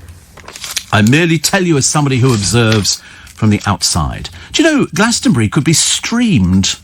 That's not going to be the same, is it? I love looking at some of the early bit. I mean, I don't want to go to Glastonbury. I've said before, who wants to sit in a field which is filthy dirty, you know, with a load of people with tents and, ghastly. Toilet facilities alone are enough to put you off. And you get all these groups up there. Watch it on television, it's so much better. Because you get to see the people, and you could see the artists performing on stage, and by goodness me, they've had some artists. They really have. Amazon boss Jeff Bezos' ex-wife, Mackenzie Scott, has donated more than £3 billion to charity in 4 months. This is not in a year, this is in 4 months. She has donated £3 billion. I mean, that's just unbelievable. £3 billion. She said she'd helped, she's only 50, she'd helped 384 organisations after speeding up her plans due to the wrecking ball of the pandemic. She's worth more than 47 billion. I mean, I can't even imagine having that much money. I seriously, what would you do? I don't know, by the time you bought a house, you'd have to have security because you'd be worried that you'd rattle around in it, and you bought a car, and you bought some clothes, and you sort of changed your partner, and then what do? Then you sit there staring out to sea. I really don't know. But she's boosted her wealth by 18 billion this year. So giving away the 3 billion, fantastic though it is, it's a mere bagatelle, isn't it? So she agreed a deal, giving her 4% of Amazon, or 19.7 million shares. Their value jumped 67%. But she said, and bless her heart, with these donations, no strings attached. No strings attached. She just gives the money freely. Imagine being in that fantastic position. 20 is the time. An album of photographs is coming up for sale. This is a very famous album of photographs because these show the aftermath of the famous Battle of Rorke's Drift. They belong to Lieutenant John Chard, who won the VC leading a desperate defence of the British Army outpost. The garrison was 140 strong. OK? You've probably seen the film. Stanley Baker as Lieutenant Chard in the film. Zulu. And there was a 12-hour battle to repel 4,000 Zulus. This was in 1879. 11 VCs were won. The black and white images include views of the mission station and surrounding hills from where the warriors would have appeared, striking fear. I mean, can you imagine wave after wave after wave? There's only 140 men in this garrison. And as well as Rorke's Drift, Chard's album contains scenes after the battle, where the Zulus had earlier wiped out a British force. They say it could fetch about £5,000. I would think loads more than £5,000. Loads more. And here is a Grinch. A real-life Grinch. He stole a family's life-size model of the character from their doorstep. Because people thieve anything nowadays. Frankly, it's pathetic. This CCTV footage shows the hooded thief snatching the giant festive decoration from outside the home of Keeley Hall in Cannock. They struck on the Monday night while their lights were still on. I mean, what sort of people want to ruin somebody's Christmas? You know, I think when we find this person, we just shove them in prison. You know, why would you want to ruin somebody's Christmas? Her little boy Carter over Crete doesn't understand where it's gone. He keeps saying, where's he gone? He wants to find the Grinch because he's got lost. The mum hopes the mystery thief will be shamed into returning it. Well, they've got a very nice picture of him with his hoodie on. So my advice would be, simple person, to send it back as soon as possible. OK? Get my drift? Get my drift? That would be a very good idea. There was also, they were doing some building in London. And they've had to stop doing the building. I found this story a little while ago, and I remember thinking, that's a very interesting story, but nobody knows about it. And it's literally not far from us here. Not far from us here. They want to do some building. I think China have they've spent, I think, something like £250 million buying this building. And I was sort of thinking to myself, well, you can't build on it because I think that the site that they're building on contains the bodies of hundreds of people. I think it was there during either the plague or something like that, where they buried all these people. And so they want to check, first of all, that you can actually dig down without unearthing all these bodies. We know that kind of stuff going on. It could be the burial place, say the experts, of thousands of Londoners. So don't just sort of... You can't do anything like that anymore. You've got to be very careful when you start digging up London. We've all seen, the bits and pieces that are under London. It's fascinating, it really is. So, salty crumpets. Do you know, some crumpets have high levels of salt, one having the same amount as 3 portions of McDonald's small fries. Oh, who has small fries? Au contraire. Goodness sake, everybody has large fries, don't they? Small fries. But it's got... 55 grams standard size, has the same level of salt as 2 portions of McDonald's chips. They're not chips, though, are they? They're fries. They're not. You can't call them chips because they've got so many different ingredients, about 14 ingredients in a McDonald's fry. I don't know why there's I think it's to make sure that they stay golden and they're all uniform. It's all carefully worked out. People work these things out, and it's all cleverly done. Virginian Blackbird. Somebody asked me what Anne Widdecombe was doing for Christmas this year. I don't know. I don't know what Anne Widdecombe does. I don't know what I'd know. We'd have to ask Andrew Pearce. He'll have a rough idea on Widdy's book and what she does over Christmas. I should imagine she probably stays at home, has a small light lunch or large lunch, and then probably watches television like the rest of the country. No, I won't. Oh, sorry, Anne. Should we open our presents together? No, I won't. Which also doubles up for Prince George. Would you like to have another picture taken, George? No, I won't. The oldest of friends, Anne and Jackie, got together to fight dementia. This is Anne and Jackie Stewart. Princess Anne. I think it's Princess Anne. She's an interesting person, isn't she, Princess Anne? Do you think so? I think she's very interesting. Also... Charles only has eyes for Camilla. They must have taken this back in the summer because this is Camilla wearing a pair of jeans. I mean, perish the thought. I mean, when you get to a certain age, Camilla's 73. I mean, are you allowed to wear jeans at 73? Are there certain things that you have to go through your wardrobe and go, listen, I'm 73 now, that needs taking away and throw... What do you mean, no? You don't want somebody to go out looking like mutton, do you, dressed as mutton? You don't want something like that. I mean, jeans are for young people, If I was Errol Flynn... I'd be wearing jeans and climbing the rigging and doing all sorts of stuff. That's what I'd be doing. It's as simple as that. But do you think Camilla's too old to be wearing jeans at 73? Producer thinks not. He thinks that's okay. Also, burglars. This is in the Costa Blanca. Be warned, they knocked a British family unconscious by piping gas under their holiday villa's door before taking goods worth £60,000. I've heard of these before, actually. But they claimed for the stolen property on their insurance and received about £12,000. I've heard of this before, where they sort of pump gas in, and then people basically go to sleep and they just go in and rob people. There's a lot of that going on, isn't there, really? I'm not wild about it myself. And nature is in retreat. The number of breeding birds plunging by 38 million in the past 50 years. Worst hit, of course, house sparrows. Don't see sparrows anymore. They've been overtaken in London. We used to get sparrows all the time. There'd be swarms, or whatever they call them, of sparrows. Now you get starlings and blackbirds and ravens, parakeets around my way, about 30,000 parakeets, which I love, but nobody else likes. I think they're great. They make such a noise flying over, and you look at them, and it's like a yellow and green aircraft. It's like, whoosh, it's like Air Force One. Coffee brands, car models and toilet paper are among the top 50 things people refuse to compromise on. Really? Car models? You think that people really worry about car models, Kevin? Coffee brands, though. I'm quite fussy about coffee brands. I used to drink Café Hague. Now I think it's just Nescafe. I couldn't even tell you what it is. It's just coffee. And I quite like a cup of coffee. I don't have much coffee. I haven't had a cup of coffee in Starbucks for ages. I think it's too expensive. It's too expensive for me. And I'm not a meanie. If I want something, I'll pay for it. But I've got a limit. It's like if I look at a pair of shoes and they go there £80, I'll go £80. If it said 350, I wouldn't bother.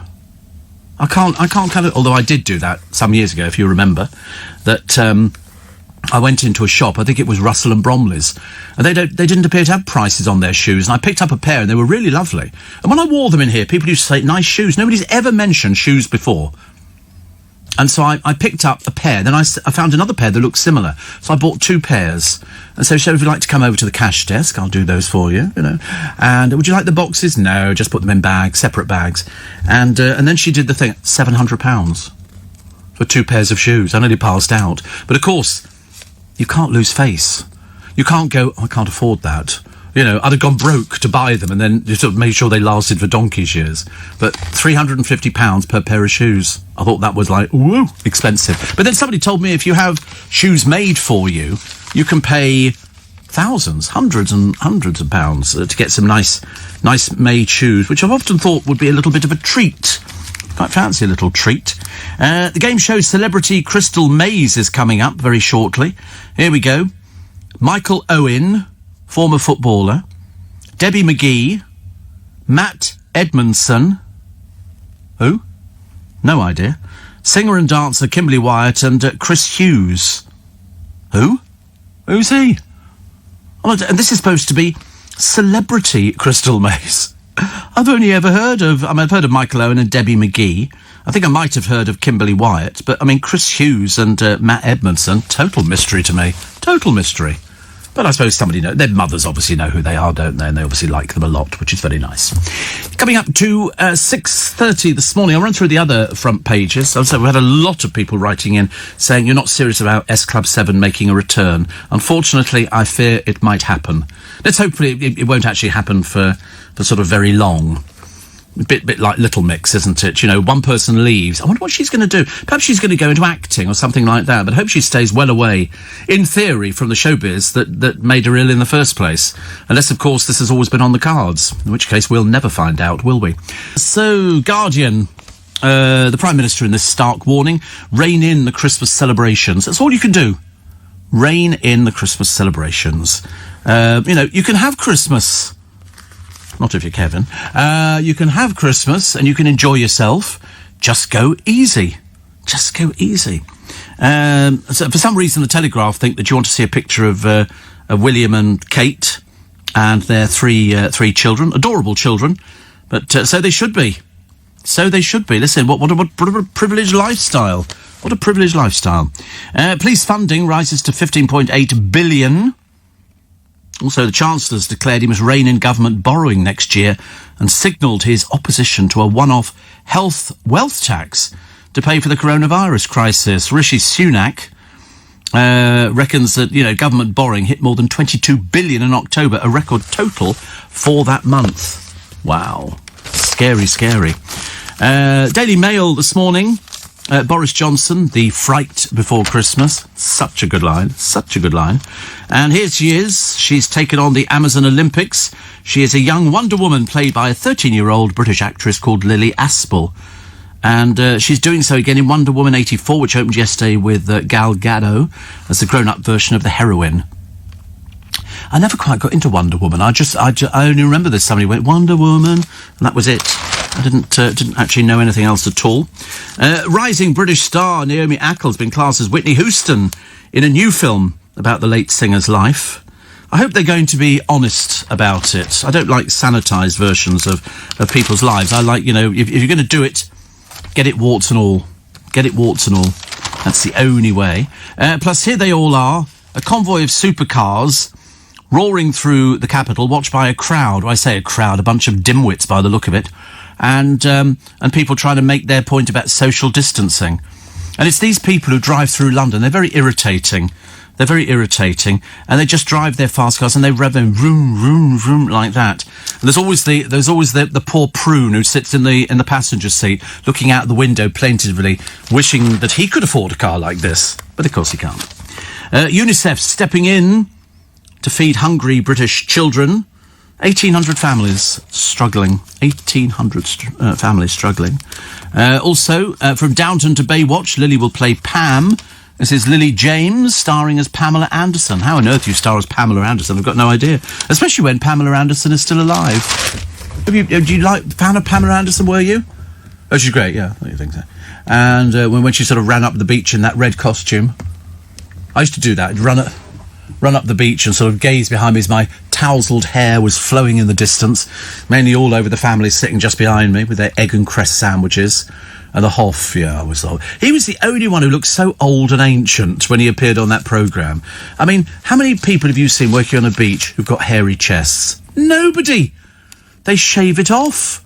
You know why? Makes them more streamlined in the water. You look at any Olympic swimmers, you won't find anybody with body hair. Shave it off. And so, but David Hasselhoff, keep the rug.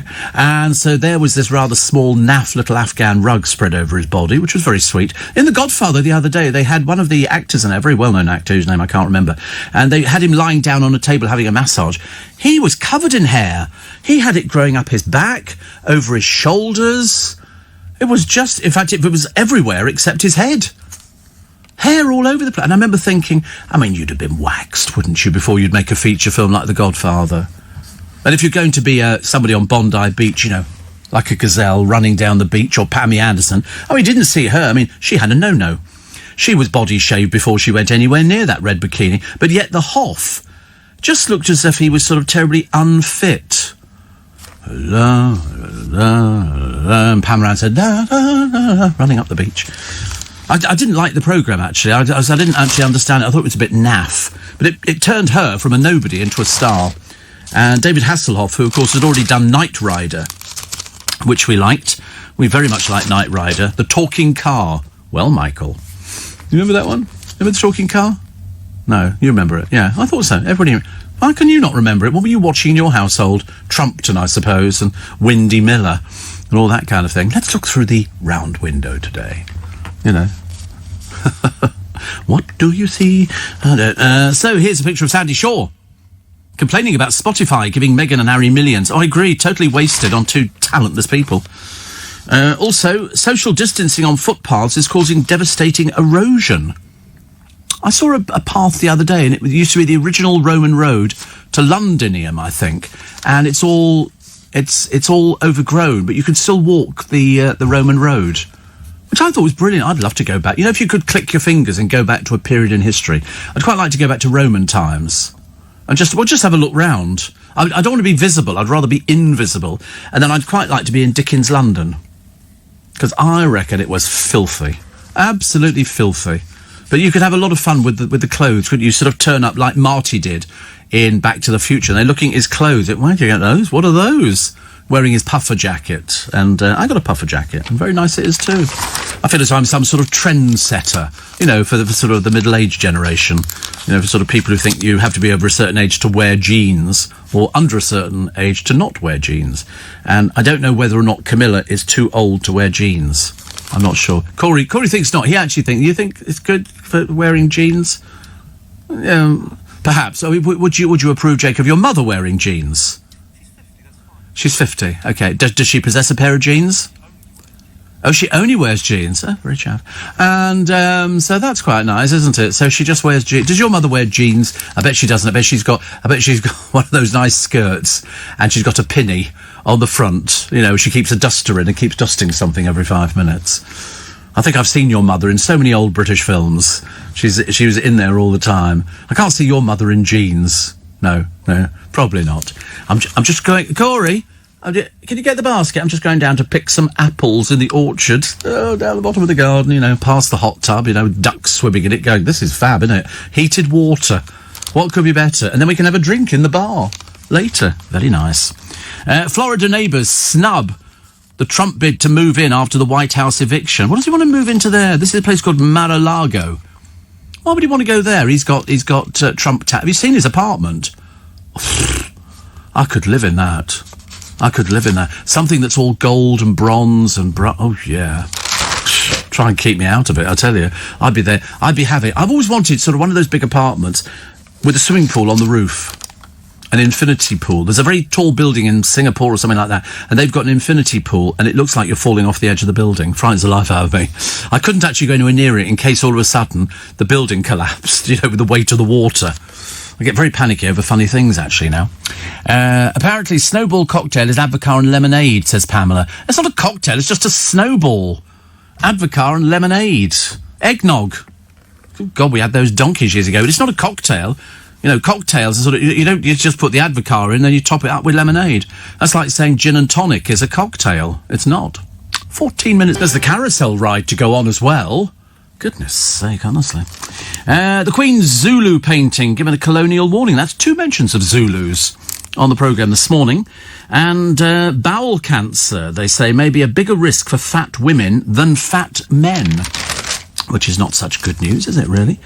Here we go again. Oh, I forgot to mention birthdays earlier on. I mean, if you're celebrating your birthday, happy birthday. It's Kay Burley's birthday today. Anybody sending a card from Sky? Will they be doing that one? Signed by everybody in the office. Lovely to see the back of you. And it's also the birthday of Sir Tommy Steele. Go on. How old? How old is Sir Tommy Steele? Once upon a time there was a little white ball. 84. 84, fantastic. Britain's first teen idol was almost the second Doctor Who, but lost out to Patrick Troughton. Born Thomas Hicks, the half a sixpence star, got a break when he was spotted singing Elvis Presley's Blue Suede Shoes. He's marvellous. We love Tommy Steele. Sir Tommy Steele, 84. Many happy returns of the day. And interestingly enough, she may have captured the hearts of the British public, but in 2001, on December the 17th, in America, domestic goddess Nigella Lawson does not bite, she sucks. Critics dismissed her show Nigella Bites as gastric porn. Cooking dinner with Nigella looks like a prelude to an orgy, said the New York Times. They're nothing if not honest, aren't they? That's what I like about things like that. Also, oil millionaire in 1973, Paul Getty, 81, has invited his grandson, recovering in Rome from his 5-month kidnap ordeal, to Britain for Christmas. The boy's father, Paul Getty II, is in London, so there's going to be a family reunion when 17-year-old Paul Getty III, who had his right ear cut off by his captors, is fully fit. That's what they did, to prove that they had him. They cut the ear off. They said, we'll send him back in bits. Cut his ear off and then put it in a box and sent it off. Really terrible. Also, Slade were at number 1 on this day in 1973 with Merry Christmas, everybody. Their 6th and to-date final chart topper. If you're getting stressed, and it's very easy to get stressed, because it's the time of year that we automatically get stressed, because you can't remember. Did you send Auntie Winnie, who lives abroad, a Christmas card? No, you didn't. And should you phone her to tell her you haven't sent a Christmas card? Well, you should, but you won't, because you won't find the time to do it. Have you sent a Christmas card to your parents? Have you sent a Christmas card to the other half? Have you sort of bought a present for the other half? Because you know you're going to be in big doggy-doos come the big day if you haven't bought something that looks representative. You know, it's got to be something nice. I mean, all I'm going to do today, where am I going today? All I need to get, because yesterday, I'm waiting for my accountant to send a bill in, because for doing the accounts. Normally he's quite quick at sending it, but this year he hasn't been. I feel a bit disturbed by that. I don't want surprises. I don't like surprises. So I've got to go and get some jiffy bags because I've got to send some receipts off. That's the extent of my showbiz rock and roll lifestyle.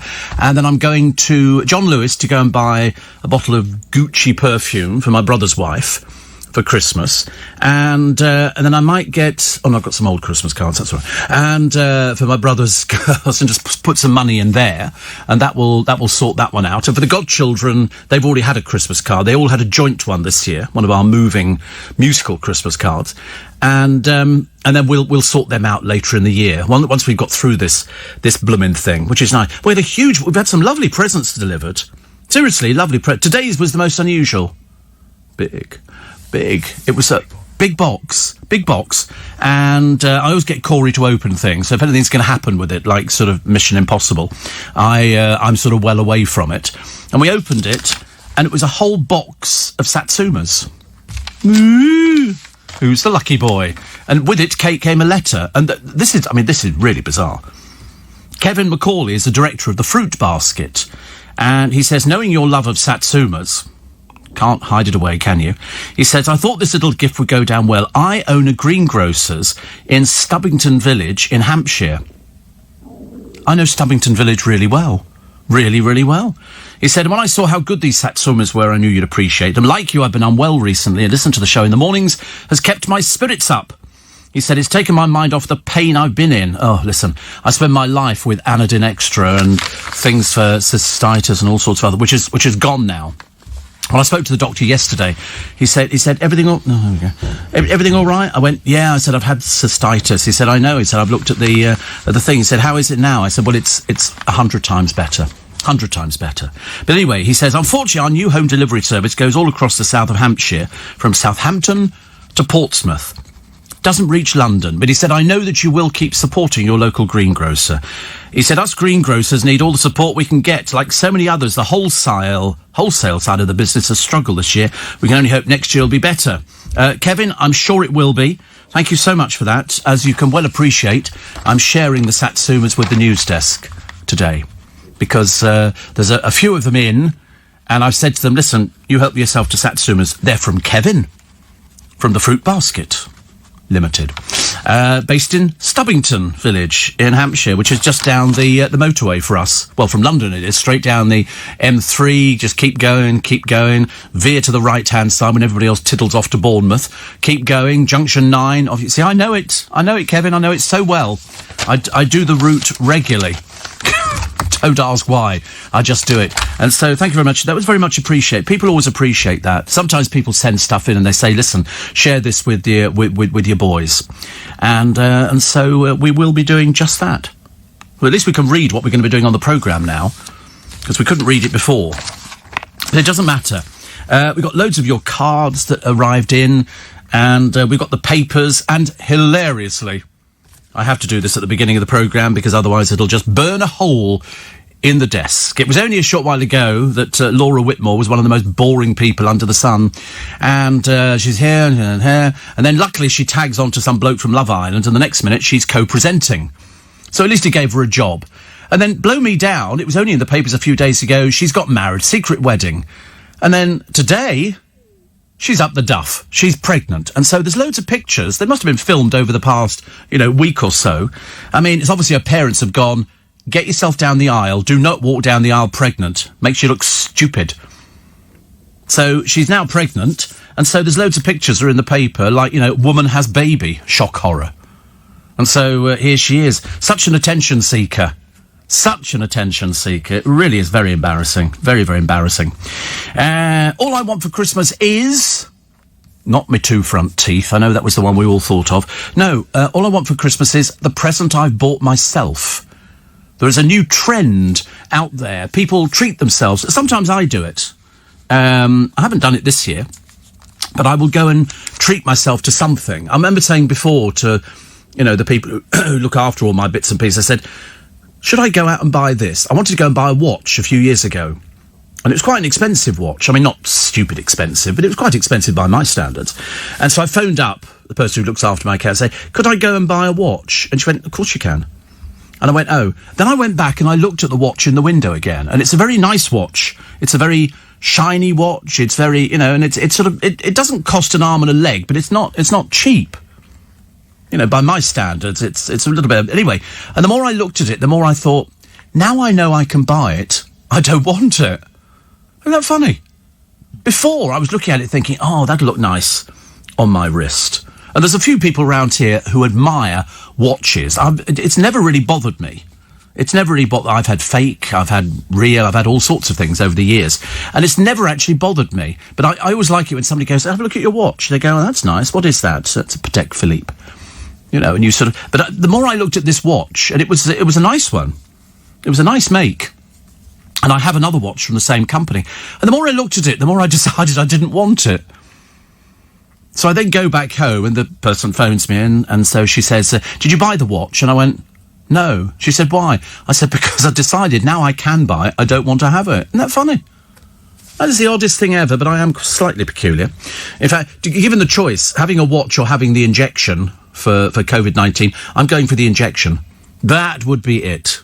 That would be it. I go for it. Jailed for 5 years, the Eton teacher who preyed on pupils. Also, Priti Patel, heard her on LBC yesterday, who says she's changed festive plans, so should you. Biggins has revealed he and Ross Kemp will be making speeches at Barbara's funeral. They're restricted on numbers. I mean, you could have got hundreds in. Seriously, if you'd said to everybody, Barbara's funeral, it's going to be a massive church and all the rest of it, but you can only have 30 people. Only have 30 people. So Biggins will be doing a chat, which I suspect will be as good and peppered with rudeness as indeed Paul O'Grady did for Cilla Black's funeral. He did a very, very good eulogy. Very, very good eulogy, because that's what people wanted. People want to...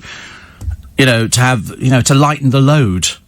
As I think Scott said the other day on television, he said, it doesn't seem possible. A week ago, she was here. Now she's not here anymore. And we was talking about that, actually, I'm going to sneeze. Thank you.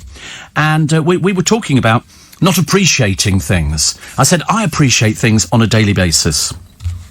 Every single day, I appreciate... No, I don't appreciate you. No, you don't figure in it. Listen, you were very lucky yesterday to see me putting on a boiler suit. Changing in the same room as the producer. Hello? Not my favourite thing to do. It's almost like, oh, we're going to go swimming. No, we're not. And, or a sauna. And so, we go for a sauna. Actually, we were in a sauna yesterday. It was like a sauna. But it was, I'll tell you about it a bit later on, because it was really good, actually. So we have to thank all of our friends, and they are all of our new friends at UK Power Networks, because they looked after us really well yesterday. There was a few of us went exploring under Leicester Square. And it was certainly something that I thought we'd just go in there, go down the stairs, have a quick look around, go home. 2 hours. 2 hours, 8:30 to about 10:30. And I was sitting on the train because my doctor was going to give me a ring, and I thought, please don't ring me on the train. Please. And every time we stopped at a station, a few more people got on, and I was trying to work out whether or not I could actually have the conversation with him without mentioning the word cystitis, and or anything else that sounded a little bit like urinary problem or anything like that. And luckily he didn't phone till after 12, by which time I'd got home. So I was all right. But I was sitting there panic-stricken, thinking, oh no, please no. I don't want anybody to find out. And then on the bus, I was sitting there, and I was in an even worse state there, because there was a couple, and obviously the sunlight was coming in the window, and they decided to come and sit right in front of me, and I kept thinking, could I whisper the word cystitis? And I hope nobody would notice.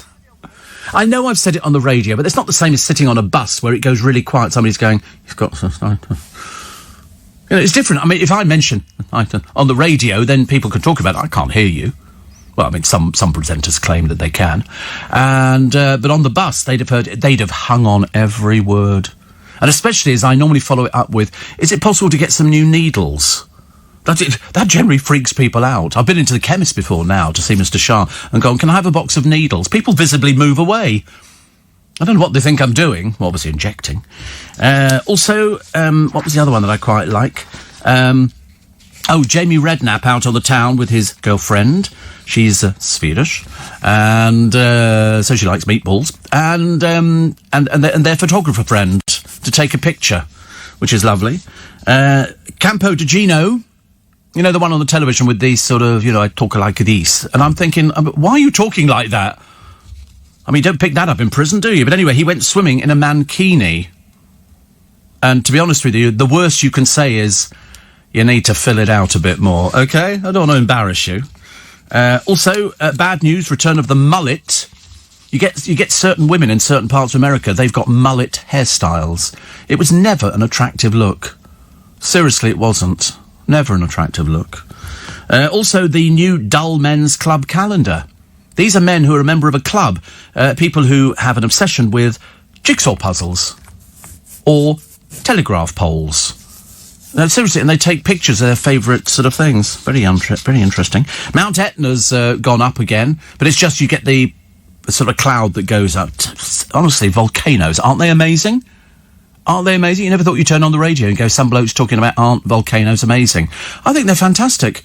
What amazed me, though, was when we had Mount St Helens, people were standing there filming it, and everybody's going, get out as fast as possible. That pyroclastic cloud is going to come down, and it's coming down on you. But people stand there going, oh, we'll just film this, shall we? We'll just get a bit... Mavis, can you wave? And look as though you're holding, Mount St Helens. No, thank you. Definitely get it out as quick as possible. But still interesting. Dame Joan Collins says she felt unsupported during her career. And Maura Higgins, who is still on holiday, poor souls. We were having a long discussion earlier on in the office before the producer arrived in. And we were talking about the people from reality shows who've got no talent whatsoever. The best thing that poor lump called Gemma Collins can manage is, I got stuck in the bath because I ate too many pigs in blankets. What, did you swallow the whole pig or something, dear? Why don't you tell lies? You didn't get stuck in the bath at all. And also, if you were stuck in the bath, nobody would come and rescue you, let me tell you. You just have to go all wrinkly as the water got colder. Oh, sorry, you are all wrinkly. I do beg your pardon. So, Christmas cards, very festive cards, actually. And Mary in Kenton, very festive. Rudolph. And it's sort of got glitter on it, but it doesn't... It's glitter that doesn't fall off into my hands. And some really nice one from Ramsgate there, which is very festive. And this one here, I know who this is because I recognise the writing. It's Jan and Peter. And bless their hearts. Jan and Peter and Corin and Tony go back 40 years with me. 40 years. They started listening and they came along to a few of our shows and they got friendly. They didn't know each other beforehand. They got friendly and as I say, it's sort of continued. Catherine and Emma Temple say, my daughter and I are avid fans and listeners of your shows and podcasts. You mention of Joe Allen's always bring back memories of my husband taking me on a few dates there. Woo! Thank you very much. Well, listen, I was reminded by a friend of mine. She said, do you know where we would have been tomorrow, Saturday? I said, no. She said, we would have been at Sadler's Wells. We do it every year for the past 6 to 10 years. We go to Sadler's Wells. We watch a Matthew Bourne things, about 4 or 5 of us, including John Warrington. We go there, watch the show, even though we've seen some of them before, and then we go to Joe Allen's. And this year, we can't do either. We can't go to Sadler's Wells, and we can't go to Joe Allen's. Very, very disappointing. Very disappointing. And Roger says, changing your mind on a watch is good. I'm like that with old cars. I want one, then when I can buy it, I'll get something else. I know. I'm very odd, but I'm determined to treat myself to something today, and I have a feeling it's going to be Jiffy Bags. I don't think it's going to be any better than Jiffy Bags. But we'll tell you about our trip down to the Bowels, just underneath Leicester Square, underneath the fountain, underneath the ticket office. Floors and floors and floors down, 5 floors down of just, it's so quiet, in bits, very quiet, and that's the electricity substation for a huge part of London. And they're replacing, today, if you're in Leicester Square, you will see a huge crane coming in. I think at about 5:30 it's due to come in. It's lifting out one of the pieces of equipment in there, which weighs 60 tons, and they'll be lifting it out to put in new ones. I mean, if you'd seen what they've actually got to do, it's phenomenal. It really is. It's absolutely amazing. Steve, I'm going to attempt to go down Oxford Street this Saturday to get the Christmas tree, presents for 12 people, and the Christmas food. Good luck there. Good luck on that one. Fancy leaving that till Saturday? I wouldn't. I'd do it today. Or Sunday. Sunday's quite good, although you can't shop till 11. But it doesn't matter. Morning, 22 minutes past 4. Friday morning. I'm trying to get through the show as quick as possible. No, I'm not. I'm not really. Because I can't go anywhere, can I? If I went home now, what can I do? I can't do anything. I'm also cutting out the bacon rolls and baguettes from Greggs because my blood sugars were very good the other day. Very good. Very, very good. Even I was quite pleased. Whether they're going to be as good this morning. Do you know, I've not had a piece of chocolate this morning, which actually is very good of me. Sometimes I do. Look at that. 9.7. 9.7 is good. That's not bad for me. Not bad. Yesterday started at 6.3 and finished at 9.2, which was very good. And I forgot to check it first thing in this morning, but we're doing very well. Blood pressure, we seem to be just about on the money. I've got to make sure, though, I don't have too many processed meats. And by processed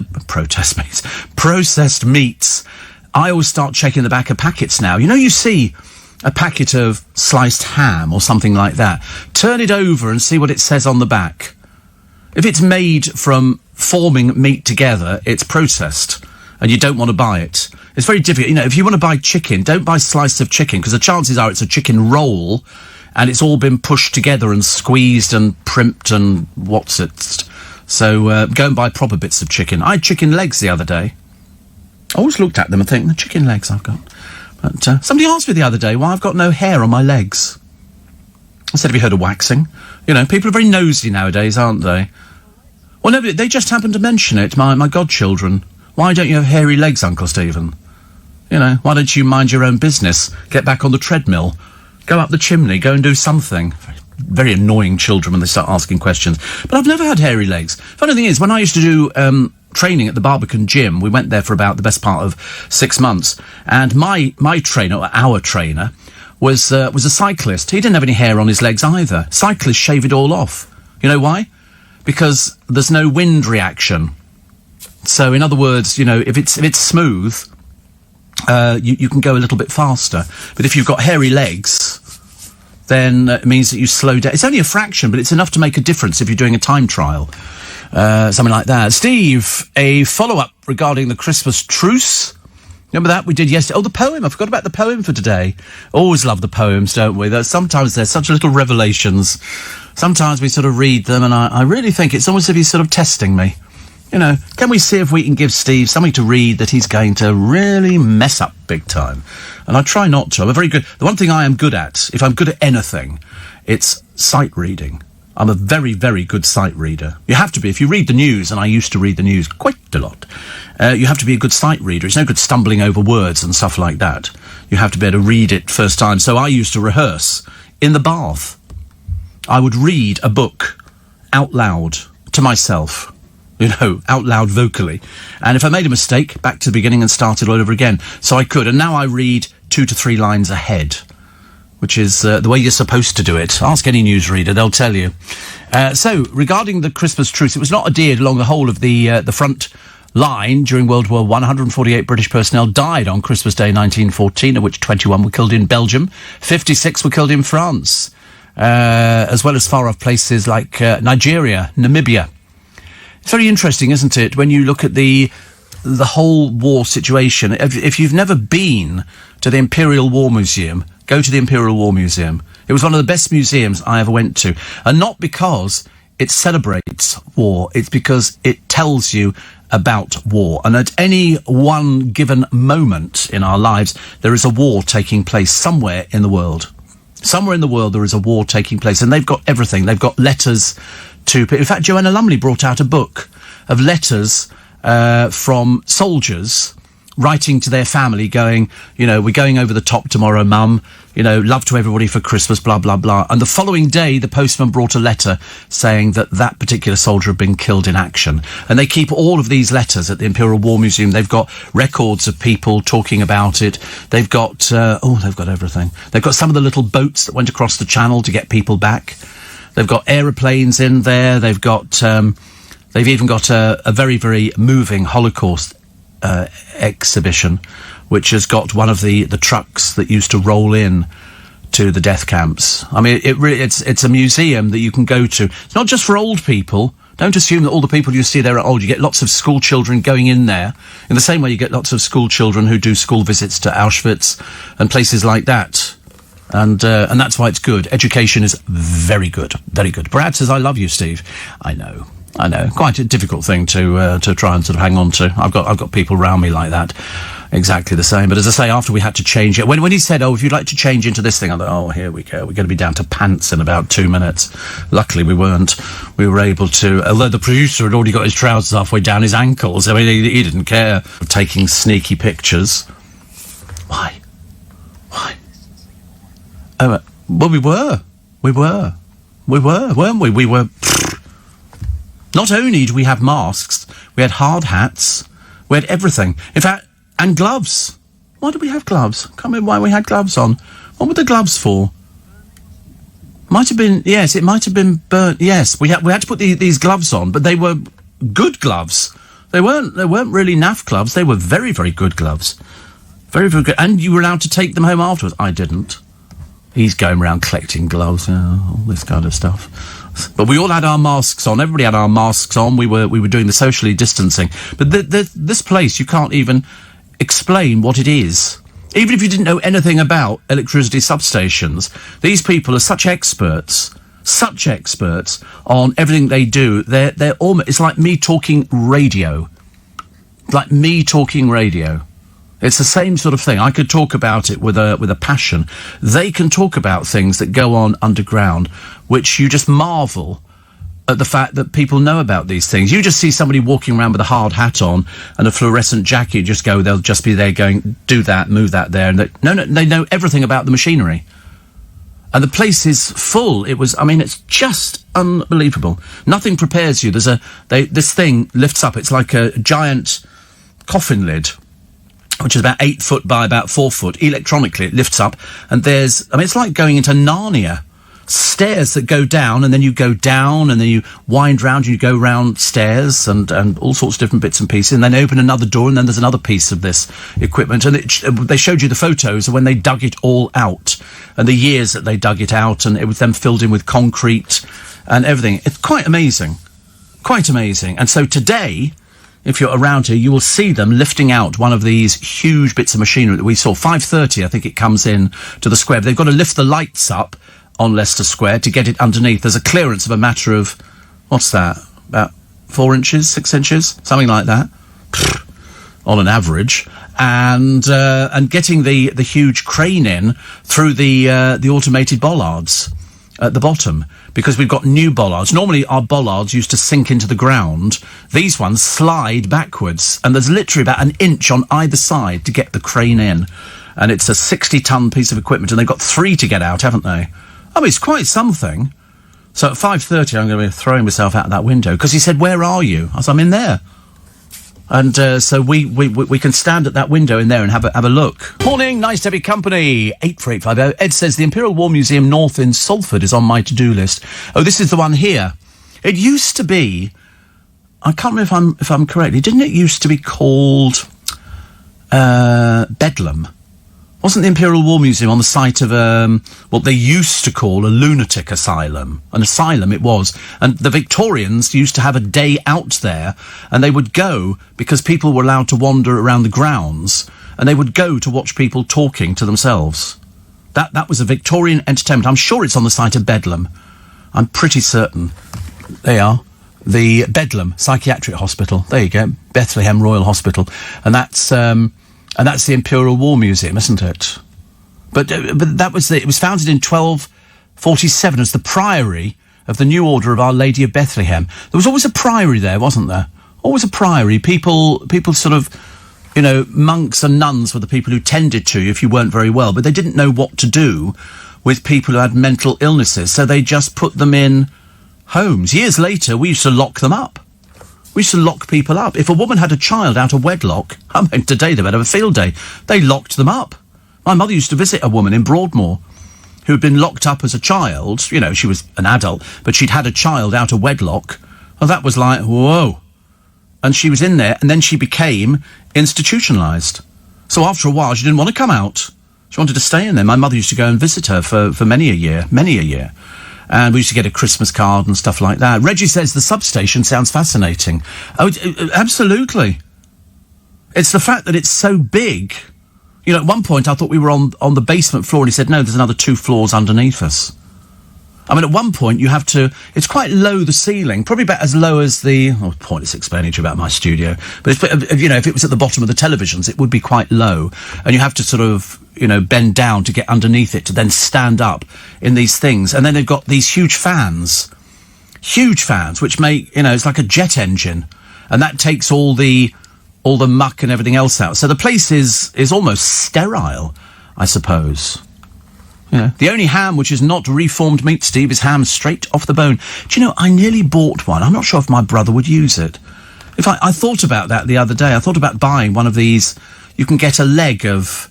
I don't even like to think about it, actually. A leg of, so you can have a... Or should I just buy him a Christmas ham? I don't know.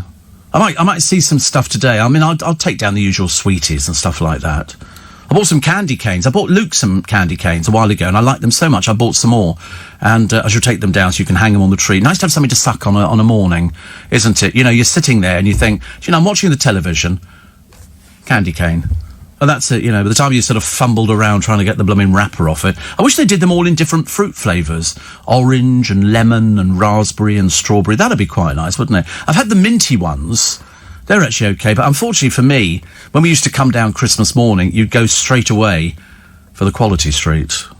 You pick, and you think, and once you've started on you're on a hiding to nothing, I'm afraid. We bumped into our friend Ant, didn't we? Ant Payne was there as well. Can't get rid of like a millstone. And he was asking all sorts of questions. In fact, at one point I thought, I wonder what he was in a previous life. And I couldn't think what he was in a previous life. But he texted us on the way there, because he works for our sister station, Capital, and he was, and he sort of texted saying, I'm listening to your programme on the train. Listening to my programme on the train. Bit of a fan. You know, it's like, what can we do about it? Can't do anything. But it was certainly, but I really didn't think it was going to be 2 hours. I really didn't. I thought we were going to be in there like half an hour. We'd just be sort of shown round and then that would be it. But we spent a lot of time up and downstairs. A lot of time, and a lot of time bending over, didn't we? Yeah, they threatened to pin you to the floor. Yeah, well, we were all behind that one. We were all in favour of that one. Pin him to the floor and sort of... I mean, I just kept looking at it. One of the rooms frightened me a little bit. One of the rooms frightened me, but because it was by the time the doors shut, if the lights were off, it's pitch dark, and you just hear this noise from this thing. I mean, what it was doing, I've got no idea. I don't know if it was, generating something inside. I've got no idea. I didn't get to that bit. I just know that it was amazingly clean when you consider how long some of the stuff has been there. And it was very, very interesting. Steve, do you have a games console? Listen, at my age, we don't do games consoles. I wouldn't know where to begin. I seriously wouldn't. I'm not really into gaming. I'm not. I mean, I attempted Dungeons and Dragons some years ago, and that was a waste of my time. There's an hour I'm never going to get back. And then somebody said, do you do sort of the motor race? No, I don't. No. I did that one, Tetris. I did Tetris. That was, and I've done Pac-Man. But to be honest with you, after I've been chased around by some sort of snapping-jawed yellow ball, that's about as exciting as it gets for me, and I really wasn't that interested, so I sort of gave up. And yet, when I used to do the overnight programme here, many, many years ago, I did go round and talk to somebody who used to do gaming in their bedroom. And, I think that's what they said. Anyway, they were sort of gaming there, and he was explaining about how and to be honest with you, I just switched off. I completely switched off. It has no interest. It's like skateboarding. When I was younger, we didn't have skateboards. Now, I know what skateboards are. I'm too old. Steve, read your truce poem yesterday. It was good, but not as good as Celtic Thunder's song, 1915 on Christmas Day. I love Celtic Thunder. I bought all the CDs. They keep changing their blowing lineup, and I thought they were great. I think they're an Irish group who keep changing their lineup, and I thought they were fabulous. Somebody introduced me to them a few years back, and then I started watching them on YouTube. And they're very, very good. They've lost, one person died, and a few other people went off to do solo stuff. I thought they were great. Absolutely great. And they're probably still touring. Pete says, I took my 10-year-old to the Imperial War Museum on the morning before we went to Wembley to see Sunderland in the League One playoff final. I don't know what was the most harrowing. He loved it, though, and was very interested. Yeah, I thought the Imperial War Museum was quite something else. I didn't find it depressing. People say, it celebrates war. I said, no, it doesn't celebrate war. What it does, it presents it to you to say this is what people had to put up with. And when you see some of the pictures of the boys in the trenches, even over in France in the middle of winter when it was freezing cold and the trenches, you were knee-deep in mud. When they were showing us this, that's just reminded me, actually. This was built by navvies who dug this out by hand. This whole thing under Leicester Square was dug out by hand. Health and safety would have had a fit. All the tunnels, they've got tunnels where they put all the cables down through, all dug by hand by these navvies who went in there. They're standing there with their picks and shovels, and you think, and they dug this thing down. I mean, it's huge. Absolutely huge. And then on the top of it, they've obviously got to put then a covering, then another covering, then something else, and then on top of that, all the earth, and then they plant it. Because if you look at Leicester Square, there's trees. There's huge trees. Well, their roots must go somewhere, but there's not a mention of it downstairs, is there? I mean, you didn't see any roots of trees or anything like that. And they still seem to be surviving. So, I mean, it's quite amazing. Quite amazing. But definitely, Reggie, fascinating. Sort of Terminator stuff of sci-fi movies. Yes. But, no, it's definitely good. Steve, I bought a large bag of chocolate Brazils from Costco to have over Christmas, says Trish. They've gone. What, you've eaten them already? Oh, I'm like that with things. You buy something, and then I bought in some little chocolates for them today, and it's rose chocolate, I think, rose chocolate, and I said try it, because Corey's a bit not sort of sure what that is. Everything has to be tested as far as he's concerned. It needs to go through the government mill, and he tried it. He said, it's delicious. So I can imagine chocolate Brazils going equally well. Gary says, what was the reason for the visit to the power station? There was no reason. I'd seen it all going on, and then one of the guys, Tony, down there, who's working on it, who's a huge fan of the programme, he was telling us what was going on, and we then started talking about it. And they also wanted to make sure that the media understand the workings down there, and so we can then tell the public, what is going on down there. And it's going on it was originally 3 years. They've got it down to 2 years, they think, at the moment. But it's just, so there was no reason for going down, apart from the fact we talked about it. And I've done that before. I've spoken about places, and then the local council who look after them have written to me going, would you like to come down and have a look? For example, up in Cranford, there is a park, and there used to be a big country house in this park in Cranford. And I know that under the house was a series of tunnels that you could, this is near Hounslow, Hayes, very near Hayes, just off the motorway. And there's tunnels that you can walk down. But they're sealed. They're sealed in so much as you can't go down there because there's rats and mice and all the rest of it. And they're pitch black and wet and all the rest of it. But the council contacted me years ago, 10, 15 years ago, and said, would you like to come and have a look at them? And there's certain places in Cranford Park, sort of little church there, where they've got big discs, and that's the hatch that you lift up to take you down, roughly the same as the steps that we had to go. They said, don't fall over. I said, listen, I'm prone to falling over, but I did quite well not going. So that was the reason. But you should also check on what's under your feet. Get a book called, I think, Underground London, and that will tell you all the stuff that's there, like the little railway from the Royal Mail, which used to pootle about all by itself, which you can now go and see.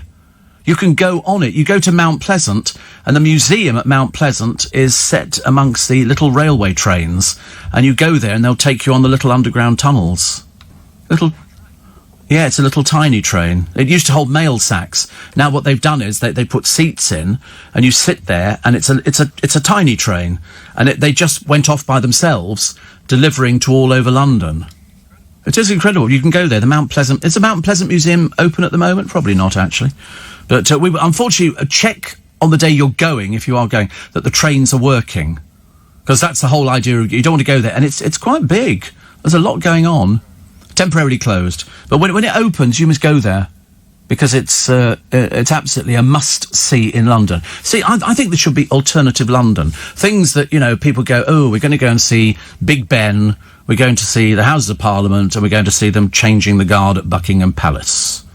And you go, no, goodness sake, why don't you go on the little railway up at Mount Pleasant? Why don't you move, a little further out of London? You can find all sorts of things. There was a house up north I always wanted to go to. Again, another big country house, but it was owned by this man who was very shy, and he didn't want to see people. He didn't mind seeing servants, so underneath his house, he had built tunnels, so he could get from his house to the outskirts of his land without being seen. The difference was, these tunnels were so big, his horse and carriage went through there. And that's what they used it in the war for billeting soldiers and stuff like that. But these tunnels still exist, and you can get a horse and carriage down there. And so he could leave his house, go down into what was the basement, get into the horse and carriage, window blinds down, straight out, and he would come out, about 2 miles down the line. Secret tunnels. London's full of them. Manchester's full of secret tunnels. Nottingham is full of loads of secret tunnels. You'd be surprised what you can find if you start sort of digging around. We have a basement here, but imagine what's under the basement. Imagine what is there. There could be Neanderthals. All sorts of exciting things. Probably find dinosaur bones. They found all sorts of things when they were doing HS2, didn't they? Didn't they find skeletons and stuff like that? And here, when this was being done, didn't one of the guys tell us that they found the bones of a female gladiator? Was that down at City Hall? They found the bones of a female... They knew that it was the bones of a female gladiator, because this particular arena used to have a lot of women fight. I never even thought about it. I never thought that women would be fighting in the arena. I thought it was just men who wanted to get to grips with other men. And, because in the Colosseum they did. If you didn't put up a good show in the Colosseum, you weren't coming out of the ring unless you were being dragged out. Terrible. Theatre of blood, the Colosseum was. It wasn't one of those jolly little places you go to. Nice to have your company. Merry Christmas, says Mark in Newcastle. To the rest of the groovy gang, he said, thank you for keeping me company through the dark hours. He says, enjoy the video. Oh, is there a video on that? We get a video? Sometimes the things that come in. Oh, what's the point? Are we doing emails? Are we through into the emails or not? Are we not on them? Or do we have to do... Oh, they're on, are they? Oh, right, okay. I get confused because sometimes I have to give out the magic number. And then sometimes I don't need to give out the magic number. I'm looking forward to the poem. Very much looking forward to the poem this morning, which you'll be getting in about 12 minutes' time, which is very exciting. Will it be festive? Will it not be? Who knows? Not even the producer. 84850 steve@lbc.co.uk. Apparently there are secret tunnels under Luton. They must be everywhere. There must be secret tunnels just about everywhere. Like in London, we've got ghost stations, which is fantastic. Steve, on the A40 near the Target roundabout, there's some high mounds that I often see people climbing up, says Roger. Oh, I don't know about those. Somebody might better help us. You know, Clapham Common's a good one. You know Clapham Common? Have you been to Clapham Common? Do you know what's underneath Clapham Common? You don't know? Well, it was an air raid shelter. Thousands of people could pour into the shelter. You'll see there's a couple of places on Clapham Common where they've got a sealed door. Do you know what they use it for now? Storing cars, apparently. Storing cars. But it was a big air raid shelter in London. There's another one down Tottenham Court Road. Go just past Goodge Street on the left-hand side, and then you'll see this peculiar concrete-shaped thing, and that's an underground bunker. There's another one over the road, and they came up for sale a short while ago. They use them for storing documents and stuff like that, but it's an underground bunker. You can live underground. Yeah, you can't miss it. It's the most peculiar-looking structure. You think, I wonder what that is. Underground bunker. Steve, I got my mother-in-law to get me 2 boxes of After Eights. One of them was gin infused. Gin infused? I've never heard of that one. But that sounds quite nice. In Costco, they do 3 boxes of After Eights. Very nice. I don't do After Eights. You know why? Because as kids, we would sort of have the box of After Eight on the side with a silver thing that it sat in, like a dish. And you take one out in the morning, but as opposed to throwing the wrapper away, you put the wrapper back in the box. So when somebody goes there, they've got a box full of paper. There's a tube tunnel beneath Trafalgar Square, says Harry. Is there? Is there? I mean, put it this way, they've got to run somewhere. What do you think they do? Circumnavigate it? No. I tell you where it is. There's also lots of tunnels underneath Edinburgh. Edinburgh's full of tunnels underground. And then they showed you some stuff a while ago on the television in Turkey, underground churches. And underneath Rome, wow! I've got a DVD of somebody going into the sewers under Rome, and they're built, obviously, by the Romans. Absolutely fantastic. Absolutely fantastic. Beautiful. Steve, it's miserable up north, so decided to move south next year. Miss the London buzz. I don't know why people want to leave London, says Abid. Do you know, the funny thing is, I mean, I've worked and lived out of London, and I've worked in London, and I can't imagine ever getting to that stage where I'm tired of London. I mean, it's the old Samuel Johnson thing, you know, tired of London, tired of life. Because there's always something. You know, I could take you around London on a Sunday. Diane Burstein does it so much better, and does her Secret London walks, and will take you to places which you've probably passed 1,000,000 times, but you've never noticed what they are. Steve, I delivered to the Imperial War Museum, being trade, I had to go to the rear of the building, and whilst talking to the post room, they did say some of the old cells there still exist. He said they were very small with bars instead of doors. He said, I did ask if I could see them, but unfortunately not, says Rob the Courier. No. There are still bits of... There's a pub in London, isn't there, with cells underneath it. And people, if you ask nicely, they will sort of show you those. I mean, some of the places you wouldn't want to go to. You really wouldn't want to. I mean, you know, people weren't looked after properly in prisons. But there's this pub, and I think the cells form part of the court or the prison next door. And there was also that fatal walk for people, wasn't there, who were sentenced at the Old Bailey. They would do that walk of, that was your last walk. You were going this way, and then it was the execution. Very strange, Steve. So weird. My sister messaged me yesterday She was at her best friend Mum's funeral, and they played Jealous of the Angels to the funeral. I've never heard it before. Oh, I'll tell you what I discovered, talking of that one. Do you remember I said last week I couldn't work out in some of the hymns cherubim and seraphim? Well, it turns out they're angels. Seraphim is the best angel, who's got 4 wings, and cherubims have only got 2 wings. And I learned that from QI with Sandy Toksvik. The programme where every time you watch it, you learn something new that you can sort of regurgitate. Apparently in Liverpool, Steve, says Jonathan, the Williamson tunnels are a series of extensive subterranean excavations of unknown purposes in the Edge Hill area. Mary says, I didn't even know about the Greenwich Foot Tunnel. Yes, that's very famous, isn't it? Again, dug by hand. The Greenwich Foot Tunnel is the one that goes under the Thames, isn't it? Under the Thames. I've seen it, I've not been in it. I'm a bit frightened by things like that. Anything that sort of goes drip, drip, drip doesn't really do it for me. But no, does it smell a bit? Is it wee-wee? Wee-wee tunnel. Oh, a bit of wee-wee tunnel.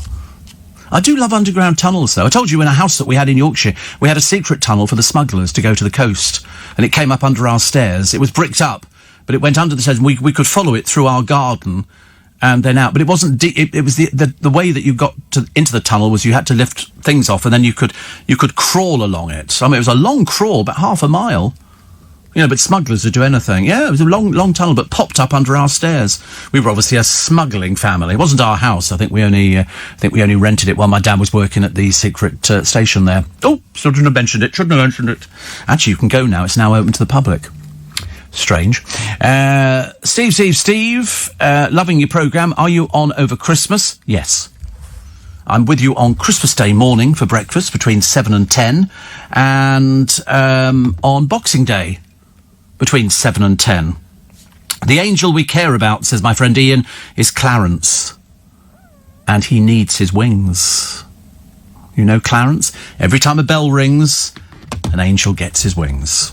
And that's what this year, I mean, I don't think you have to worry about anything to do with Christmas this year. We were talking to somebody the other day, well, we weren't really talking to them, but they were sort of saying, oh, it's going to be a miserable Christmas for loads of people. It's not really, it's what you choose to make it.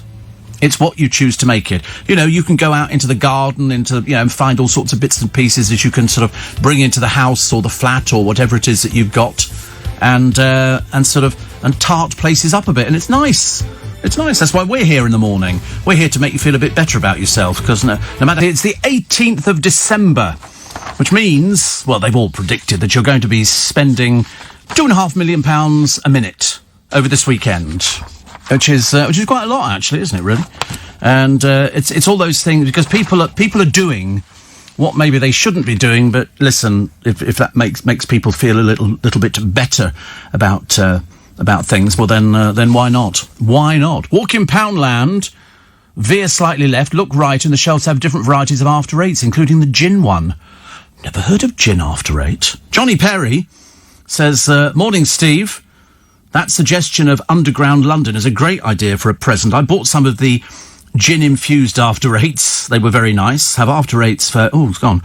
For smaller. They rattle around in those wafer envelopes. So happy Christmas to you and the team. Johnny Perry used to work at LBC. He's got loads of LBC memorabilia. Actually, my friend Darren keeps finding pictures of me on the internet. He said there's a picture of you here. In fact, some of them are quite early pictures of me, which I'm quite surprised about. In fact, the latest one he sent me, he writes me and he'll go, I found another picture of you. And I always go, where did you find that one? He said, I don't know, it just sort of, they just sort of pop up. He just said, another one, and this is me standing by a police box in London. I've got no idea why. I can't tell you anything about it at all. And then there's another one, me with a muffler on. And then there's another one of me with my friend Ant. And then some pictures of me all over the blooming place. Strange, isn't it? Anyway, poem for today. It's called The House of Hospitalities by Thomas Hardy, who was born in 1840 and died in 1928. Here we broached the Christmas barrel, pushed up the charred log ends. Here we sang the Christmas carol and called in friends. Time has tired me since we met here, when the folk now dead were young, since the viands were outset here and quaint songs sung. And the worm has bored the viol that used to lead the tune, rust eaten out the dial that struck night's noon. Now no Christmas brings in neighbours, and the new year comes unlit, where we sang the mole now labours and spiders knit. Yet at midnight, if here walking, when the moon sheets wall and tree, I see forms of old-time talking, who smile on me. It's quite dark, isn't it, that one? I thought, actually, this sounded a bit darker than I was hoping it was going to be. It's the Yet at Midnight, If Here Walking. I used to do that a lot, actually. I used to, sometimes, if I was feeling particularly wistful, I would finish in Fleet Street at about 5 in the morning and drive the car to Waterloo Bridge. Nobody about at that time at all. And I would play Feed the Birds, Tuppence a Bag, whilst looking at St Paul's Cathedral. How sad is that? But I loved it. I'm going to go and look for the gin-infused After Eights, I think. That sounds quite nice. The Morpeth Arms on Millbank has cells in the cellars where they used to hold prisoners before shipping them via the Thames to exile in Australia, says Jay. Oh, I used to love stuff like that. It's interesting, isn't it? Because you think we did do that. People, it's like, the press gangs. The big ships, the big tall ships with the masts would pull into town, depending on where it was. Could be London, could be Portsmouth, could be Southampton. And the press gangs would go out. And they would literally go into pubs, mob-handed, drag out the drunks. They would then find them on board ship, and they wouldn't come home for a few years. And literally, there was nothing you could do about it. Nothing you could do. I wish they'd bring that back now. That'd be quite good, wouldn't it? Commandeering people, to sort of go on a ship for 2 years. You'd either get scurvy, you'd die, or there'd be pirates. There wasn't really much to look forward to, was there? It wasn't. You didn't get paid a lot. No, not if you were press-ganged onto a ship. You got nothing. This is in the 1700s. Well, if you plundered another ship, who's going to plunder another ship? I'd be sitting there going, I'm sorry, I don't get up till 10, OK? I'm not coming out. You want to go and plunder another ship? What, and fight pirates? I'm not fighting pirates. I don't... What? Yeah, but you were dead by the time you were 15, so what was the point? You're going to fire them? OK. Oh, well, here we go. Steve, the pub by the Old Bailey, yes, we know about that, thank you very much indeed. Steve, my mum's 85, says Ab, and she hates the north. Oh, why? See, every time I look at the north, I always get a bit wistful. I get a bit wistful for Corey, knowing that, eventually he might get home to see his parents at Christmas. We're not too sure. He doesn't, in fact, have you planned Christmas? It's all worked out, is it? Yeah, you're going to keep it safe. I don't think your car will make it that far. To be honest with you, it barely makes it round roundabouts. You're very lucky. If it wasn't for people pushing the car from behind, you wouldn't make it, would you, really? Are the brakes... God, I used to have a car years and years ago, and my brakes failed one time as I was coming down the road, and I remember nothing was happening. It was a little Mini, and I pushed the brake, nothing happened. In the end, I had to mount the pavement, shoot round and shoot up the other road. It was seriously quite, but in those days, people seemed to be a bit more reckless. I wasn't intending to be reckless, but brakes... I would have a look. Now all cars have got computers. No, probably not. No, don't you know? Barely got some button to start it as opposed to a handle at the front, like that. But no, I've got a little thing that tells me tyre pressures and brakes. I have a button, yeah. Well, in fact, you've got a key. Yeah, I don't have a key. Well, I do have a key, but I don't need it to start the engine. It knows me. No, I have the key about my person, but it's quite big, bigger than yours. Yours would be a little piddly thing, I should imagine, for a little Mini. I'm surprised you haven't just got a piece of bent wire or something. But no, you put your foot on the brake, and then you push the button. You can't start the car without your foot on the brake and the key on your person. Because I made the big mistake some years ago before I knew about this. Before I had this type of car that came with this particular sort of security feature. And they were trying to, when we went to Scary Spice's house for a party, very big party with the Beckhams, me, and there was loads of us. And I took Barbara and Dale. That's how long ago it was. And we get there, and the security was all over the place. She put a big marquee up in the grounds of the house, and indoor toilets and all very flash and everything else. And I pull up, and I've got Barbara and Dale in the car. can't remember who else. There was somebody else, actually. And the security went, yeah, if you'd like to drop your passengers over there and then go and park up in the car park. Excuse me, I'm with them. Thinking I was the chauffeur. And they couldn't move another car then because I didn't realise that you needed the key on you to put your foot on the brake to start the car, and they couldn't move the blooming thing. And of course, you can't push cars that are automatic. I remember a policeman stopping me once. He said, "Is this manual?" I said, "They don't make them in manual." Thinking, honestly, fancy not knowing something like that. 84850 Steve at lbc.co.uk. Steve, do you talk to your colleagues when there's a break, or is it just an awkward silence? Oh, it's an awkward silence. Yeah. What would we talk about? I've got nothing in common with them. Well, we argue in the breaks, but I mean, I'd have nothing to say to them at all. They don't even come from my neck of the woods. They're not from my manor. So I wouldn't be talking to them. And what have I got in common with them? Yeah, it is the upstairs, downstairs mentality. They're upstairs, I'm downstairs. You know, and at my age, I can't get up the stairs. Oh, no, we don't talk. No, good luck. People think that we socialise. Absolutely not. You know, I think, you know, I mean, I do know one programme. They socialise once a year. And they all go out for a meal together. Well, I couldn't bear the idea of being stuck in the same place for 2 or 3 hours with people getting steadily more and more drunk. No, thank you very much indeed. No, we don't. I just sit here basically staring at the ceiling, debating whether to get a cup of coffee or go to the toilet again. That's how exciting my life is, because I'm in showbiz. I'm light-ent. I do that. Abid says, so my mum, 85, hates the north, misses Petticoat Lane Market and Whitechapel Market. I tell her there's more to London, but she is not budging. I recommend Whitechapel Market as the fruit and veggies fresh and cheap. Oh, no, I'm just doing the fruit basket at the moment and Paul Cooper's. I'm supporting local greengrocers. That's what you have to do. Because there's supermarkets that do everything, and if you lose everything in your high street to the big supermarkets, you might as well give up now. You need that local shop, you know, it's a local shop for local people. No, it's a busy shop. People have been going to Paul Cooper's for years, to Sandy's, the fish shop for years. All right, we'll use the supermarkets as well, but you've got to support the local community. Definitely. We're going to spend £2,500 a minute over the weekend. No, 2 million, Jason. £2,500,000 every minute. He said, with the amount of Amazon parcels that get delivered to our house, I think that's what the wife spends. Yes, I mean, I've had a few Amazon parcels. I sent the box set of the Carry On films to Corey.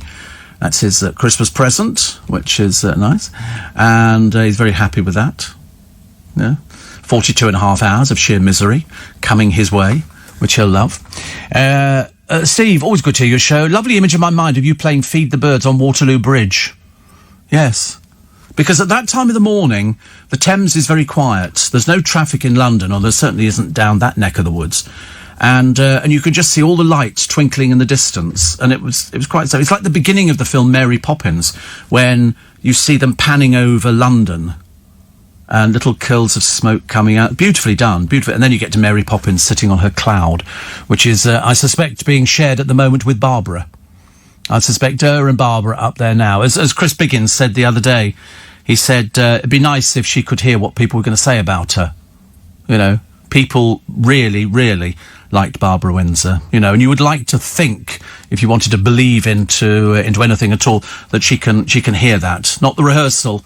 That's what people are saying about you. So it's always a nice thing, isn't it? You know, if you sort of die and then people write nice things about you, you know, people sort of saying, do you know, actually, he was really generous and also witty and very, very funny. Very funny.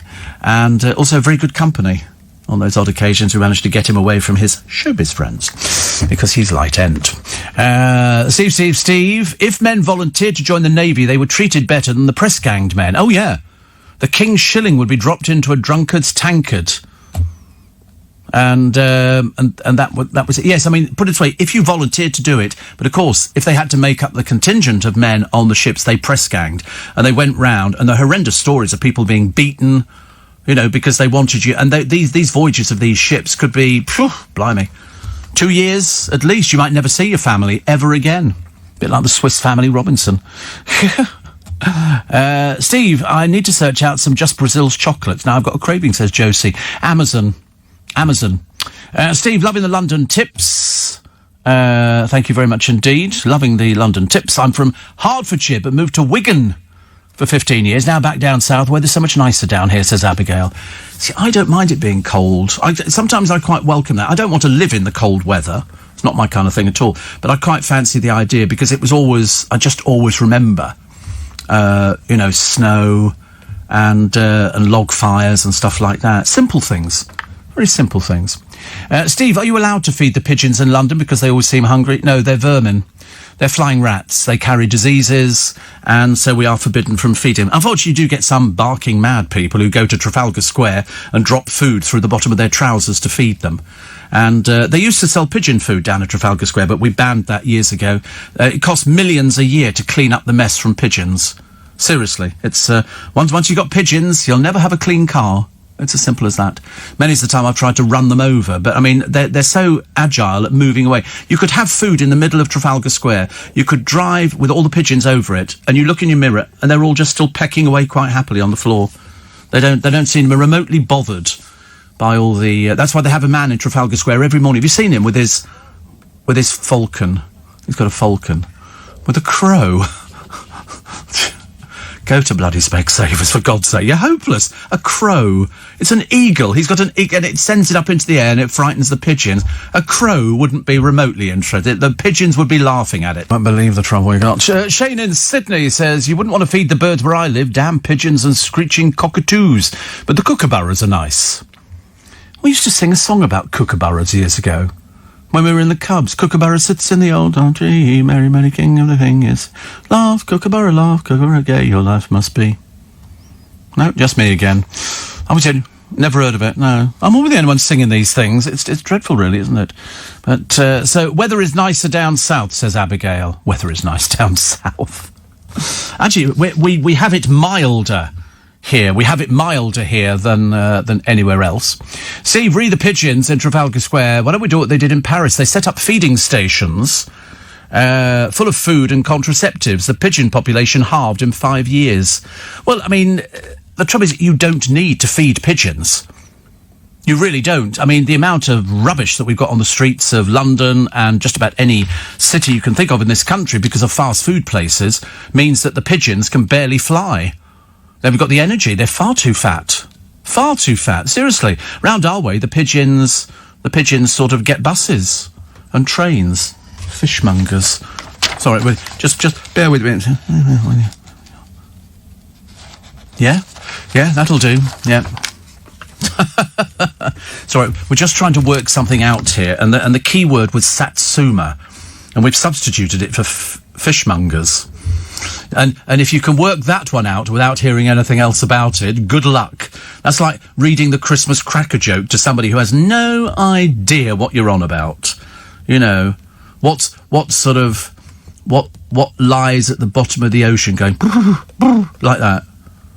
What lies at the bottom of the ocean? A nervous wreck. See? What's red and sits in the corner? Naughty strawberry. That was the stupidest one I'd ever heard, actually. And it still makes me smile nowadays. You didn't get... Oh, I'll have to explain these to Jay. You're going. Bye-bye. See you soon. See you soon. Bailiffs. And bye. Thank you. Thank you for popping round. Don't pay. We'll come and take it away. I love that I can't get enough of that programme. The more misery there is, the happier I am. I like things like that. I often wondered, actually, if I could... Me and my friend Jimmy, years ago, I used to cook Sunday lunch. Not anymore. And we used to watch Little House on the Prairie. And we would see how long we could go without somebody crying. Because it was always sad. There was always something sad. Steve, and do you in normal circumstances go round to the other LBC presenters for Christmas? Are you mad? Go round to the other LBC presenters? Good God in heaven, no. Oh, round there? No. I disconnect the doorbell at my place. There's no... I could see them on the CCTV, but they don't come in. No, thank you. And are you all friends? Good God, no. Heavens above. Friends? Presenters? Are you mad? I don't think anybody... I've never heard of anybody doing that. The nearest thing that we would get to that is Mr. M has a birthday party every year, and he invites presenters and people like that. And sometimes you see people you know, and sometimes you see people you don't know. But no, presenters don't hang around together. No. Definitely not. Steve, you may be interested in some of London's underground rivers, the Fleet, the Westbourne. My favourite is the Tyburn, runs from Hampstead Heath. Yes, I know all the underground rivers. And do you know the one that's at Sloane Square? As you go down into Sloane Square Underground, it's a big pipe that runs across. That's a river. That's a river. They've diverted it. The River Fleet used to go underneath our building in Gough Square. Yes, river and a pipe. Well, they just Oh, there we go. They've diverted it. Thank you. Oh, God, I forgot about this, actually. Yeah, they just diverted it, so it's in a pipe above Sloane Square. It's like an education for you, this programme, isn't it? The trouble is, all these facts and figures you remember, and then it's like, where is London's smallest police station? Where do you think that is? Where do you think that? Some of the city, no. No. Some of the city, no. No? Any more guesses? No. Trafalgar Square. Yes. As you know when you go back to your car, we cross over, you leave me and I go to the bus stop, and you go down, look to the right-hand side, and on that right-hand side, there's a glass thing on Trafalgar Square, and that's a police station. It's a little mini police station. It's got a telephone in it. Who's at the other end? I have no idea, but that's a little police station in Trafalgar Square. Where's the only green telephone box in London? See, I mean, hopeless. No, it's at the bottom. It's just by the bottom of the Savoy, down on the embankment. Fits in better. Much better. I don't know why it's green. I can't remember why it was green. There must be some reason. There's a Watergate down there as well. And the Watergate, and you'll know it's a Watergate if you know what a Watergate is. It's where the Thames, which you see at the moment, is half the size of the Thames that used to be in the 1800s. And there was a big house there, a big mansion at the bottom of Charing Cross, down that street there. And they had a Watergate, so you would bring your boat in, then you would get off and you'd walk through the Watergate and up into the house. And the Watergate is still there in this park. People go there and have afternoon tea and stuff like that now. But it's literally, you can walk down there and see it and take pictures. It's down off, what is that road that runs next to Charing Cross Station? Villiers Street. Go to the bottom of Villiers Street, go through the underground station, turn left, and the garden is there, and you'll see the Watergate. It's very interesting. You can take people around London for days on end and show them. There you go, there's the mini police box, London's smallest police station. Can you show us the Watergate, please? Villiers Street. Watergate, Villiers Street. You like this one, it's very impressive. Very, very impressive. And there it is. There it is. Bearing in mind, the river used to come all the way up to that. And then the boat would go in, and then you would go through the Watergate. Still there, looking exactly as it does here. Who moved the Thames? That's what they say. And if you want to see the only bit of the Palace of Westminster, which used to exist running from Trafalgar Square down to Parliament Square, cross by the bridge there, go along the embankment a little bit, and you'll see a set of steps going down into nothing. They're on the grass in front of a government building, and that's the original steps from the Palace of Westminster. Again, the boats used to pull up there, and then you would walk up into the palace. All these little things which are hidden in London, and they're all there. Just have to look for them. They're all there. But the water steps for the Palace of Westminster water steps. Have a look at those. See if we can find them. They're always around. Always around. I mean, you just walk around London. Best thing to do is to walk around. There they are. There they go. Lost London, Queen Mary's Steps. And those are still there. And the Thames used to go right up to that. Right up to it. And then you would get out of your boat and you'd walk up into it. It's good stuff, isn't it? I love things like that. Anything that's sort of interesting. Talking of sad television, says Ian, I keep telling my friend Stephen, one of your LA listeners, we need to watch The Day They Gave the Babies Away, because he and I have been watching the same Christmas movies at the same time, but he's afraid this one will be too weepy. Oh, it's definitely weepy. But it's good. It's good. It's a good film. The Night They Gave Away the Babies. They've placed peregrine falcons in York Minster to keep the pigeons away. Yes, I mean, you've got these falcons all over the place. There we go. Man falls downstairs. Whoop, whoop, whoop, whoop, whoop, whoop, whoop, whoop, and falls into the river. Fantastic. How lucky somebody was filming them walking down the stairs. Do you not think? Maybe too much of a coincidence. We were told that the other day. Don't take his shirt off and everything. It's always fat people who want to go swimming, isn't it? Ugh, horrid. But we're told, don't fall over. I said, listen, I am prone to falling over. I'm accident, I'm a danger to myself, I think. But there. The mounds on the A40 are the earth and spoils from the demolition of the original Wembley Stadium. Thank you. And why is it, says Ryan, that so many people seem to be obsessed with CCTV? Well, it's the only way that you can get, some sort of justice. That's why people have got dash cams in cars. So you can see people who are trying to make money out of you by sort of cash for crash, as they say. So CCTV is everywhere. Protects you. Also, it can produce sort of verdicts of innocence and stuff like that. Somebody says, you did this to me. You go, wait a minute, we've got the we've got at home 16 CCTVs, 16 cameras on a recording. It records all the time. If anything happens in the month, then we have it there. You can find it. And then the machine resets itself. So you've always got a month's worth on there, which is good. Shane says, I love hearing the history of London. It's not really the history. It's just little things that I've picked up over the years. Like, that gas lamp down by one of the little roads behind the Savoy, powered by gas from the sewers. Because that's what there was loads of gas from the sewers. Like Queensway. The houses, the big square there, but there's a house which is a fake front. And what is it? It's the air vent for the underground. But when you look at it, it looks like a house. Have you seen that one, Jake? Get the picture up of the house for him. I can't remember, but it's basically hiding the air vent for the underground, so they put in a fake house. And so you would only know if you'd seen it. You could drive round there and you wouldn't know it was a fake house. Well, you wouldn't anyway. But it's behind it is the air vent for the underground. And there you go. 23 and 24 Leinster Gardens. That's what's behind it. The air vent. You'd never know, would you? I mean, they're perfect. Absolutely perfect. You would have no idea, apart from the fact that the windows are never open. So it's fake houses in London. Look at that. Oh, goodness me. Ab says, Steve, I've got a budget of $400,000 to buy a 3-bedroom house in North London with a garage. Right. That would be... You'd be stretching it.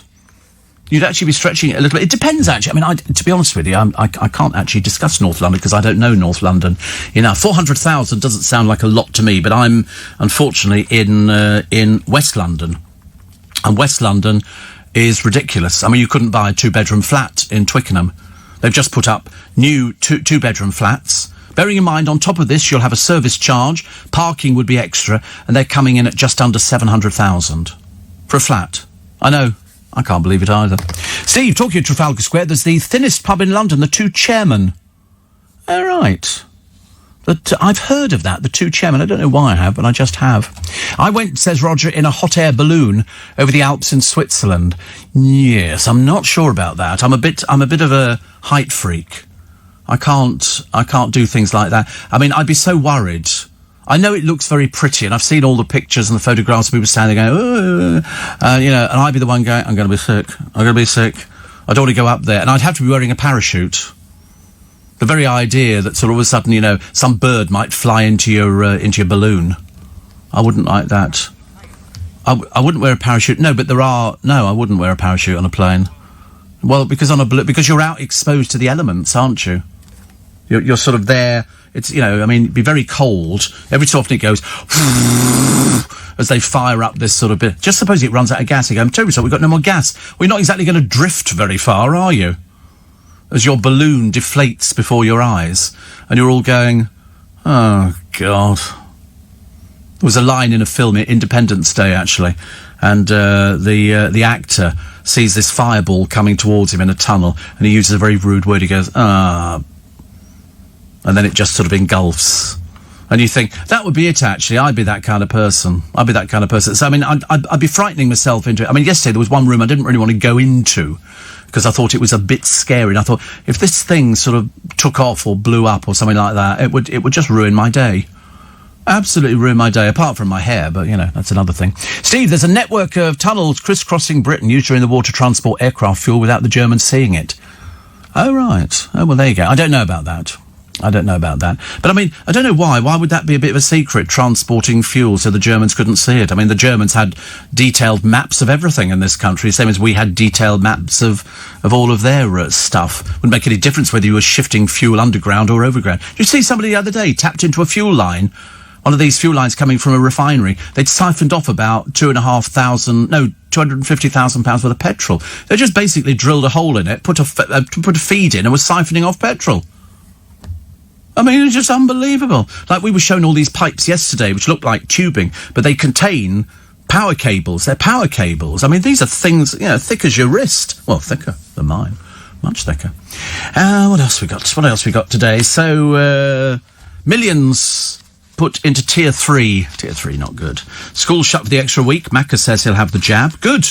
Because it sort of makes it a lot easier for people who go, I don't want the jab.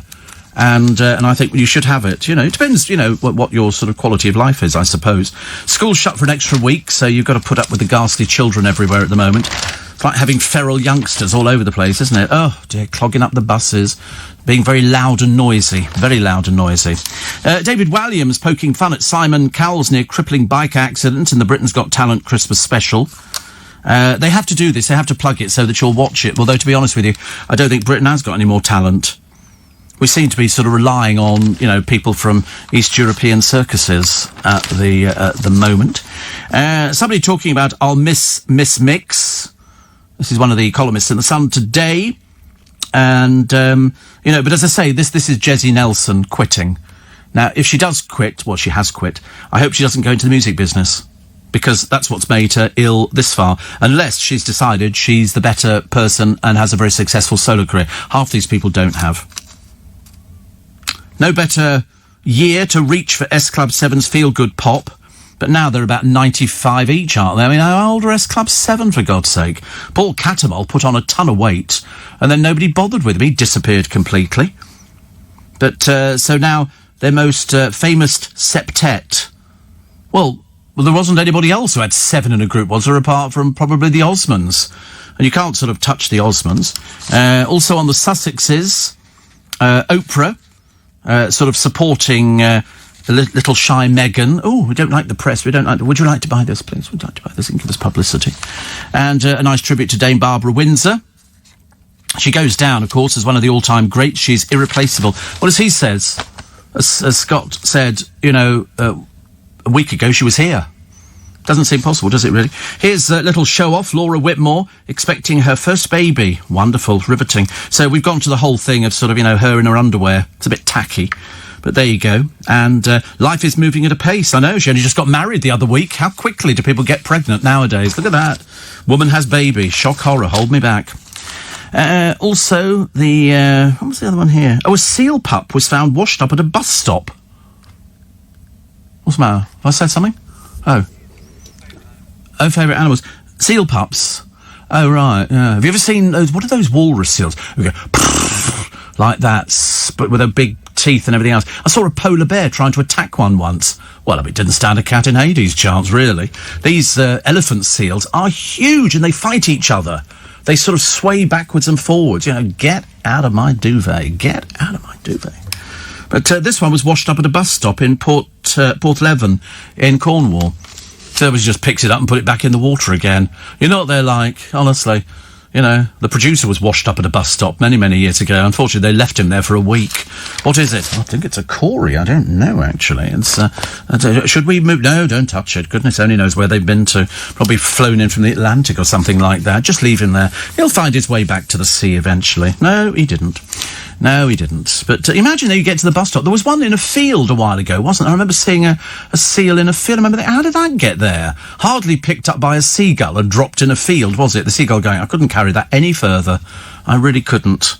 I used to feel sorry for anything picked up by golden eagles. They used to pick up sort of live animals and things like that, take them back to the nest, and then they'd be sort of eaten alive by, whatever was in there. I mean, golden eagles are fantastic. I mean, they're really majestic. But you don't want to be sort of picked up, do you, by something like... They can pick up lambs, apparently. Little baby lambs are sort of quite light for them. I don't like things like that. It's not my sort of thing at all. Jamie McCullum's traditions for Christmas are a bit more novel. He reads ghost stories. He said, all I want to read about is haunted houses. Oh, he's obviously a fan of Yvette Fielding. Oh, look. What was that? I don't know. Where's it coming from? It's coming from the Film Man, dear, right behind you. God, they're so mad, aren't they? Oh, look, Maura Higgins, still doing nothing, just posing in a bikini. As long as you keep your mouth shut, dear, we're all fine. That will do us fine, just don't speak. And here's a bloke after the producer's heart. He's a fried chicken fan. His name's Kyle. He virtually demolished KFC's entire menu in one sitting. Kyle's 22. He's shortly going to have problems with arteries and everything else. He spent £80 on everything. So he had 2 buckets of chicken, popcorn chicken, hot wings, corn, beans, gravy, chips, spicy rice, Zinger burger, Zinger stacker burger, 2 mini fillet burgers, chicken strips, cookies, muffins, salad, fillet burger, tower burger, Christmas gravy burger, litre of Pepsi. That was 80 quid, and it was 12,000 calories. I do not recommend you trying that. I do not. That is, 12,000 calories at one sitting is ridiculous. Some people can do that because they digest differently. I was talking to somebody, one of our newsreaders, out there and presenters, and I said, "How much do you weigh, Dave?" And he's because I'm fascinated by people who sort of, and he said 10 stone. I went, 10 stone. I can only dream. We can only dream of 10 stone in here. I've never met anybody that slim. 10, and he's an adult. 10 stone. Even if I didn't eat for a month, I'd never get down to 10 stone. Well, I'm making an effort, A sparrowhawk, Steve, took off with my bunny. Yes, I've heard of that happening before. I've heard it. I know, it's I don't want to think about it. It's too frightening. Steve, I lived in North London for years, so 400,000 won't go very far, but you will get a property in Margate, says Martin. I know. But who wants to live there? That's the problem, isn't it? The whole country must have the vaccine for the total end to COVID. It must not be a choice, says Anne. And Steve, I had a holiday job back in the early 70s, checking reports of strategy in case of nuclear attack. There's still lots of bunkers left. Oh, absolutely. Oh, yes, there's a whole book, I think. I had a book a short while ago, and it was on disused bunkers in this country. There's loads of them on farmland and all sorts of things. Oldest pub in London, Prospect of Whitby in Wapping High Street. Dates back to Henry VIII. Oh, I know, he was often to be found propping up the bar, getting his money ready to play in the ye olde fruit machine. Yes, we know the Prospect of Whitby because it borders the Thames, so you see it as you go down the Thames to Greenwich. You can go and see it. And, of course, if you want to see the coffin that Henry VIII was going to be buried in, go to St Paul's Cathedral, go down into the crypt, and Nelson's buried in it. They shoved him in there. They must have had to fold him in half, I should imagine, unless he was particularly small. 5:45 is the time. Let's get a check on the road and the rail. We just had a sneaky peek down the street. We just sort of nipped out. We peered through our front windows and saw some of the guys from yesterday from UK Power Networks. And they're down there. It's all very exciting. They've sort of cornered off a bit of Leicester Square. And so it's obviously started. So exciting, honestly. I wish I could have shown you pictures. But we weren't allowed to take pictures. Although they did take a picture of us, but we don't know where they went to. We're going to chase them. But we really had a good time, guys. We really, really had a good time. I feel proud that we've seen something that not many people will ever see. You would never see it. And the more you explain it to people, the more fascinating it becomes. But they're such aficionados. They know everything about it. They can tell you how every circuit works, what this does, this goes in here, that... seriously. It's amazing. Sad story in the paper today. This is...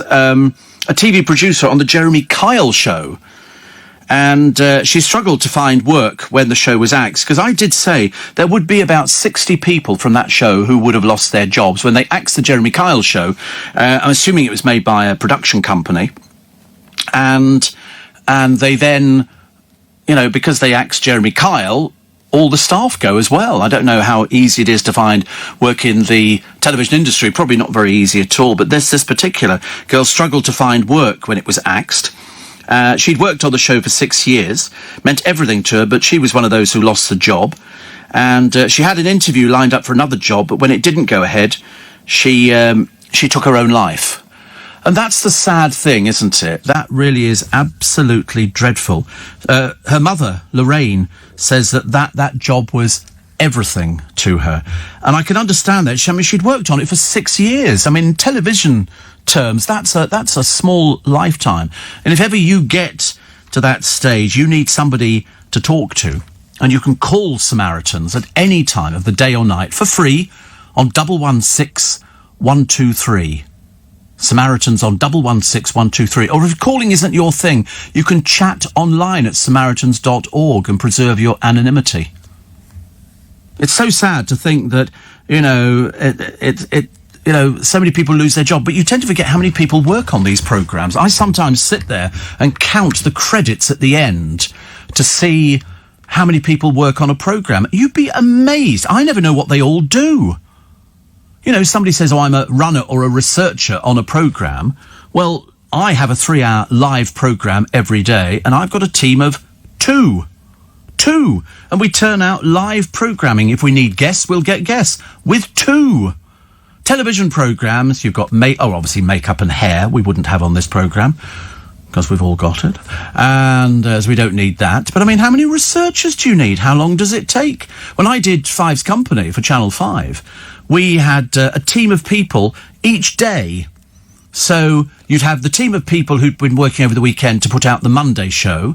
And then on the Monday, there'd be another team of people getting ready for the Tuesday show. And so it went on. So there'd be about three separate teams of people. I think it was probably about 50 or 60 people were working on Five's Company. When you include, the floor staff, 4 cameras, I think we had, 4 or 5 cameras. And then you've got people in the sound, the lighting, makeup, runners. We had runners as well, whose job it was to get you whatever you needed as presenters. Presenters are treated very well by television companies. They are in radio as well, I have to tell you. No complaints on my behalf. And they would get you your sandwiches, teas, coffees, fruit, whatever you wanted, and make sure you had everything, and your earpieces and all that kind of stuff. So, when it was axed, Natasha obviously decided that, she had to go ahead. So she tried to find somewhere. But sometimes you tend to see if there's another, 50 people out there looking for jobs doing exactly the same thing. It's really tough. We were laughing about this morning, not this, but we were talking about how difficult it is. If somebody says to you, how do I get a job in the radio industry? And I say, I don't know. I wish there was a hard and fast rule. I wish there was something that you could say, oh, you do this, and that gets you a job. It doesn't. It comes down to, do you get ratings? Can you sell things? Are you fit for purpose? If you're a radio presenter and you work on a station and you don't get an audience, what's the point in keeping you? They only keep you because we're in the world of commercial radio. Commercial radio means you have to survive. So to actually get an audience, you don't have to be a shock jock. I've heard of people like that over the years. America started the craze, and then a few people tried it in this country. I have to tell you that not one of them is working. They all finished because, people gave it. Just saying something for an effect just doesn't work anymore. In America, you could probably get away with people saying, oh, so controversial, this kind of stuff. I suppose the nearest to it would be somebody like Jeremy Paxman, who would say things, people, oh, I can't believe he said that to a politician. And that would be, but then we had people on the radio saying the stupidest things. And as I say, they didn't last 5 minutes. They got a little bit of publicity and then all of a sudden, whoosh, gone out the window. Because you worked your ratings. It's my job. If they're going to pay me some money, very kindly, thank you, I have to get the audience, and I get the audience with the help of them. Two people. As long as they look interested, we're all right, aren't we? And we seem to have done all right so far, even though, as I say, we've had a dreadful year. Not dreadful for us, but just dreadful with, all the bits and pieces that have been going on and trying to sort of come through the other side of it, and everybody going, so what, in fact, I said to Eddie Mayer, when he said, what's your hope for next year? I said that this thing bloody well goes away, without being brutally honest about it. I'm sick to death of it. People losing their jobs, and now you've got somebody who's, admittedly, that was nothing to do with the pandemic. That was to do with something that happened on the Jeremy Kyle show, and the knock-on effect was, not only has he not worked since, but lots of people on the programme are not working.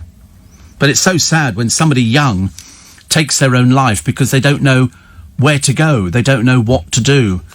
She could have called Samantha. To be honest with you, out of all the people, because she worked on the Jeremy Kyle show, they spend a lot of time doing those, in inverted commas, human interest type programmes. But you can call Samaritans any time of the day or night for free. 116-123. Or if calling isn't your thing, you can chat online at samaritans.org. Somebody says you have 2 producers, yet you take no calls. Don't need a producer to take a call. Fool.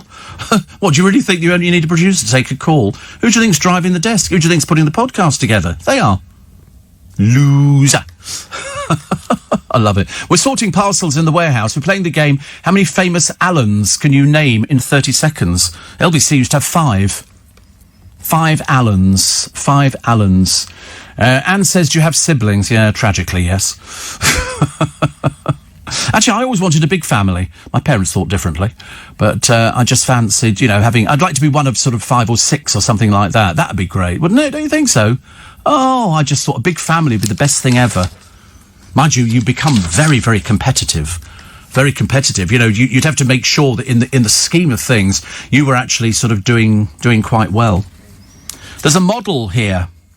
And, I say model. When you see the pictures, you'll know what sort of model she is.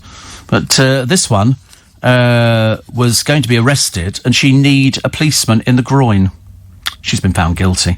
She's apparently a sort of glamour type model. Although, to be honest with you, she's 28 but looks about 50. She looks fairly ancient, but she was booked for £200 to serve drinks to a private party in a recreational vehicle at a motor racing festival. They call them lingerie models. That's because they basically spend most of... Anybody from Love Island would be classed as that, a lingerie model, because they don't seem to wear normal clothes, and you don't really want to ask their opinion. Steve, I've just Googled disused underground stations. Very ghostly. Yes, we have ghost stations in London. We have quite a number of ghost stations where the train will go through, unless you know where you are on the line, and you can sometimes see as you whiz through, you'll see the platform, but nobody looks out the window, do they? They should illuminate all these old stations. They used to, some years ago. They were filming on a station, I think Down Street, and they were doing a Victorian melodrama on the platform to do whatever it was. And as people went through, they thought they'd seen ghosts, because there were all these people in Victorian costume. Sounds fantastic. Noel Gallagher's lashed out at Prince Harry, branding him a mad little kid. Well, that's the trouble. He is just a child. That's the way it goes. And heavy rain could trigger life-threatening floods, power cut. Nice to have your company at Steve Allen's Early Breakfast. It's Friday, the 18th of December. I'm looking at abandoned tube station. 11 we've got. 11 abandoned tube stations. Some of them, like the one down the road from here, is still complete with the lift, which used to get in to go down to the platforms. A big lift that would take about 30... Well, you can't do it now because of social distancing. Oh, here it is. Yeah. This is this one here. You can see it. I mean, they're all over London. All over London. And they're quite lovely, aren't they? Aldwych, Strand Station. That's the one that's got the big lift in it, which takes you down. And all the phone boxes. Strand Station. I've been in that one. South Kentish Town. It's clever, isn't it? Very clever. So Steve, my Alexa is connected and seems to be working, but she refuses to talk to me. Do you know what the problem could be? Yeah, she hates you. Okay, simple as that. That's why it's not talking to you. What else do you think it's going to be? Do I sound as though I'm a technical person? I'm not Will Guyatt, Goodness only knows. I probably would want to be. Eddie Mayer does a Steve Allen soundbite. He's a huge fan. He is a fan. You're quite right. But mind you, it's mutual. Also, Steve, there's a great tube channel called Jules Guide. It's all about hidden gems to London. You'd love it. See, I love things like that. You know why? I retain it, and then I sort of regurgitate it at odd moments. A large family says no. I mean, you'd be like the Von Trapp family in The Sound of Music. Yes, the singing would get on your nerves after about day 3, wouldn't it, really? We're all going to sing, "Do a dear." No, thank you. We're going to take the curtains down and make you some clothes. No, thank you. Heading out to work today, says Andy. 2-hour drive to site in Kent. I'm convinced I passed myself getting out of bed, given I only went to bed 3 hours ago. Nothing like burning the candle at both ends. But I shall be listening right through to 11 a.m, as I always do. It's what we like to hear. Do you know, more people listen longer to LBC than anything else. You know why? It's addictive. It is addictive. I've just heard... Oh, we've had all these jokes, haven't we, about poor old Chris Rea and his driving home for Christmas. Also, you mentioned S Club 7 regrouping, says Patrick. For one brief stomach-churning moment, I thought you were going to say it was the Pogues. Suffering their tale of New York City over the airwaves is reason enough to seek urgent clinical help. S Club 7, I mean, really? I mean, how old are they now? I don't think we want that. I don't think we want things like that, do we? I'm not sure. I don't think we wanted them first time round, let alone second time. Also, You mentioned, respectfully, the kookaburra. I filmed one for 15 minutes. It didn't move. Yes, I mean, I don't even know what a kookaburra is. I'm assuming it's some sort of bird. I can't think of anything else, but we used to sing about it. And I can't even remember when we used to sing about it, but we did. Apparently, you can't use beef stew as a password. It's not Stroganoff. Right, you're barred. Thank you, Kirsty. Very much indeed. Always get old jokes on this programme. Is it old presenter, old jokes, I think. Rees-Mogg condemns UNICEF food parcels. This is front page of the Times. Also, southern hotspots in danger of lockdown. This is Kent. Matt Hancock says people in Kent should behave as if they have the virus. Many of them have. Many of them. You don't need to pretend about it. London hospitals are creaking. They reckon that 1 in 86 people in the capital will be infected by Christmas. No thank you. No thank you. Oh, I'm still watching these stupid people in America not wearing masks. Seriously. And then arguing the toss. I'm going to sue you, and sue you, goes this stupid old bat. You know, and then they're going, this is a private shop. We don't want you in here, OK? We don't want you in here. Well, I have a right. No, you don't. We're going to take your card away, cut it up and throw you out the door. A new Corrie online game. This is Coronation Street. Has shocked fans who say the script is filthy. It's loaded with double entendres. And I can't repeat any of it because you would immediately see it as a double entendre, so I'm not going to do it, which is better. Catherine Tilsley wants to return to Coronation Street. Oh, shut up. So boring. Oh, so she turned up on the television the other day. There's a woman who's made a career out of just talking about nothing in particular. She said, Corrie's so close to my heart. We don't really care, actually. I bet the boys couldn't even tell me the name of the character you played. That's how much influence you had. No. You don't even know the name. No, you see? There you go. Why do people think that we know these things? It was like poor old Laura Whitmore. You know, every paper today she's showing off what a pregnant woman looks like. It just looks like wind. You know, so she only got married a short while ago, and now she's pregnant, and so now we're going to be bored witless with that for God knows how long. Woman gets pregnant. How exciting. Joseph in Bethlehem, the Christmas countdown is getting better. Getting better. We're nearly singing Jingle Bells. Nearly. And it's 6 days, 17 hours and 50-something minutes till Christmas. Are you prepared? Are you prepared? Have you got one up in the sitting room? You know, because you need to get those lights on. There's a man in the paper today, he's had his lights for 72 years, and they're still working. I don't believe these people. I don't know how they can have lights that are still working after 72 years, but he says it's true.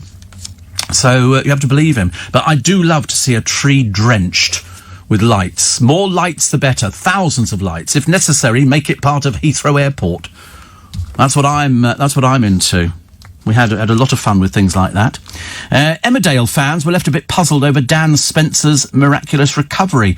Earlier this year, he was in a wheelchair after suffering an allergic reaction to a wrap he'd bought from the cafe and fracturing his spine. On Wednesday, he was walking with ease.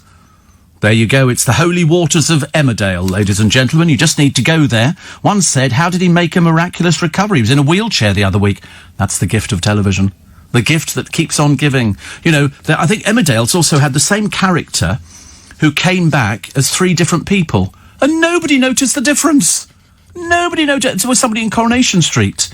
They didn't want to play a particular part, and so they just replaced it. They've done the same in EastEnders, and nobody notices. It's like, you know, Cindy Beale. You know, when she came back into EastEnders. Nobody knew who she was, and yet she's been on the television for years. You'd think they'd recognise her. Is anybody talking Brexit? They might have to if they start filming that, because come Brexit Day, they're going to be talking about a lot of things. I hope we're not going to be talking about the mullet. The balmy mullet worn by people like Chris Waddle and Cara Delevingne and Miley Cyrus, they say is making a comeback. Rod Stewart used to have it. And all sorts of different people. Carol Vorderman used to have a mullet. David Bowie used to have a mullet. Billy Ray Cyrus, My Achy Breaky Heart. I love all those country singers, you know. I lost my dog over that bridge. My wife done left me. She moved in with the next door neighbour called Phyllis. You know, I mean, all these... everything to do with country and western music is to do with death or the dog giving up on you. You know, and Billy Ray Cyrus, my achy, breaky heart. Who talks like that? Who seriously sings about their achy, breaky heart? Me. All the time. All the time. Here's a picture of Meghan Trainor. I don't know who she is. I've got no idea, but she's quite plain. Lad Baby's coming back. I couldn't find the video for Lad Baby. Obviously not trying hard enough. So I should try. I don't want to see it. It was very infuriating. Wasn't it something to do with the sausage roll thing? But I can't remember what was the gag? The song for charity, and it was about what was the song they did it on? Sausage. Is this the real life? Is this just fantasy? No, escape from. Oh right. How did that fit into sausage roll? Or was it just the chorus they did? Can't remember. But they're hoping for, because they got to Christmas #1 with Don't Stop Eating. Don't stop. Oh, don't stop eating me now. Oh right. Very funny. There's a man found with £20,000 worth of drugs stuffed in his pants. I mean, £20,000 worth of drugs is a fair amount. This is David White. He tried to get frisked instead of going through a body scan, and when guards patted him down, they found a huge bulge in his groin area. Imagine. What a surprise. It was a package of cocaine, ketamine and cannabis weighing half a kilo with a street value of 19,870 quid. It was quite staggering, says Andy Sutcliffe from Greater Manchester Police. And people go to these lengths. We work closely with our partners. This is an exemplary example of great proactive work from a security team. Anyway, silly old David White, obviously a bit thicker than he looks, is now spending the next 5 years and 3 months in Nick.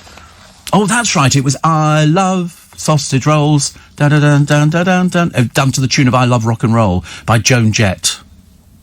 I love sausage rolls. And now it's Don't Stop Eating, which was Journey's song, Don't Stop Believing, which I quite liked, actually. I thought that was very good. There's a dog here attacking a swan in front of stunned families, a spaniel. The owner, who doesn't want to be named. Swans can be quite dangerous. This dog is literally attacking a swan. Horrible dog. Horrible owner. Not nice people at all. Also, comedian Billy Connolly enjoying a new lease of life out of the spotlight. He's 78. He lives in Florida. He no longer performs live, but we can still enjoy him. You can get the DVDs and his trips around Edinburgh and stuff like that, and his stories and his early music. Very good. Very good. Vladimir Putin has splashed out on a new palace. He's worth 160 billion. I mean, where do you get that from? He's the president of the country. How much does it pay? How do you end up with that much money? Why are there so many? I mean, critics claim he also owns 15 helicopters, 7,000 cars, and he's got a £50,000 gold toilet. Still gonna die. You know, at the end of it, you can't take it with you, can you? What do you do with 7,000 cars? He's 60 times richer than Donald Trump. He takes home a salary, this is Putin, of £100,000. Well, where does he get 160 billion from? That sounds a bit dodgy, doesn't it, really? Apparently, he's said to own a £500,000 watch collection. And this house he's having built is double the size of Buckingham Palace. It's got multiple helicopter landing pads, a vineyard and stables. He's obviously very insecure. I mean, how many helicopter landing pads do you need? What's he going to do in a place? He's going to rattle around. It's going to be dreadful. How many what? Three helicopter landing pads. Yeah, but I mean, I don't brag about them. What's the point? What is the point? No, people only go, oh, Steve, you've got 3 helicopters. No, I've got 10, actually. I've just added a Sikorsky to it, because I always wanted one. You know, just for the on-built toilet. And, always a bit of fun. Sorry? Golden. Oh, no, not gold. Have you seen? They did have a toilet once, didn't they? It was made of gold. You couldn't lift this thing. Came in on a crane to lift it. I mean, I'm not really fussy. I remember there used to be a famous restaurant in Vienna, and it had a mirrored toilet. The entire toilet for men was mirrored in this place. Very weird. Very weird. You'd have to make sure you were the only one in there. Otherwise, you know. What's your top lie? Your top lie. Apparently, telling folk you've snogged a celebrity. Don't even think it. Okay? Don't even go there. We don't need that kind of talk. Apparently, in saying we've never seen Love Island is also one of the most popular fibs. Yeah, but nobody has seen Love Island. The only people who've seen it are the old bimbos and himbos who want to be on it. You've seen it. What, you've watched a whole episode of Love Island? A whole 2 series? Oh, we need to have serious talks about this. You need to stop drinking. It's obviously very bad for you. But apparently we tell 360 porkies a year. I mean, fancy admitting to somebody, oh, I've seen Love Island. You know, you keep it quiet. You could parade half these people in front of the entire universe and nobody'd know who they were. Nobody would know who they were. And also, their conversation... I mean, I was watching the other day Towie, because I love to watch, you know, just how many rows they have over who's going with whom. And now we know that... Chloe... Well, you don't know. Chloe Sims's daughter is going into it. She's 15. And she's going to be in... I don't know why they've decided to put her in it. I really can't understand. Your mother's Chloe Sims, who's been having a 2-year relationship with Pete, with the tattoos over his face. And you think to yourself, ugh. You know what to think about that. My biggest porky is I go to the news on time. I always go to the news on time. Jackie in Watford says, Steve, I thought Ye Old Fighting Cocks pub in St Albans was the oldest one. It is. It is the oldest one, and it's because they used to have cockfighting there, which we don't, as far as I know, we don't have cockfighting anymore. They do it in certain other countries, but this one dates back to the 8th century. The 8th century. The pub you can see today was built in the 11th century. St Albans Cathedral and the grounds are just over the road, and there are tunnels which go from the beer cellar to the cathedral, apparently used by the monks. I used to enjoy an old bevy, I tell you. Oh, they used to love it. And cockfighting took place in the main bar in the late 19th and early 20th centuries, hence the name of the pub. With its long histories, the cocks could tell a few stories. Absolutely. I've often seen it. They fit the cocks with... barbs on their claws, and they leap up in the air and scratch. It's a bit barbaric. But imagine tunnels for the monks, because monks used to brew a lot of the booze in the early days. In fact, actually, we've still got monks in this day and age who brew stuff. Buckfast Abbey, of course, is the one that I was thinking of. Is that on the Isle of Wight or something, or Buckfast in Devon? I've heard of it, and I think I've been there, actually.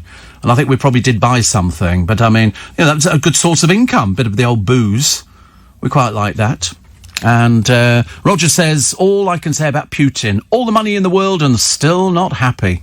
He's not. Is that Buckfast Abbey? Do you know, we built some beautiful places, didn't we? We really did. Look at that. I could live in a church. Absolutely live in a church. There was a lovely one that came up for sale years ago. It was about 9 million. I was a bit short. Like 8.9 million short, and it was an old church. It's got a huge tower, and the crypt is a swimming pool now. They used to use it for billeting soldiers. They've used it for filming and everything. But your sitting room's like 50 feet by 30. You imagine how much it would cost to carpet that. You'd have to put down giant rugs.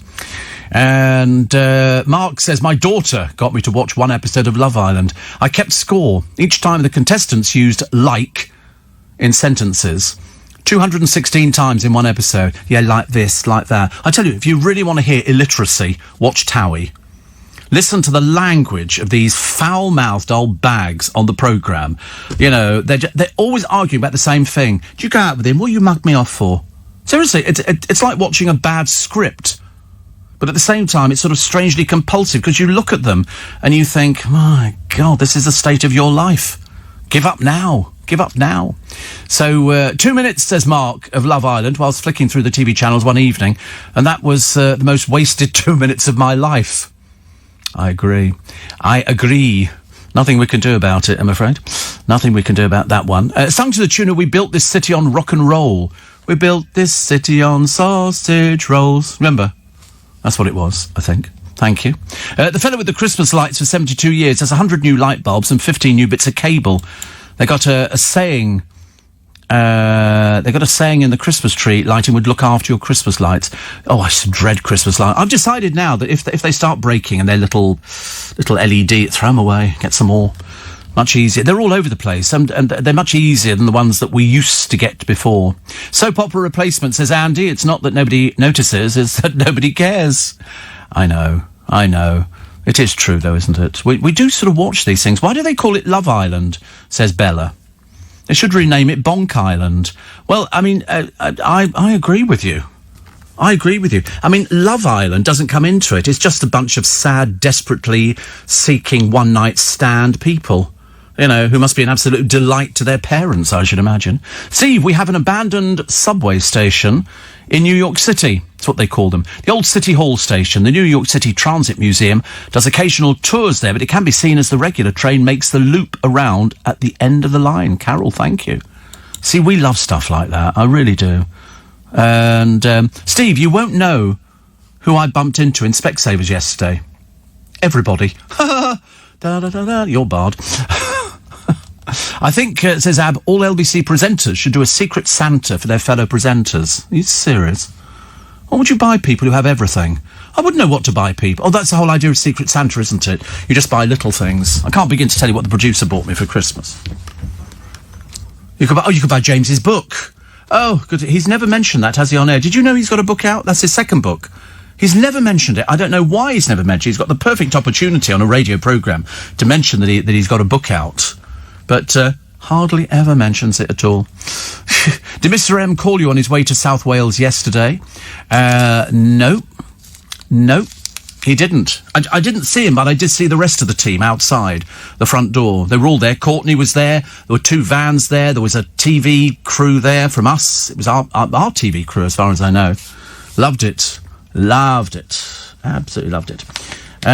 Millions more trapped in the toughest tier. This is what they're saying in the Eye this morning. And The Guardian, they've decided in a page filler, they all do it, don't they? The top 50 films and albums of 2020. Well, to be honest with you, none of us would know any of them. I mean, did you buy an album last year? Did you buy a film? Did you buy any films that came out on DVD? Probably not, you see? So they say these are the top ones of 2020, but none of us are buying anything. I wouldn't know where to begin. I mean, as it is now, I have great difficulty because we're in a building full of radio stations that play all the up-to-the-minute tunes and classical and we've got just everything you think of. The only ones I know are the oldies. I couldn't tell you, if somebody played me some of the stuff that they're playing on some of the stations and said, £1 million, tell me who that is, I'd have to lose. Because I wouldn't know who it was. I mean, years ago, you knew who everybody was. I don't know these things now. Deborah says, I'm fascinated with the girls' lips on Towie. Everybody's had massive blow-up lips. It's the fact that not one of them can keep a relationship. Have you noticed? You know why? Well, seriously, moggies. Seriously, you don't... I mean, they're slagging off the boyfriends, and then, you know, and they stand there, and then they all start bitching with each other. It's like watching the Housewives of Cheshire, and they have no talent whatsoever. They're just the saddest lot of people you've ever seen. Even old Paddy McGuinness's wife doesn't make an impact there. Dreadful. The Daily Mirror today, Strictly Shirley to wed. Millions more people put into Tier 3 tomorrow, days before rules are relaxed for Christmas. And parents are being warned that a toy shortage could lead to Christmas Day tears. You know what this is for? This is to get you to rush out today and go and buy things quickly. They say that retailers will raise the price of toys they have by up to 27%. Well, we'll kick them where it hurts. We won't go and buy there, OK? Simple as that. They reckon now shelves are bare of must-haves from Lego and Star Wars Baby Yoda to the latest games, consoles and dolls. Leeds-based Boxer Gifts predicts £1 million loss in sales this year. Their boss, Thomas, says we've had stock outages for months. Helen Sterling Baker, who owns Small Stuff in Sheffield, says demand is really high, but stock levels are low. Just buy them something else. I mean, goodness sake, honestly, they're pandering over the Christmas period. Goodness sake. You say, I want a Yoda. Well, you can't have it, can you? There aren't any. You have to wait till next year. Ooh, well, you just have to cry. Cry until you cry yourself to sleep. Makes it a lot easier, doesn't it? Right. 6:30 is the time. Let's get the news. Heavy Company, 25 to 7 is the time. Somebody says, did you go out with Monica from Feltham many years ago? I don't really know what the answer to that one is, actually. We'll have to sort of come up with something fairly original. 84850 steve@lbc.co.uk. You can get Buckfast tonic wine at Asda, says Jackie. So you don't need to go to Buckfast Abbey to buy it. I can't remember if I've ever had it. I think I know we did go to Buckfast Abbey some years ago. It was, everybody did those sort of things. You just went to those sort of places and you bought a souvenir, tea towel or something like that. So we must have bought some tonic wine, but whether or not I drank it, because I didn't start drinking till I was 18, 19. I was very late. Very, very late. Funny, isn't it? Drank 18, 19, not very much, and then sort of went through a period of sort of drinking, and then sort of all of a sudden stopped the drinking bit. It's funny, you could do all sorts of things. The smoking was probably the worst. Trying to give up smoking, but we did manage it. Biggins has said that he and Ross Kemp will be making speeches at Barbara Windsor's funeral. There will be just 30 mourners. You can't have any more. I mean, you could have filled this place time and time and time again, and I should imagine that trying to find just 30 people who knew Barbara very well would be incredibly difficult. Biggins had visited on a number of occasions, and I think also Ross Kemp did as well. And Biggins said that Barbara would have been very pleased to hear what people have said about her since her death. See, that was the odd thing about Dale. He said the same. It was only a short while before he died that he said, we had a discussion about funerals. He said, do you think a lot of people had come to my funeral? I remember thinking, what an odd thing. It's only afterwards when you think about it, and you think, I wonder why he was thinking that. And I said, yes, I should think so. I said, why would they not? I think it's that thing, if you're in the business, and you wish that they were there. I mean, he might have been there. He might have been there. He might have been able to be sort of able to listen to what people were saying about him, because they all got up, Blue sang, and they'll have a nice thing for Barbara as well. It'll be a nice send-off. But because she was such a big personality for such a little person, it's as if she's still here. I don't feel as though she's gone. I feel as though she's still here. I think she's still watching things, and she'll still be shouting at everybody, get out my pub. That's what she'll do. Also, here's... so it's another boring Harry and Meghan story. I really don't feel on a Friday we can do things like that. Interestingly, a mistake on the headstone of the world's first black professional footballer has been corrected. Arthur Wharton died in 1930. His grave was unmarked for 67 years. When a headstone went up in 97, it said he died on December the 13th, when in fact he died on the 12th. Stonemason Craig Watson of Darlington in County Durham amended the stone for free, travelling to Edlington near Doncaster. He said, I'm really proud to have been involved. Good for you. Good for you. There is an Arthur Wharton Foundation, and it's finally been put right. Isn't that good? How do you just change it from 12 to 13? I don't know. But obviously a very, very clever person. Very clever person. There's also nurses forced to skip meals to save cash. And a picture of shamed kidnapped mum Karen Matthews spotted flat hunting with her paedophile fiancé. It's disgusting. Disgusting.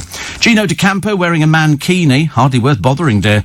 There's not a lot there. Kate Garraway has thanked the nurses who saved her husband after he was admitted to hospital with coronavirus. Derek was placed in an induced coma in March and has been in hospital ever since. I mean, this is, it's bordering on miracle time. Bordering on miracle time. And a telegraph pole enthusiast and a connoisseur of wet floor signs are among the boring people featured in the new Dull Men's Club calendar. Because, what might be dull to you, might not be dull to somebody else.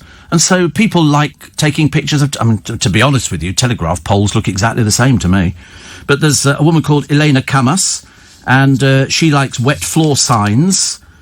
Mark Routh has got a collection of 1 million postcards, and Chris Cole spends 10 hours a day on jigsaws. He's done 7,000. I hate jigsaws. I can't do a jigsaw for love nor... I could never understand why people would do it. It's very therapeutic for elderly people, but not for the rest of us, thank you very much indeed. Sorry, for elderly people. Well, it's very therapeutic, isn't it, to sort of keep your brain... Don't tell me you do jigs. Your mum does jigsaws. Is that your mum in a pinny? Gets down to scrub the step on a Saturday morning. Oh, let's put a bit of that on there. Oh, that's nice. Your granddad does jigsaws, really? Everybody does. Yeah, you see, there you go. It's an elderly person thing. It's an elderly person thing. You can buy them. In fact, you can have a jigsaw of yourself made up. You take a photograph of yourself, and then you send it to this company, and they'll put it onto wood and then cut it on a jigsaw thing, and then you can do it. How boring. How boring. I had a jigsaw once. Oh, it's impossible. London by night. Pitch black. The whole thing pitch black. Nothing at all. You know, and you're supposed to work out, and then people go, oh, it's great. The race to be the Christmas #1 kicks off today. Mariah Carey faces a tough challenge from the GC, the one who can't sing, for Gemma Collins. Almost as bad, I think, as poor Jordan. Gemma Collins is a contender. Yeah, well, there's only about 2. And what does she say? Gemma said of collaborating with Darren Day, I knew he was a love rat back in the day, but he's got an incredible voice. At the end of the track, Gemma shouts, I'm claustrophobic Boris. Oh, God, honestly, how to tediously drag out the last remaining seconds of a career that's died. Absolutely. OK Magazine have got a tribute to Barbara Windsor, 1937 to 2020. And veganism is off the table for the poorest people. Vegan diets would ruin economies in poorer parts of the world, say scientists. But people sort of worry about veganism, don't they, and all that kind of stuff. But I don't. I can quite happily eat vegetables and not eat meat. I'm trying to cut back on meat, red meat. I'm going with white meat, so I eat quite a bit of chicken.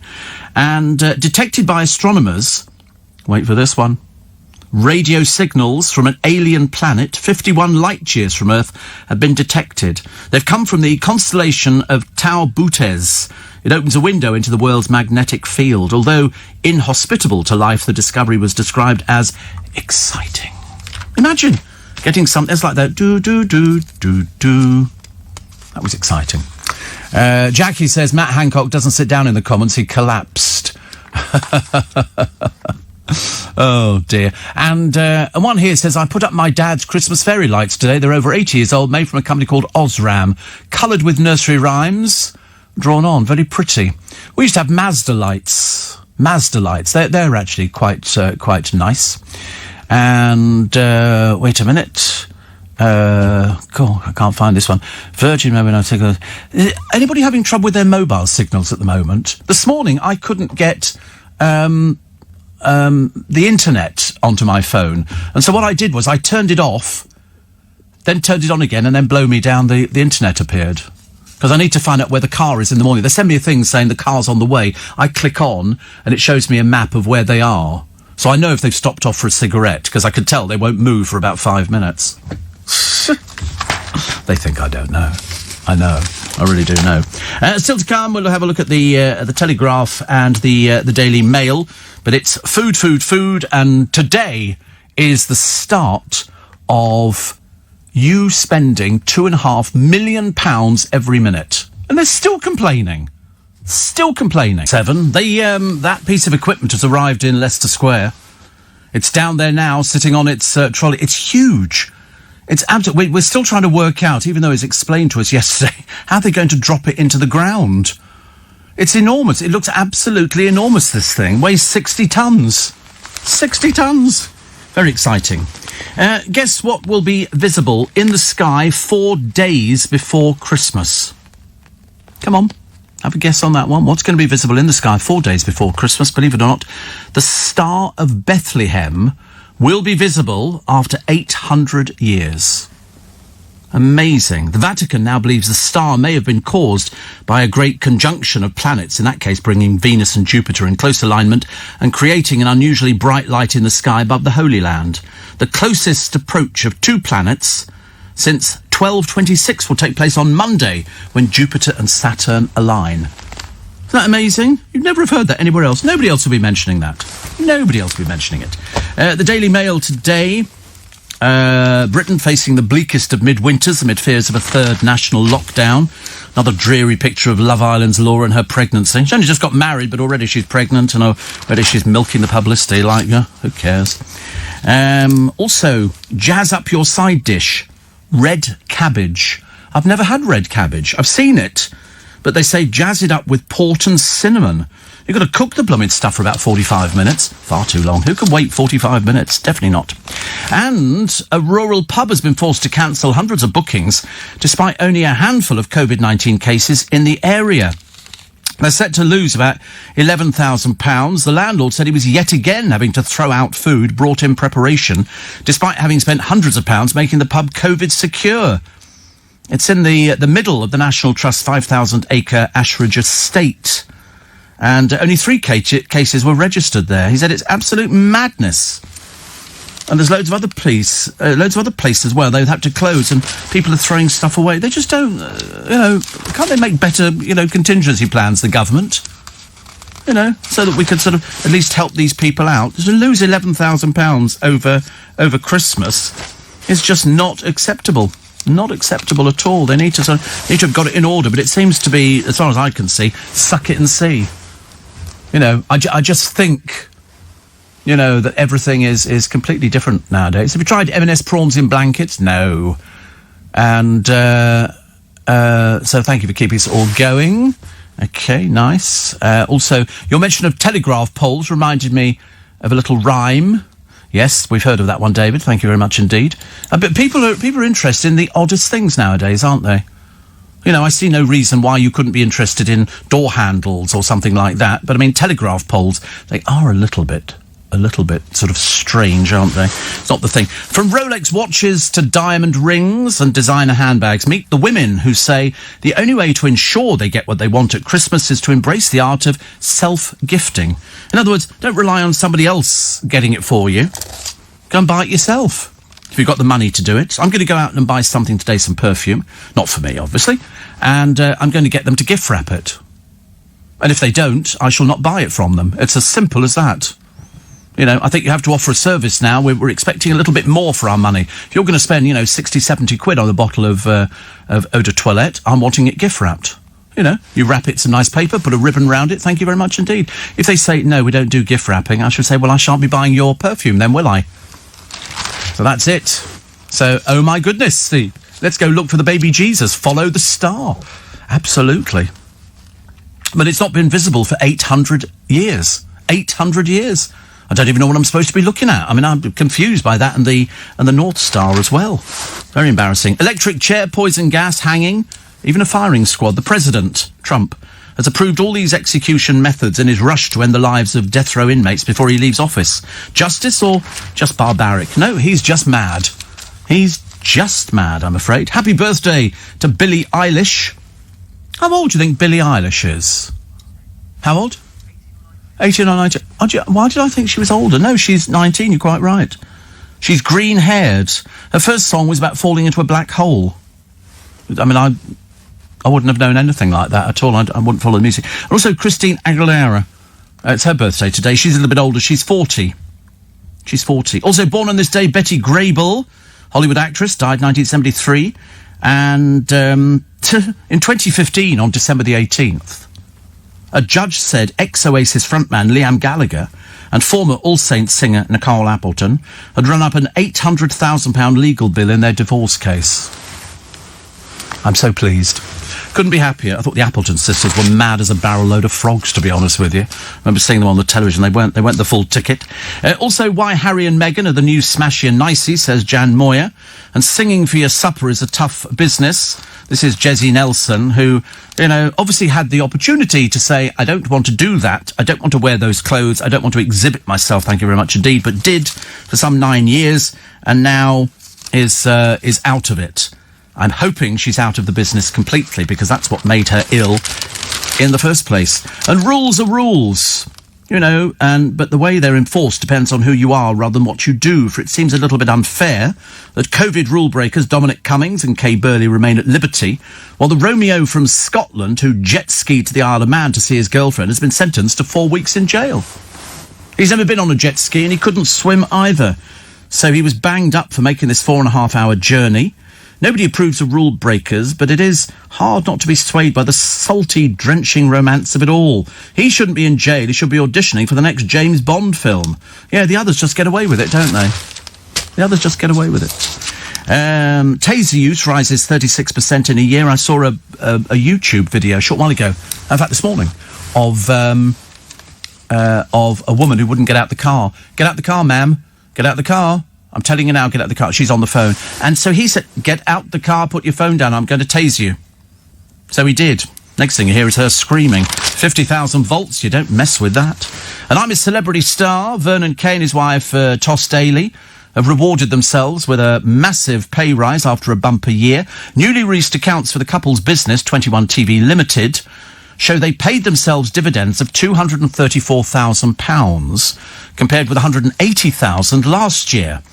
The increase came after the fortune left in the company in the 12 months rose from 855,000 from 801,000. The paperwork was signed a week after Vernon finished his stint in I'm a Celebrity.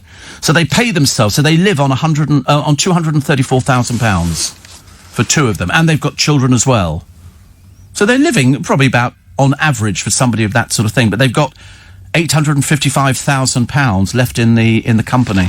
They were saying the other day, you know, could you exist on £1 million? Where would it go if you were going to retire?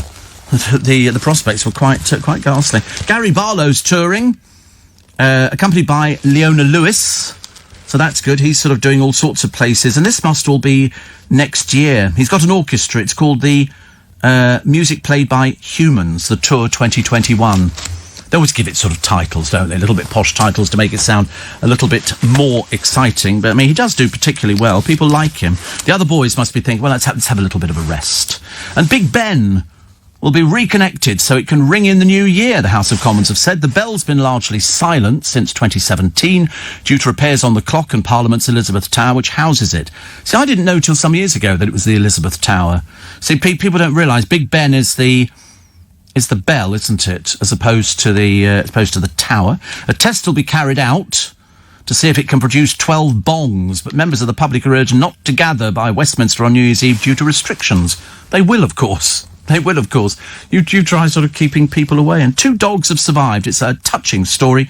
Their owner died, and staffies, Sammy and Sophie, brother and sister from the same litter, trapped in a kitchen. By the time the alarm was raised, they'd lost almost half their body weight. They started eating plastic, but at least they are alive, and they're looking for a home. And you'll find them in the Daily Mirror today on page 37. Bless their hearts. Bless their hearts. Steve, I thought I saw the Star of Bethlehem in Basildon last week. Turns out it was a searchlight on the police helicopter. And Jill says our local pub in Esher spent £30,000 making it a wonderland. All lost now. All lost. Terrible, isn't it? Absolutely terrible. That's it for this morning. Thank you very much indeed for your company this week. It's been hugely successful. I have a free little bit extra podcast. Jamie Redknapp getting cosy with his girlfriend. Poor girl. What conversations they must have. Maura Higgins showcases her abs. Is there anything else going on there between the ears? Maybe. Do tell. Christopher Biggins reveals the details of Barbara's funeral. Only 30 people going, but there could have been thousands.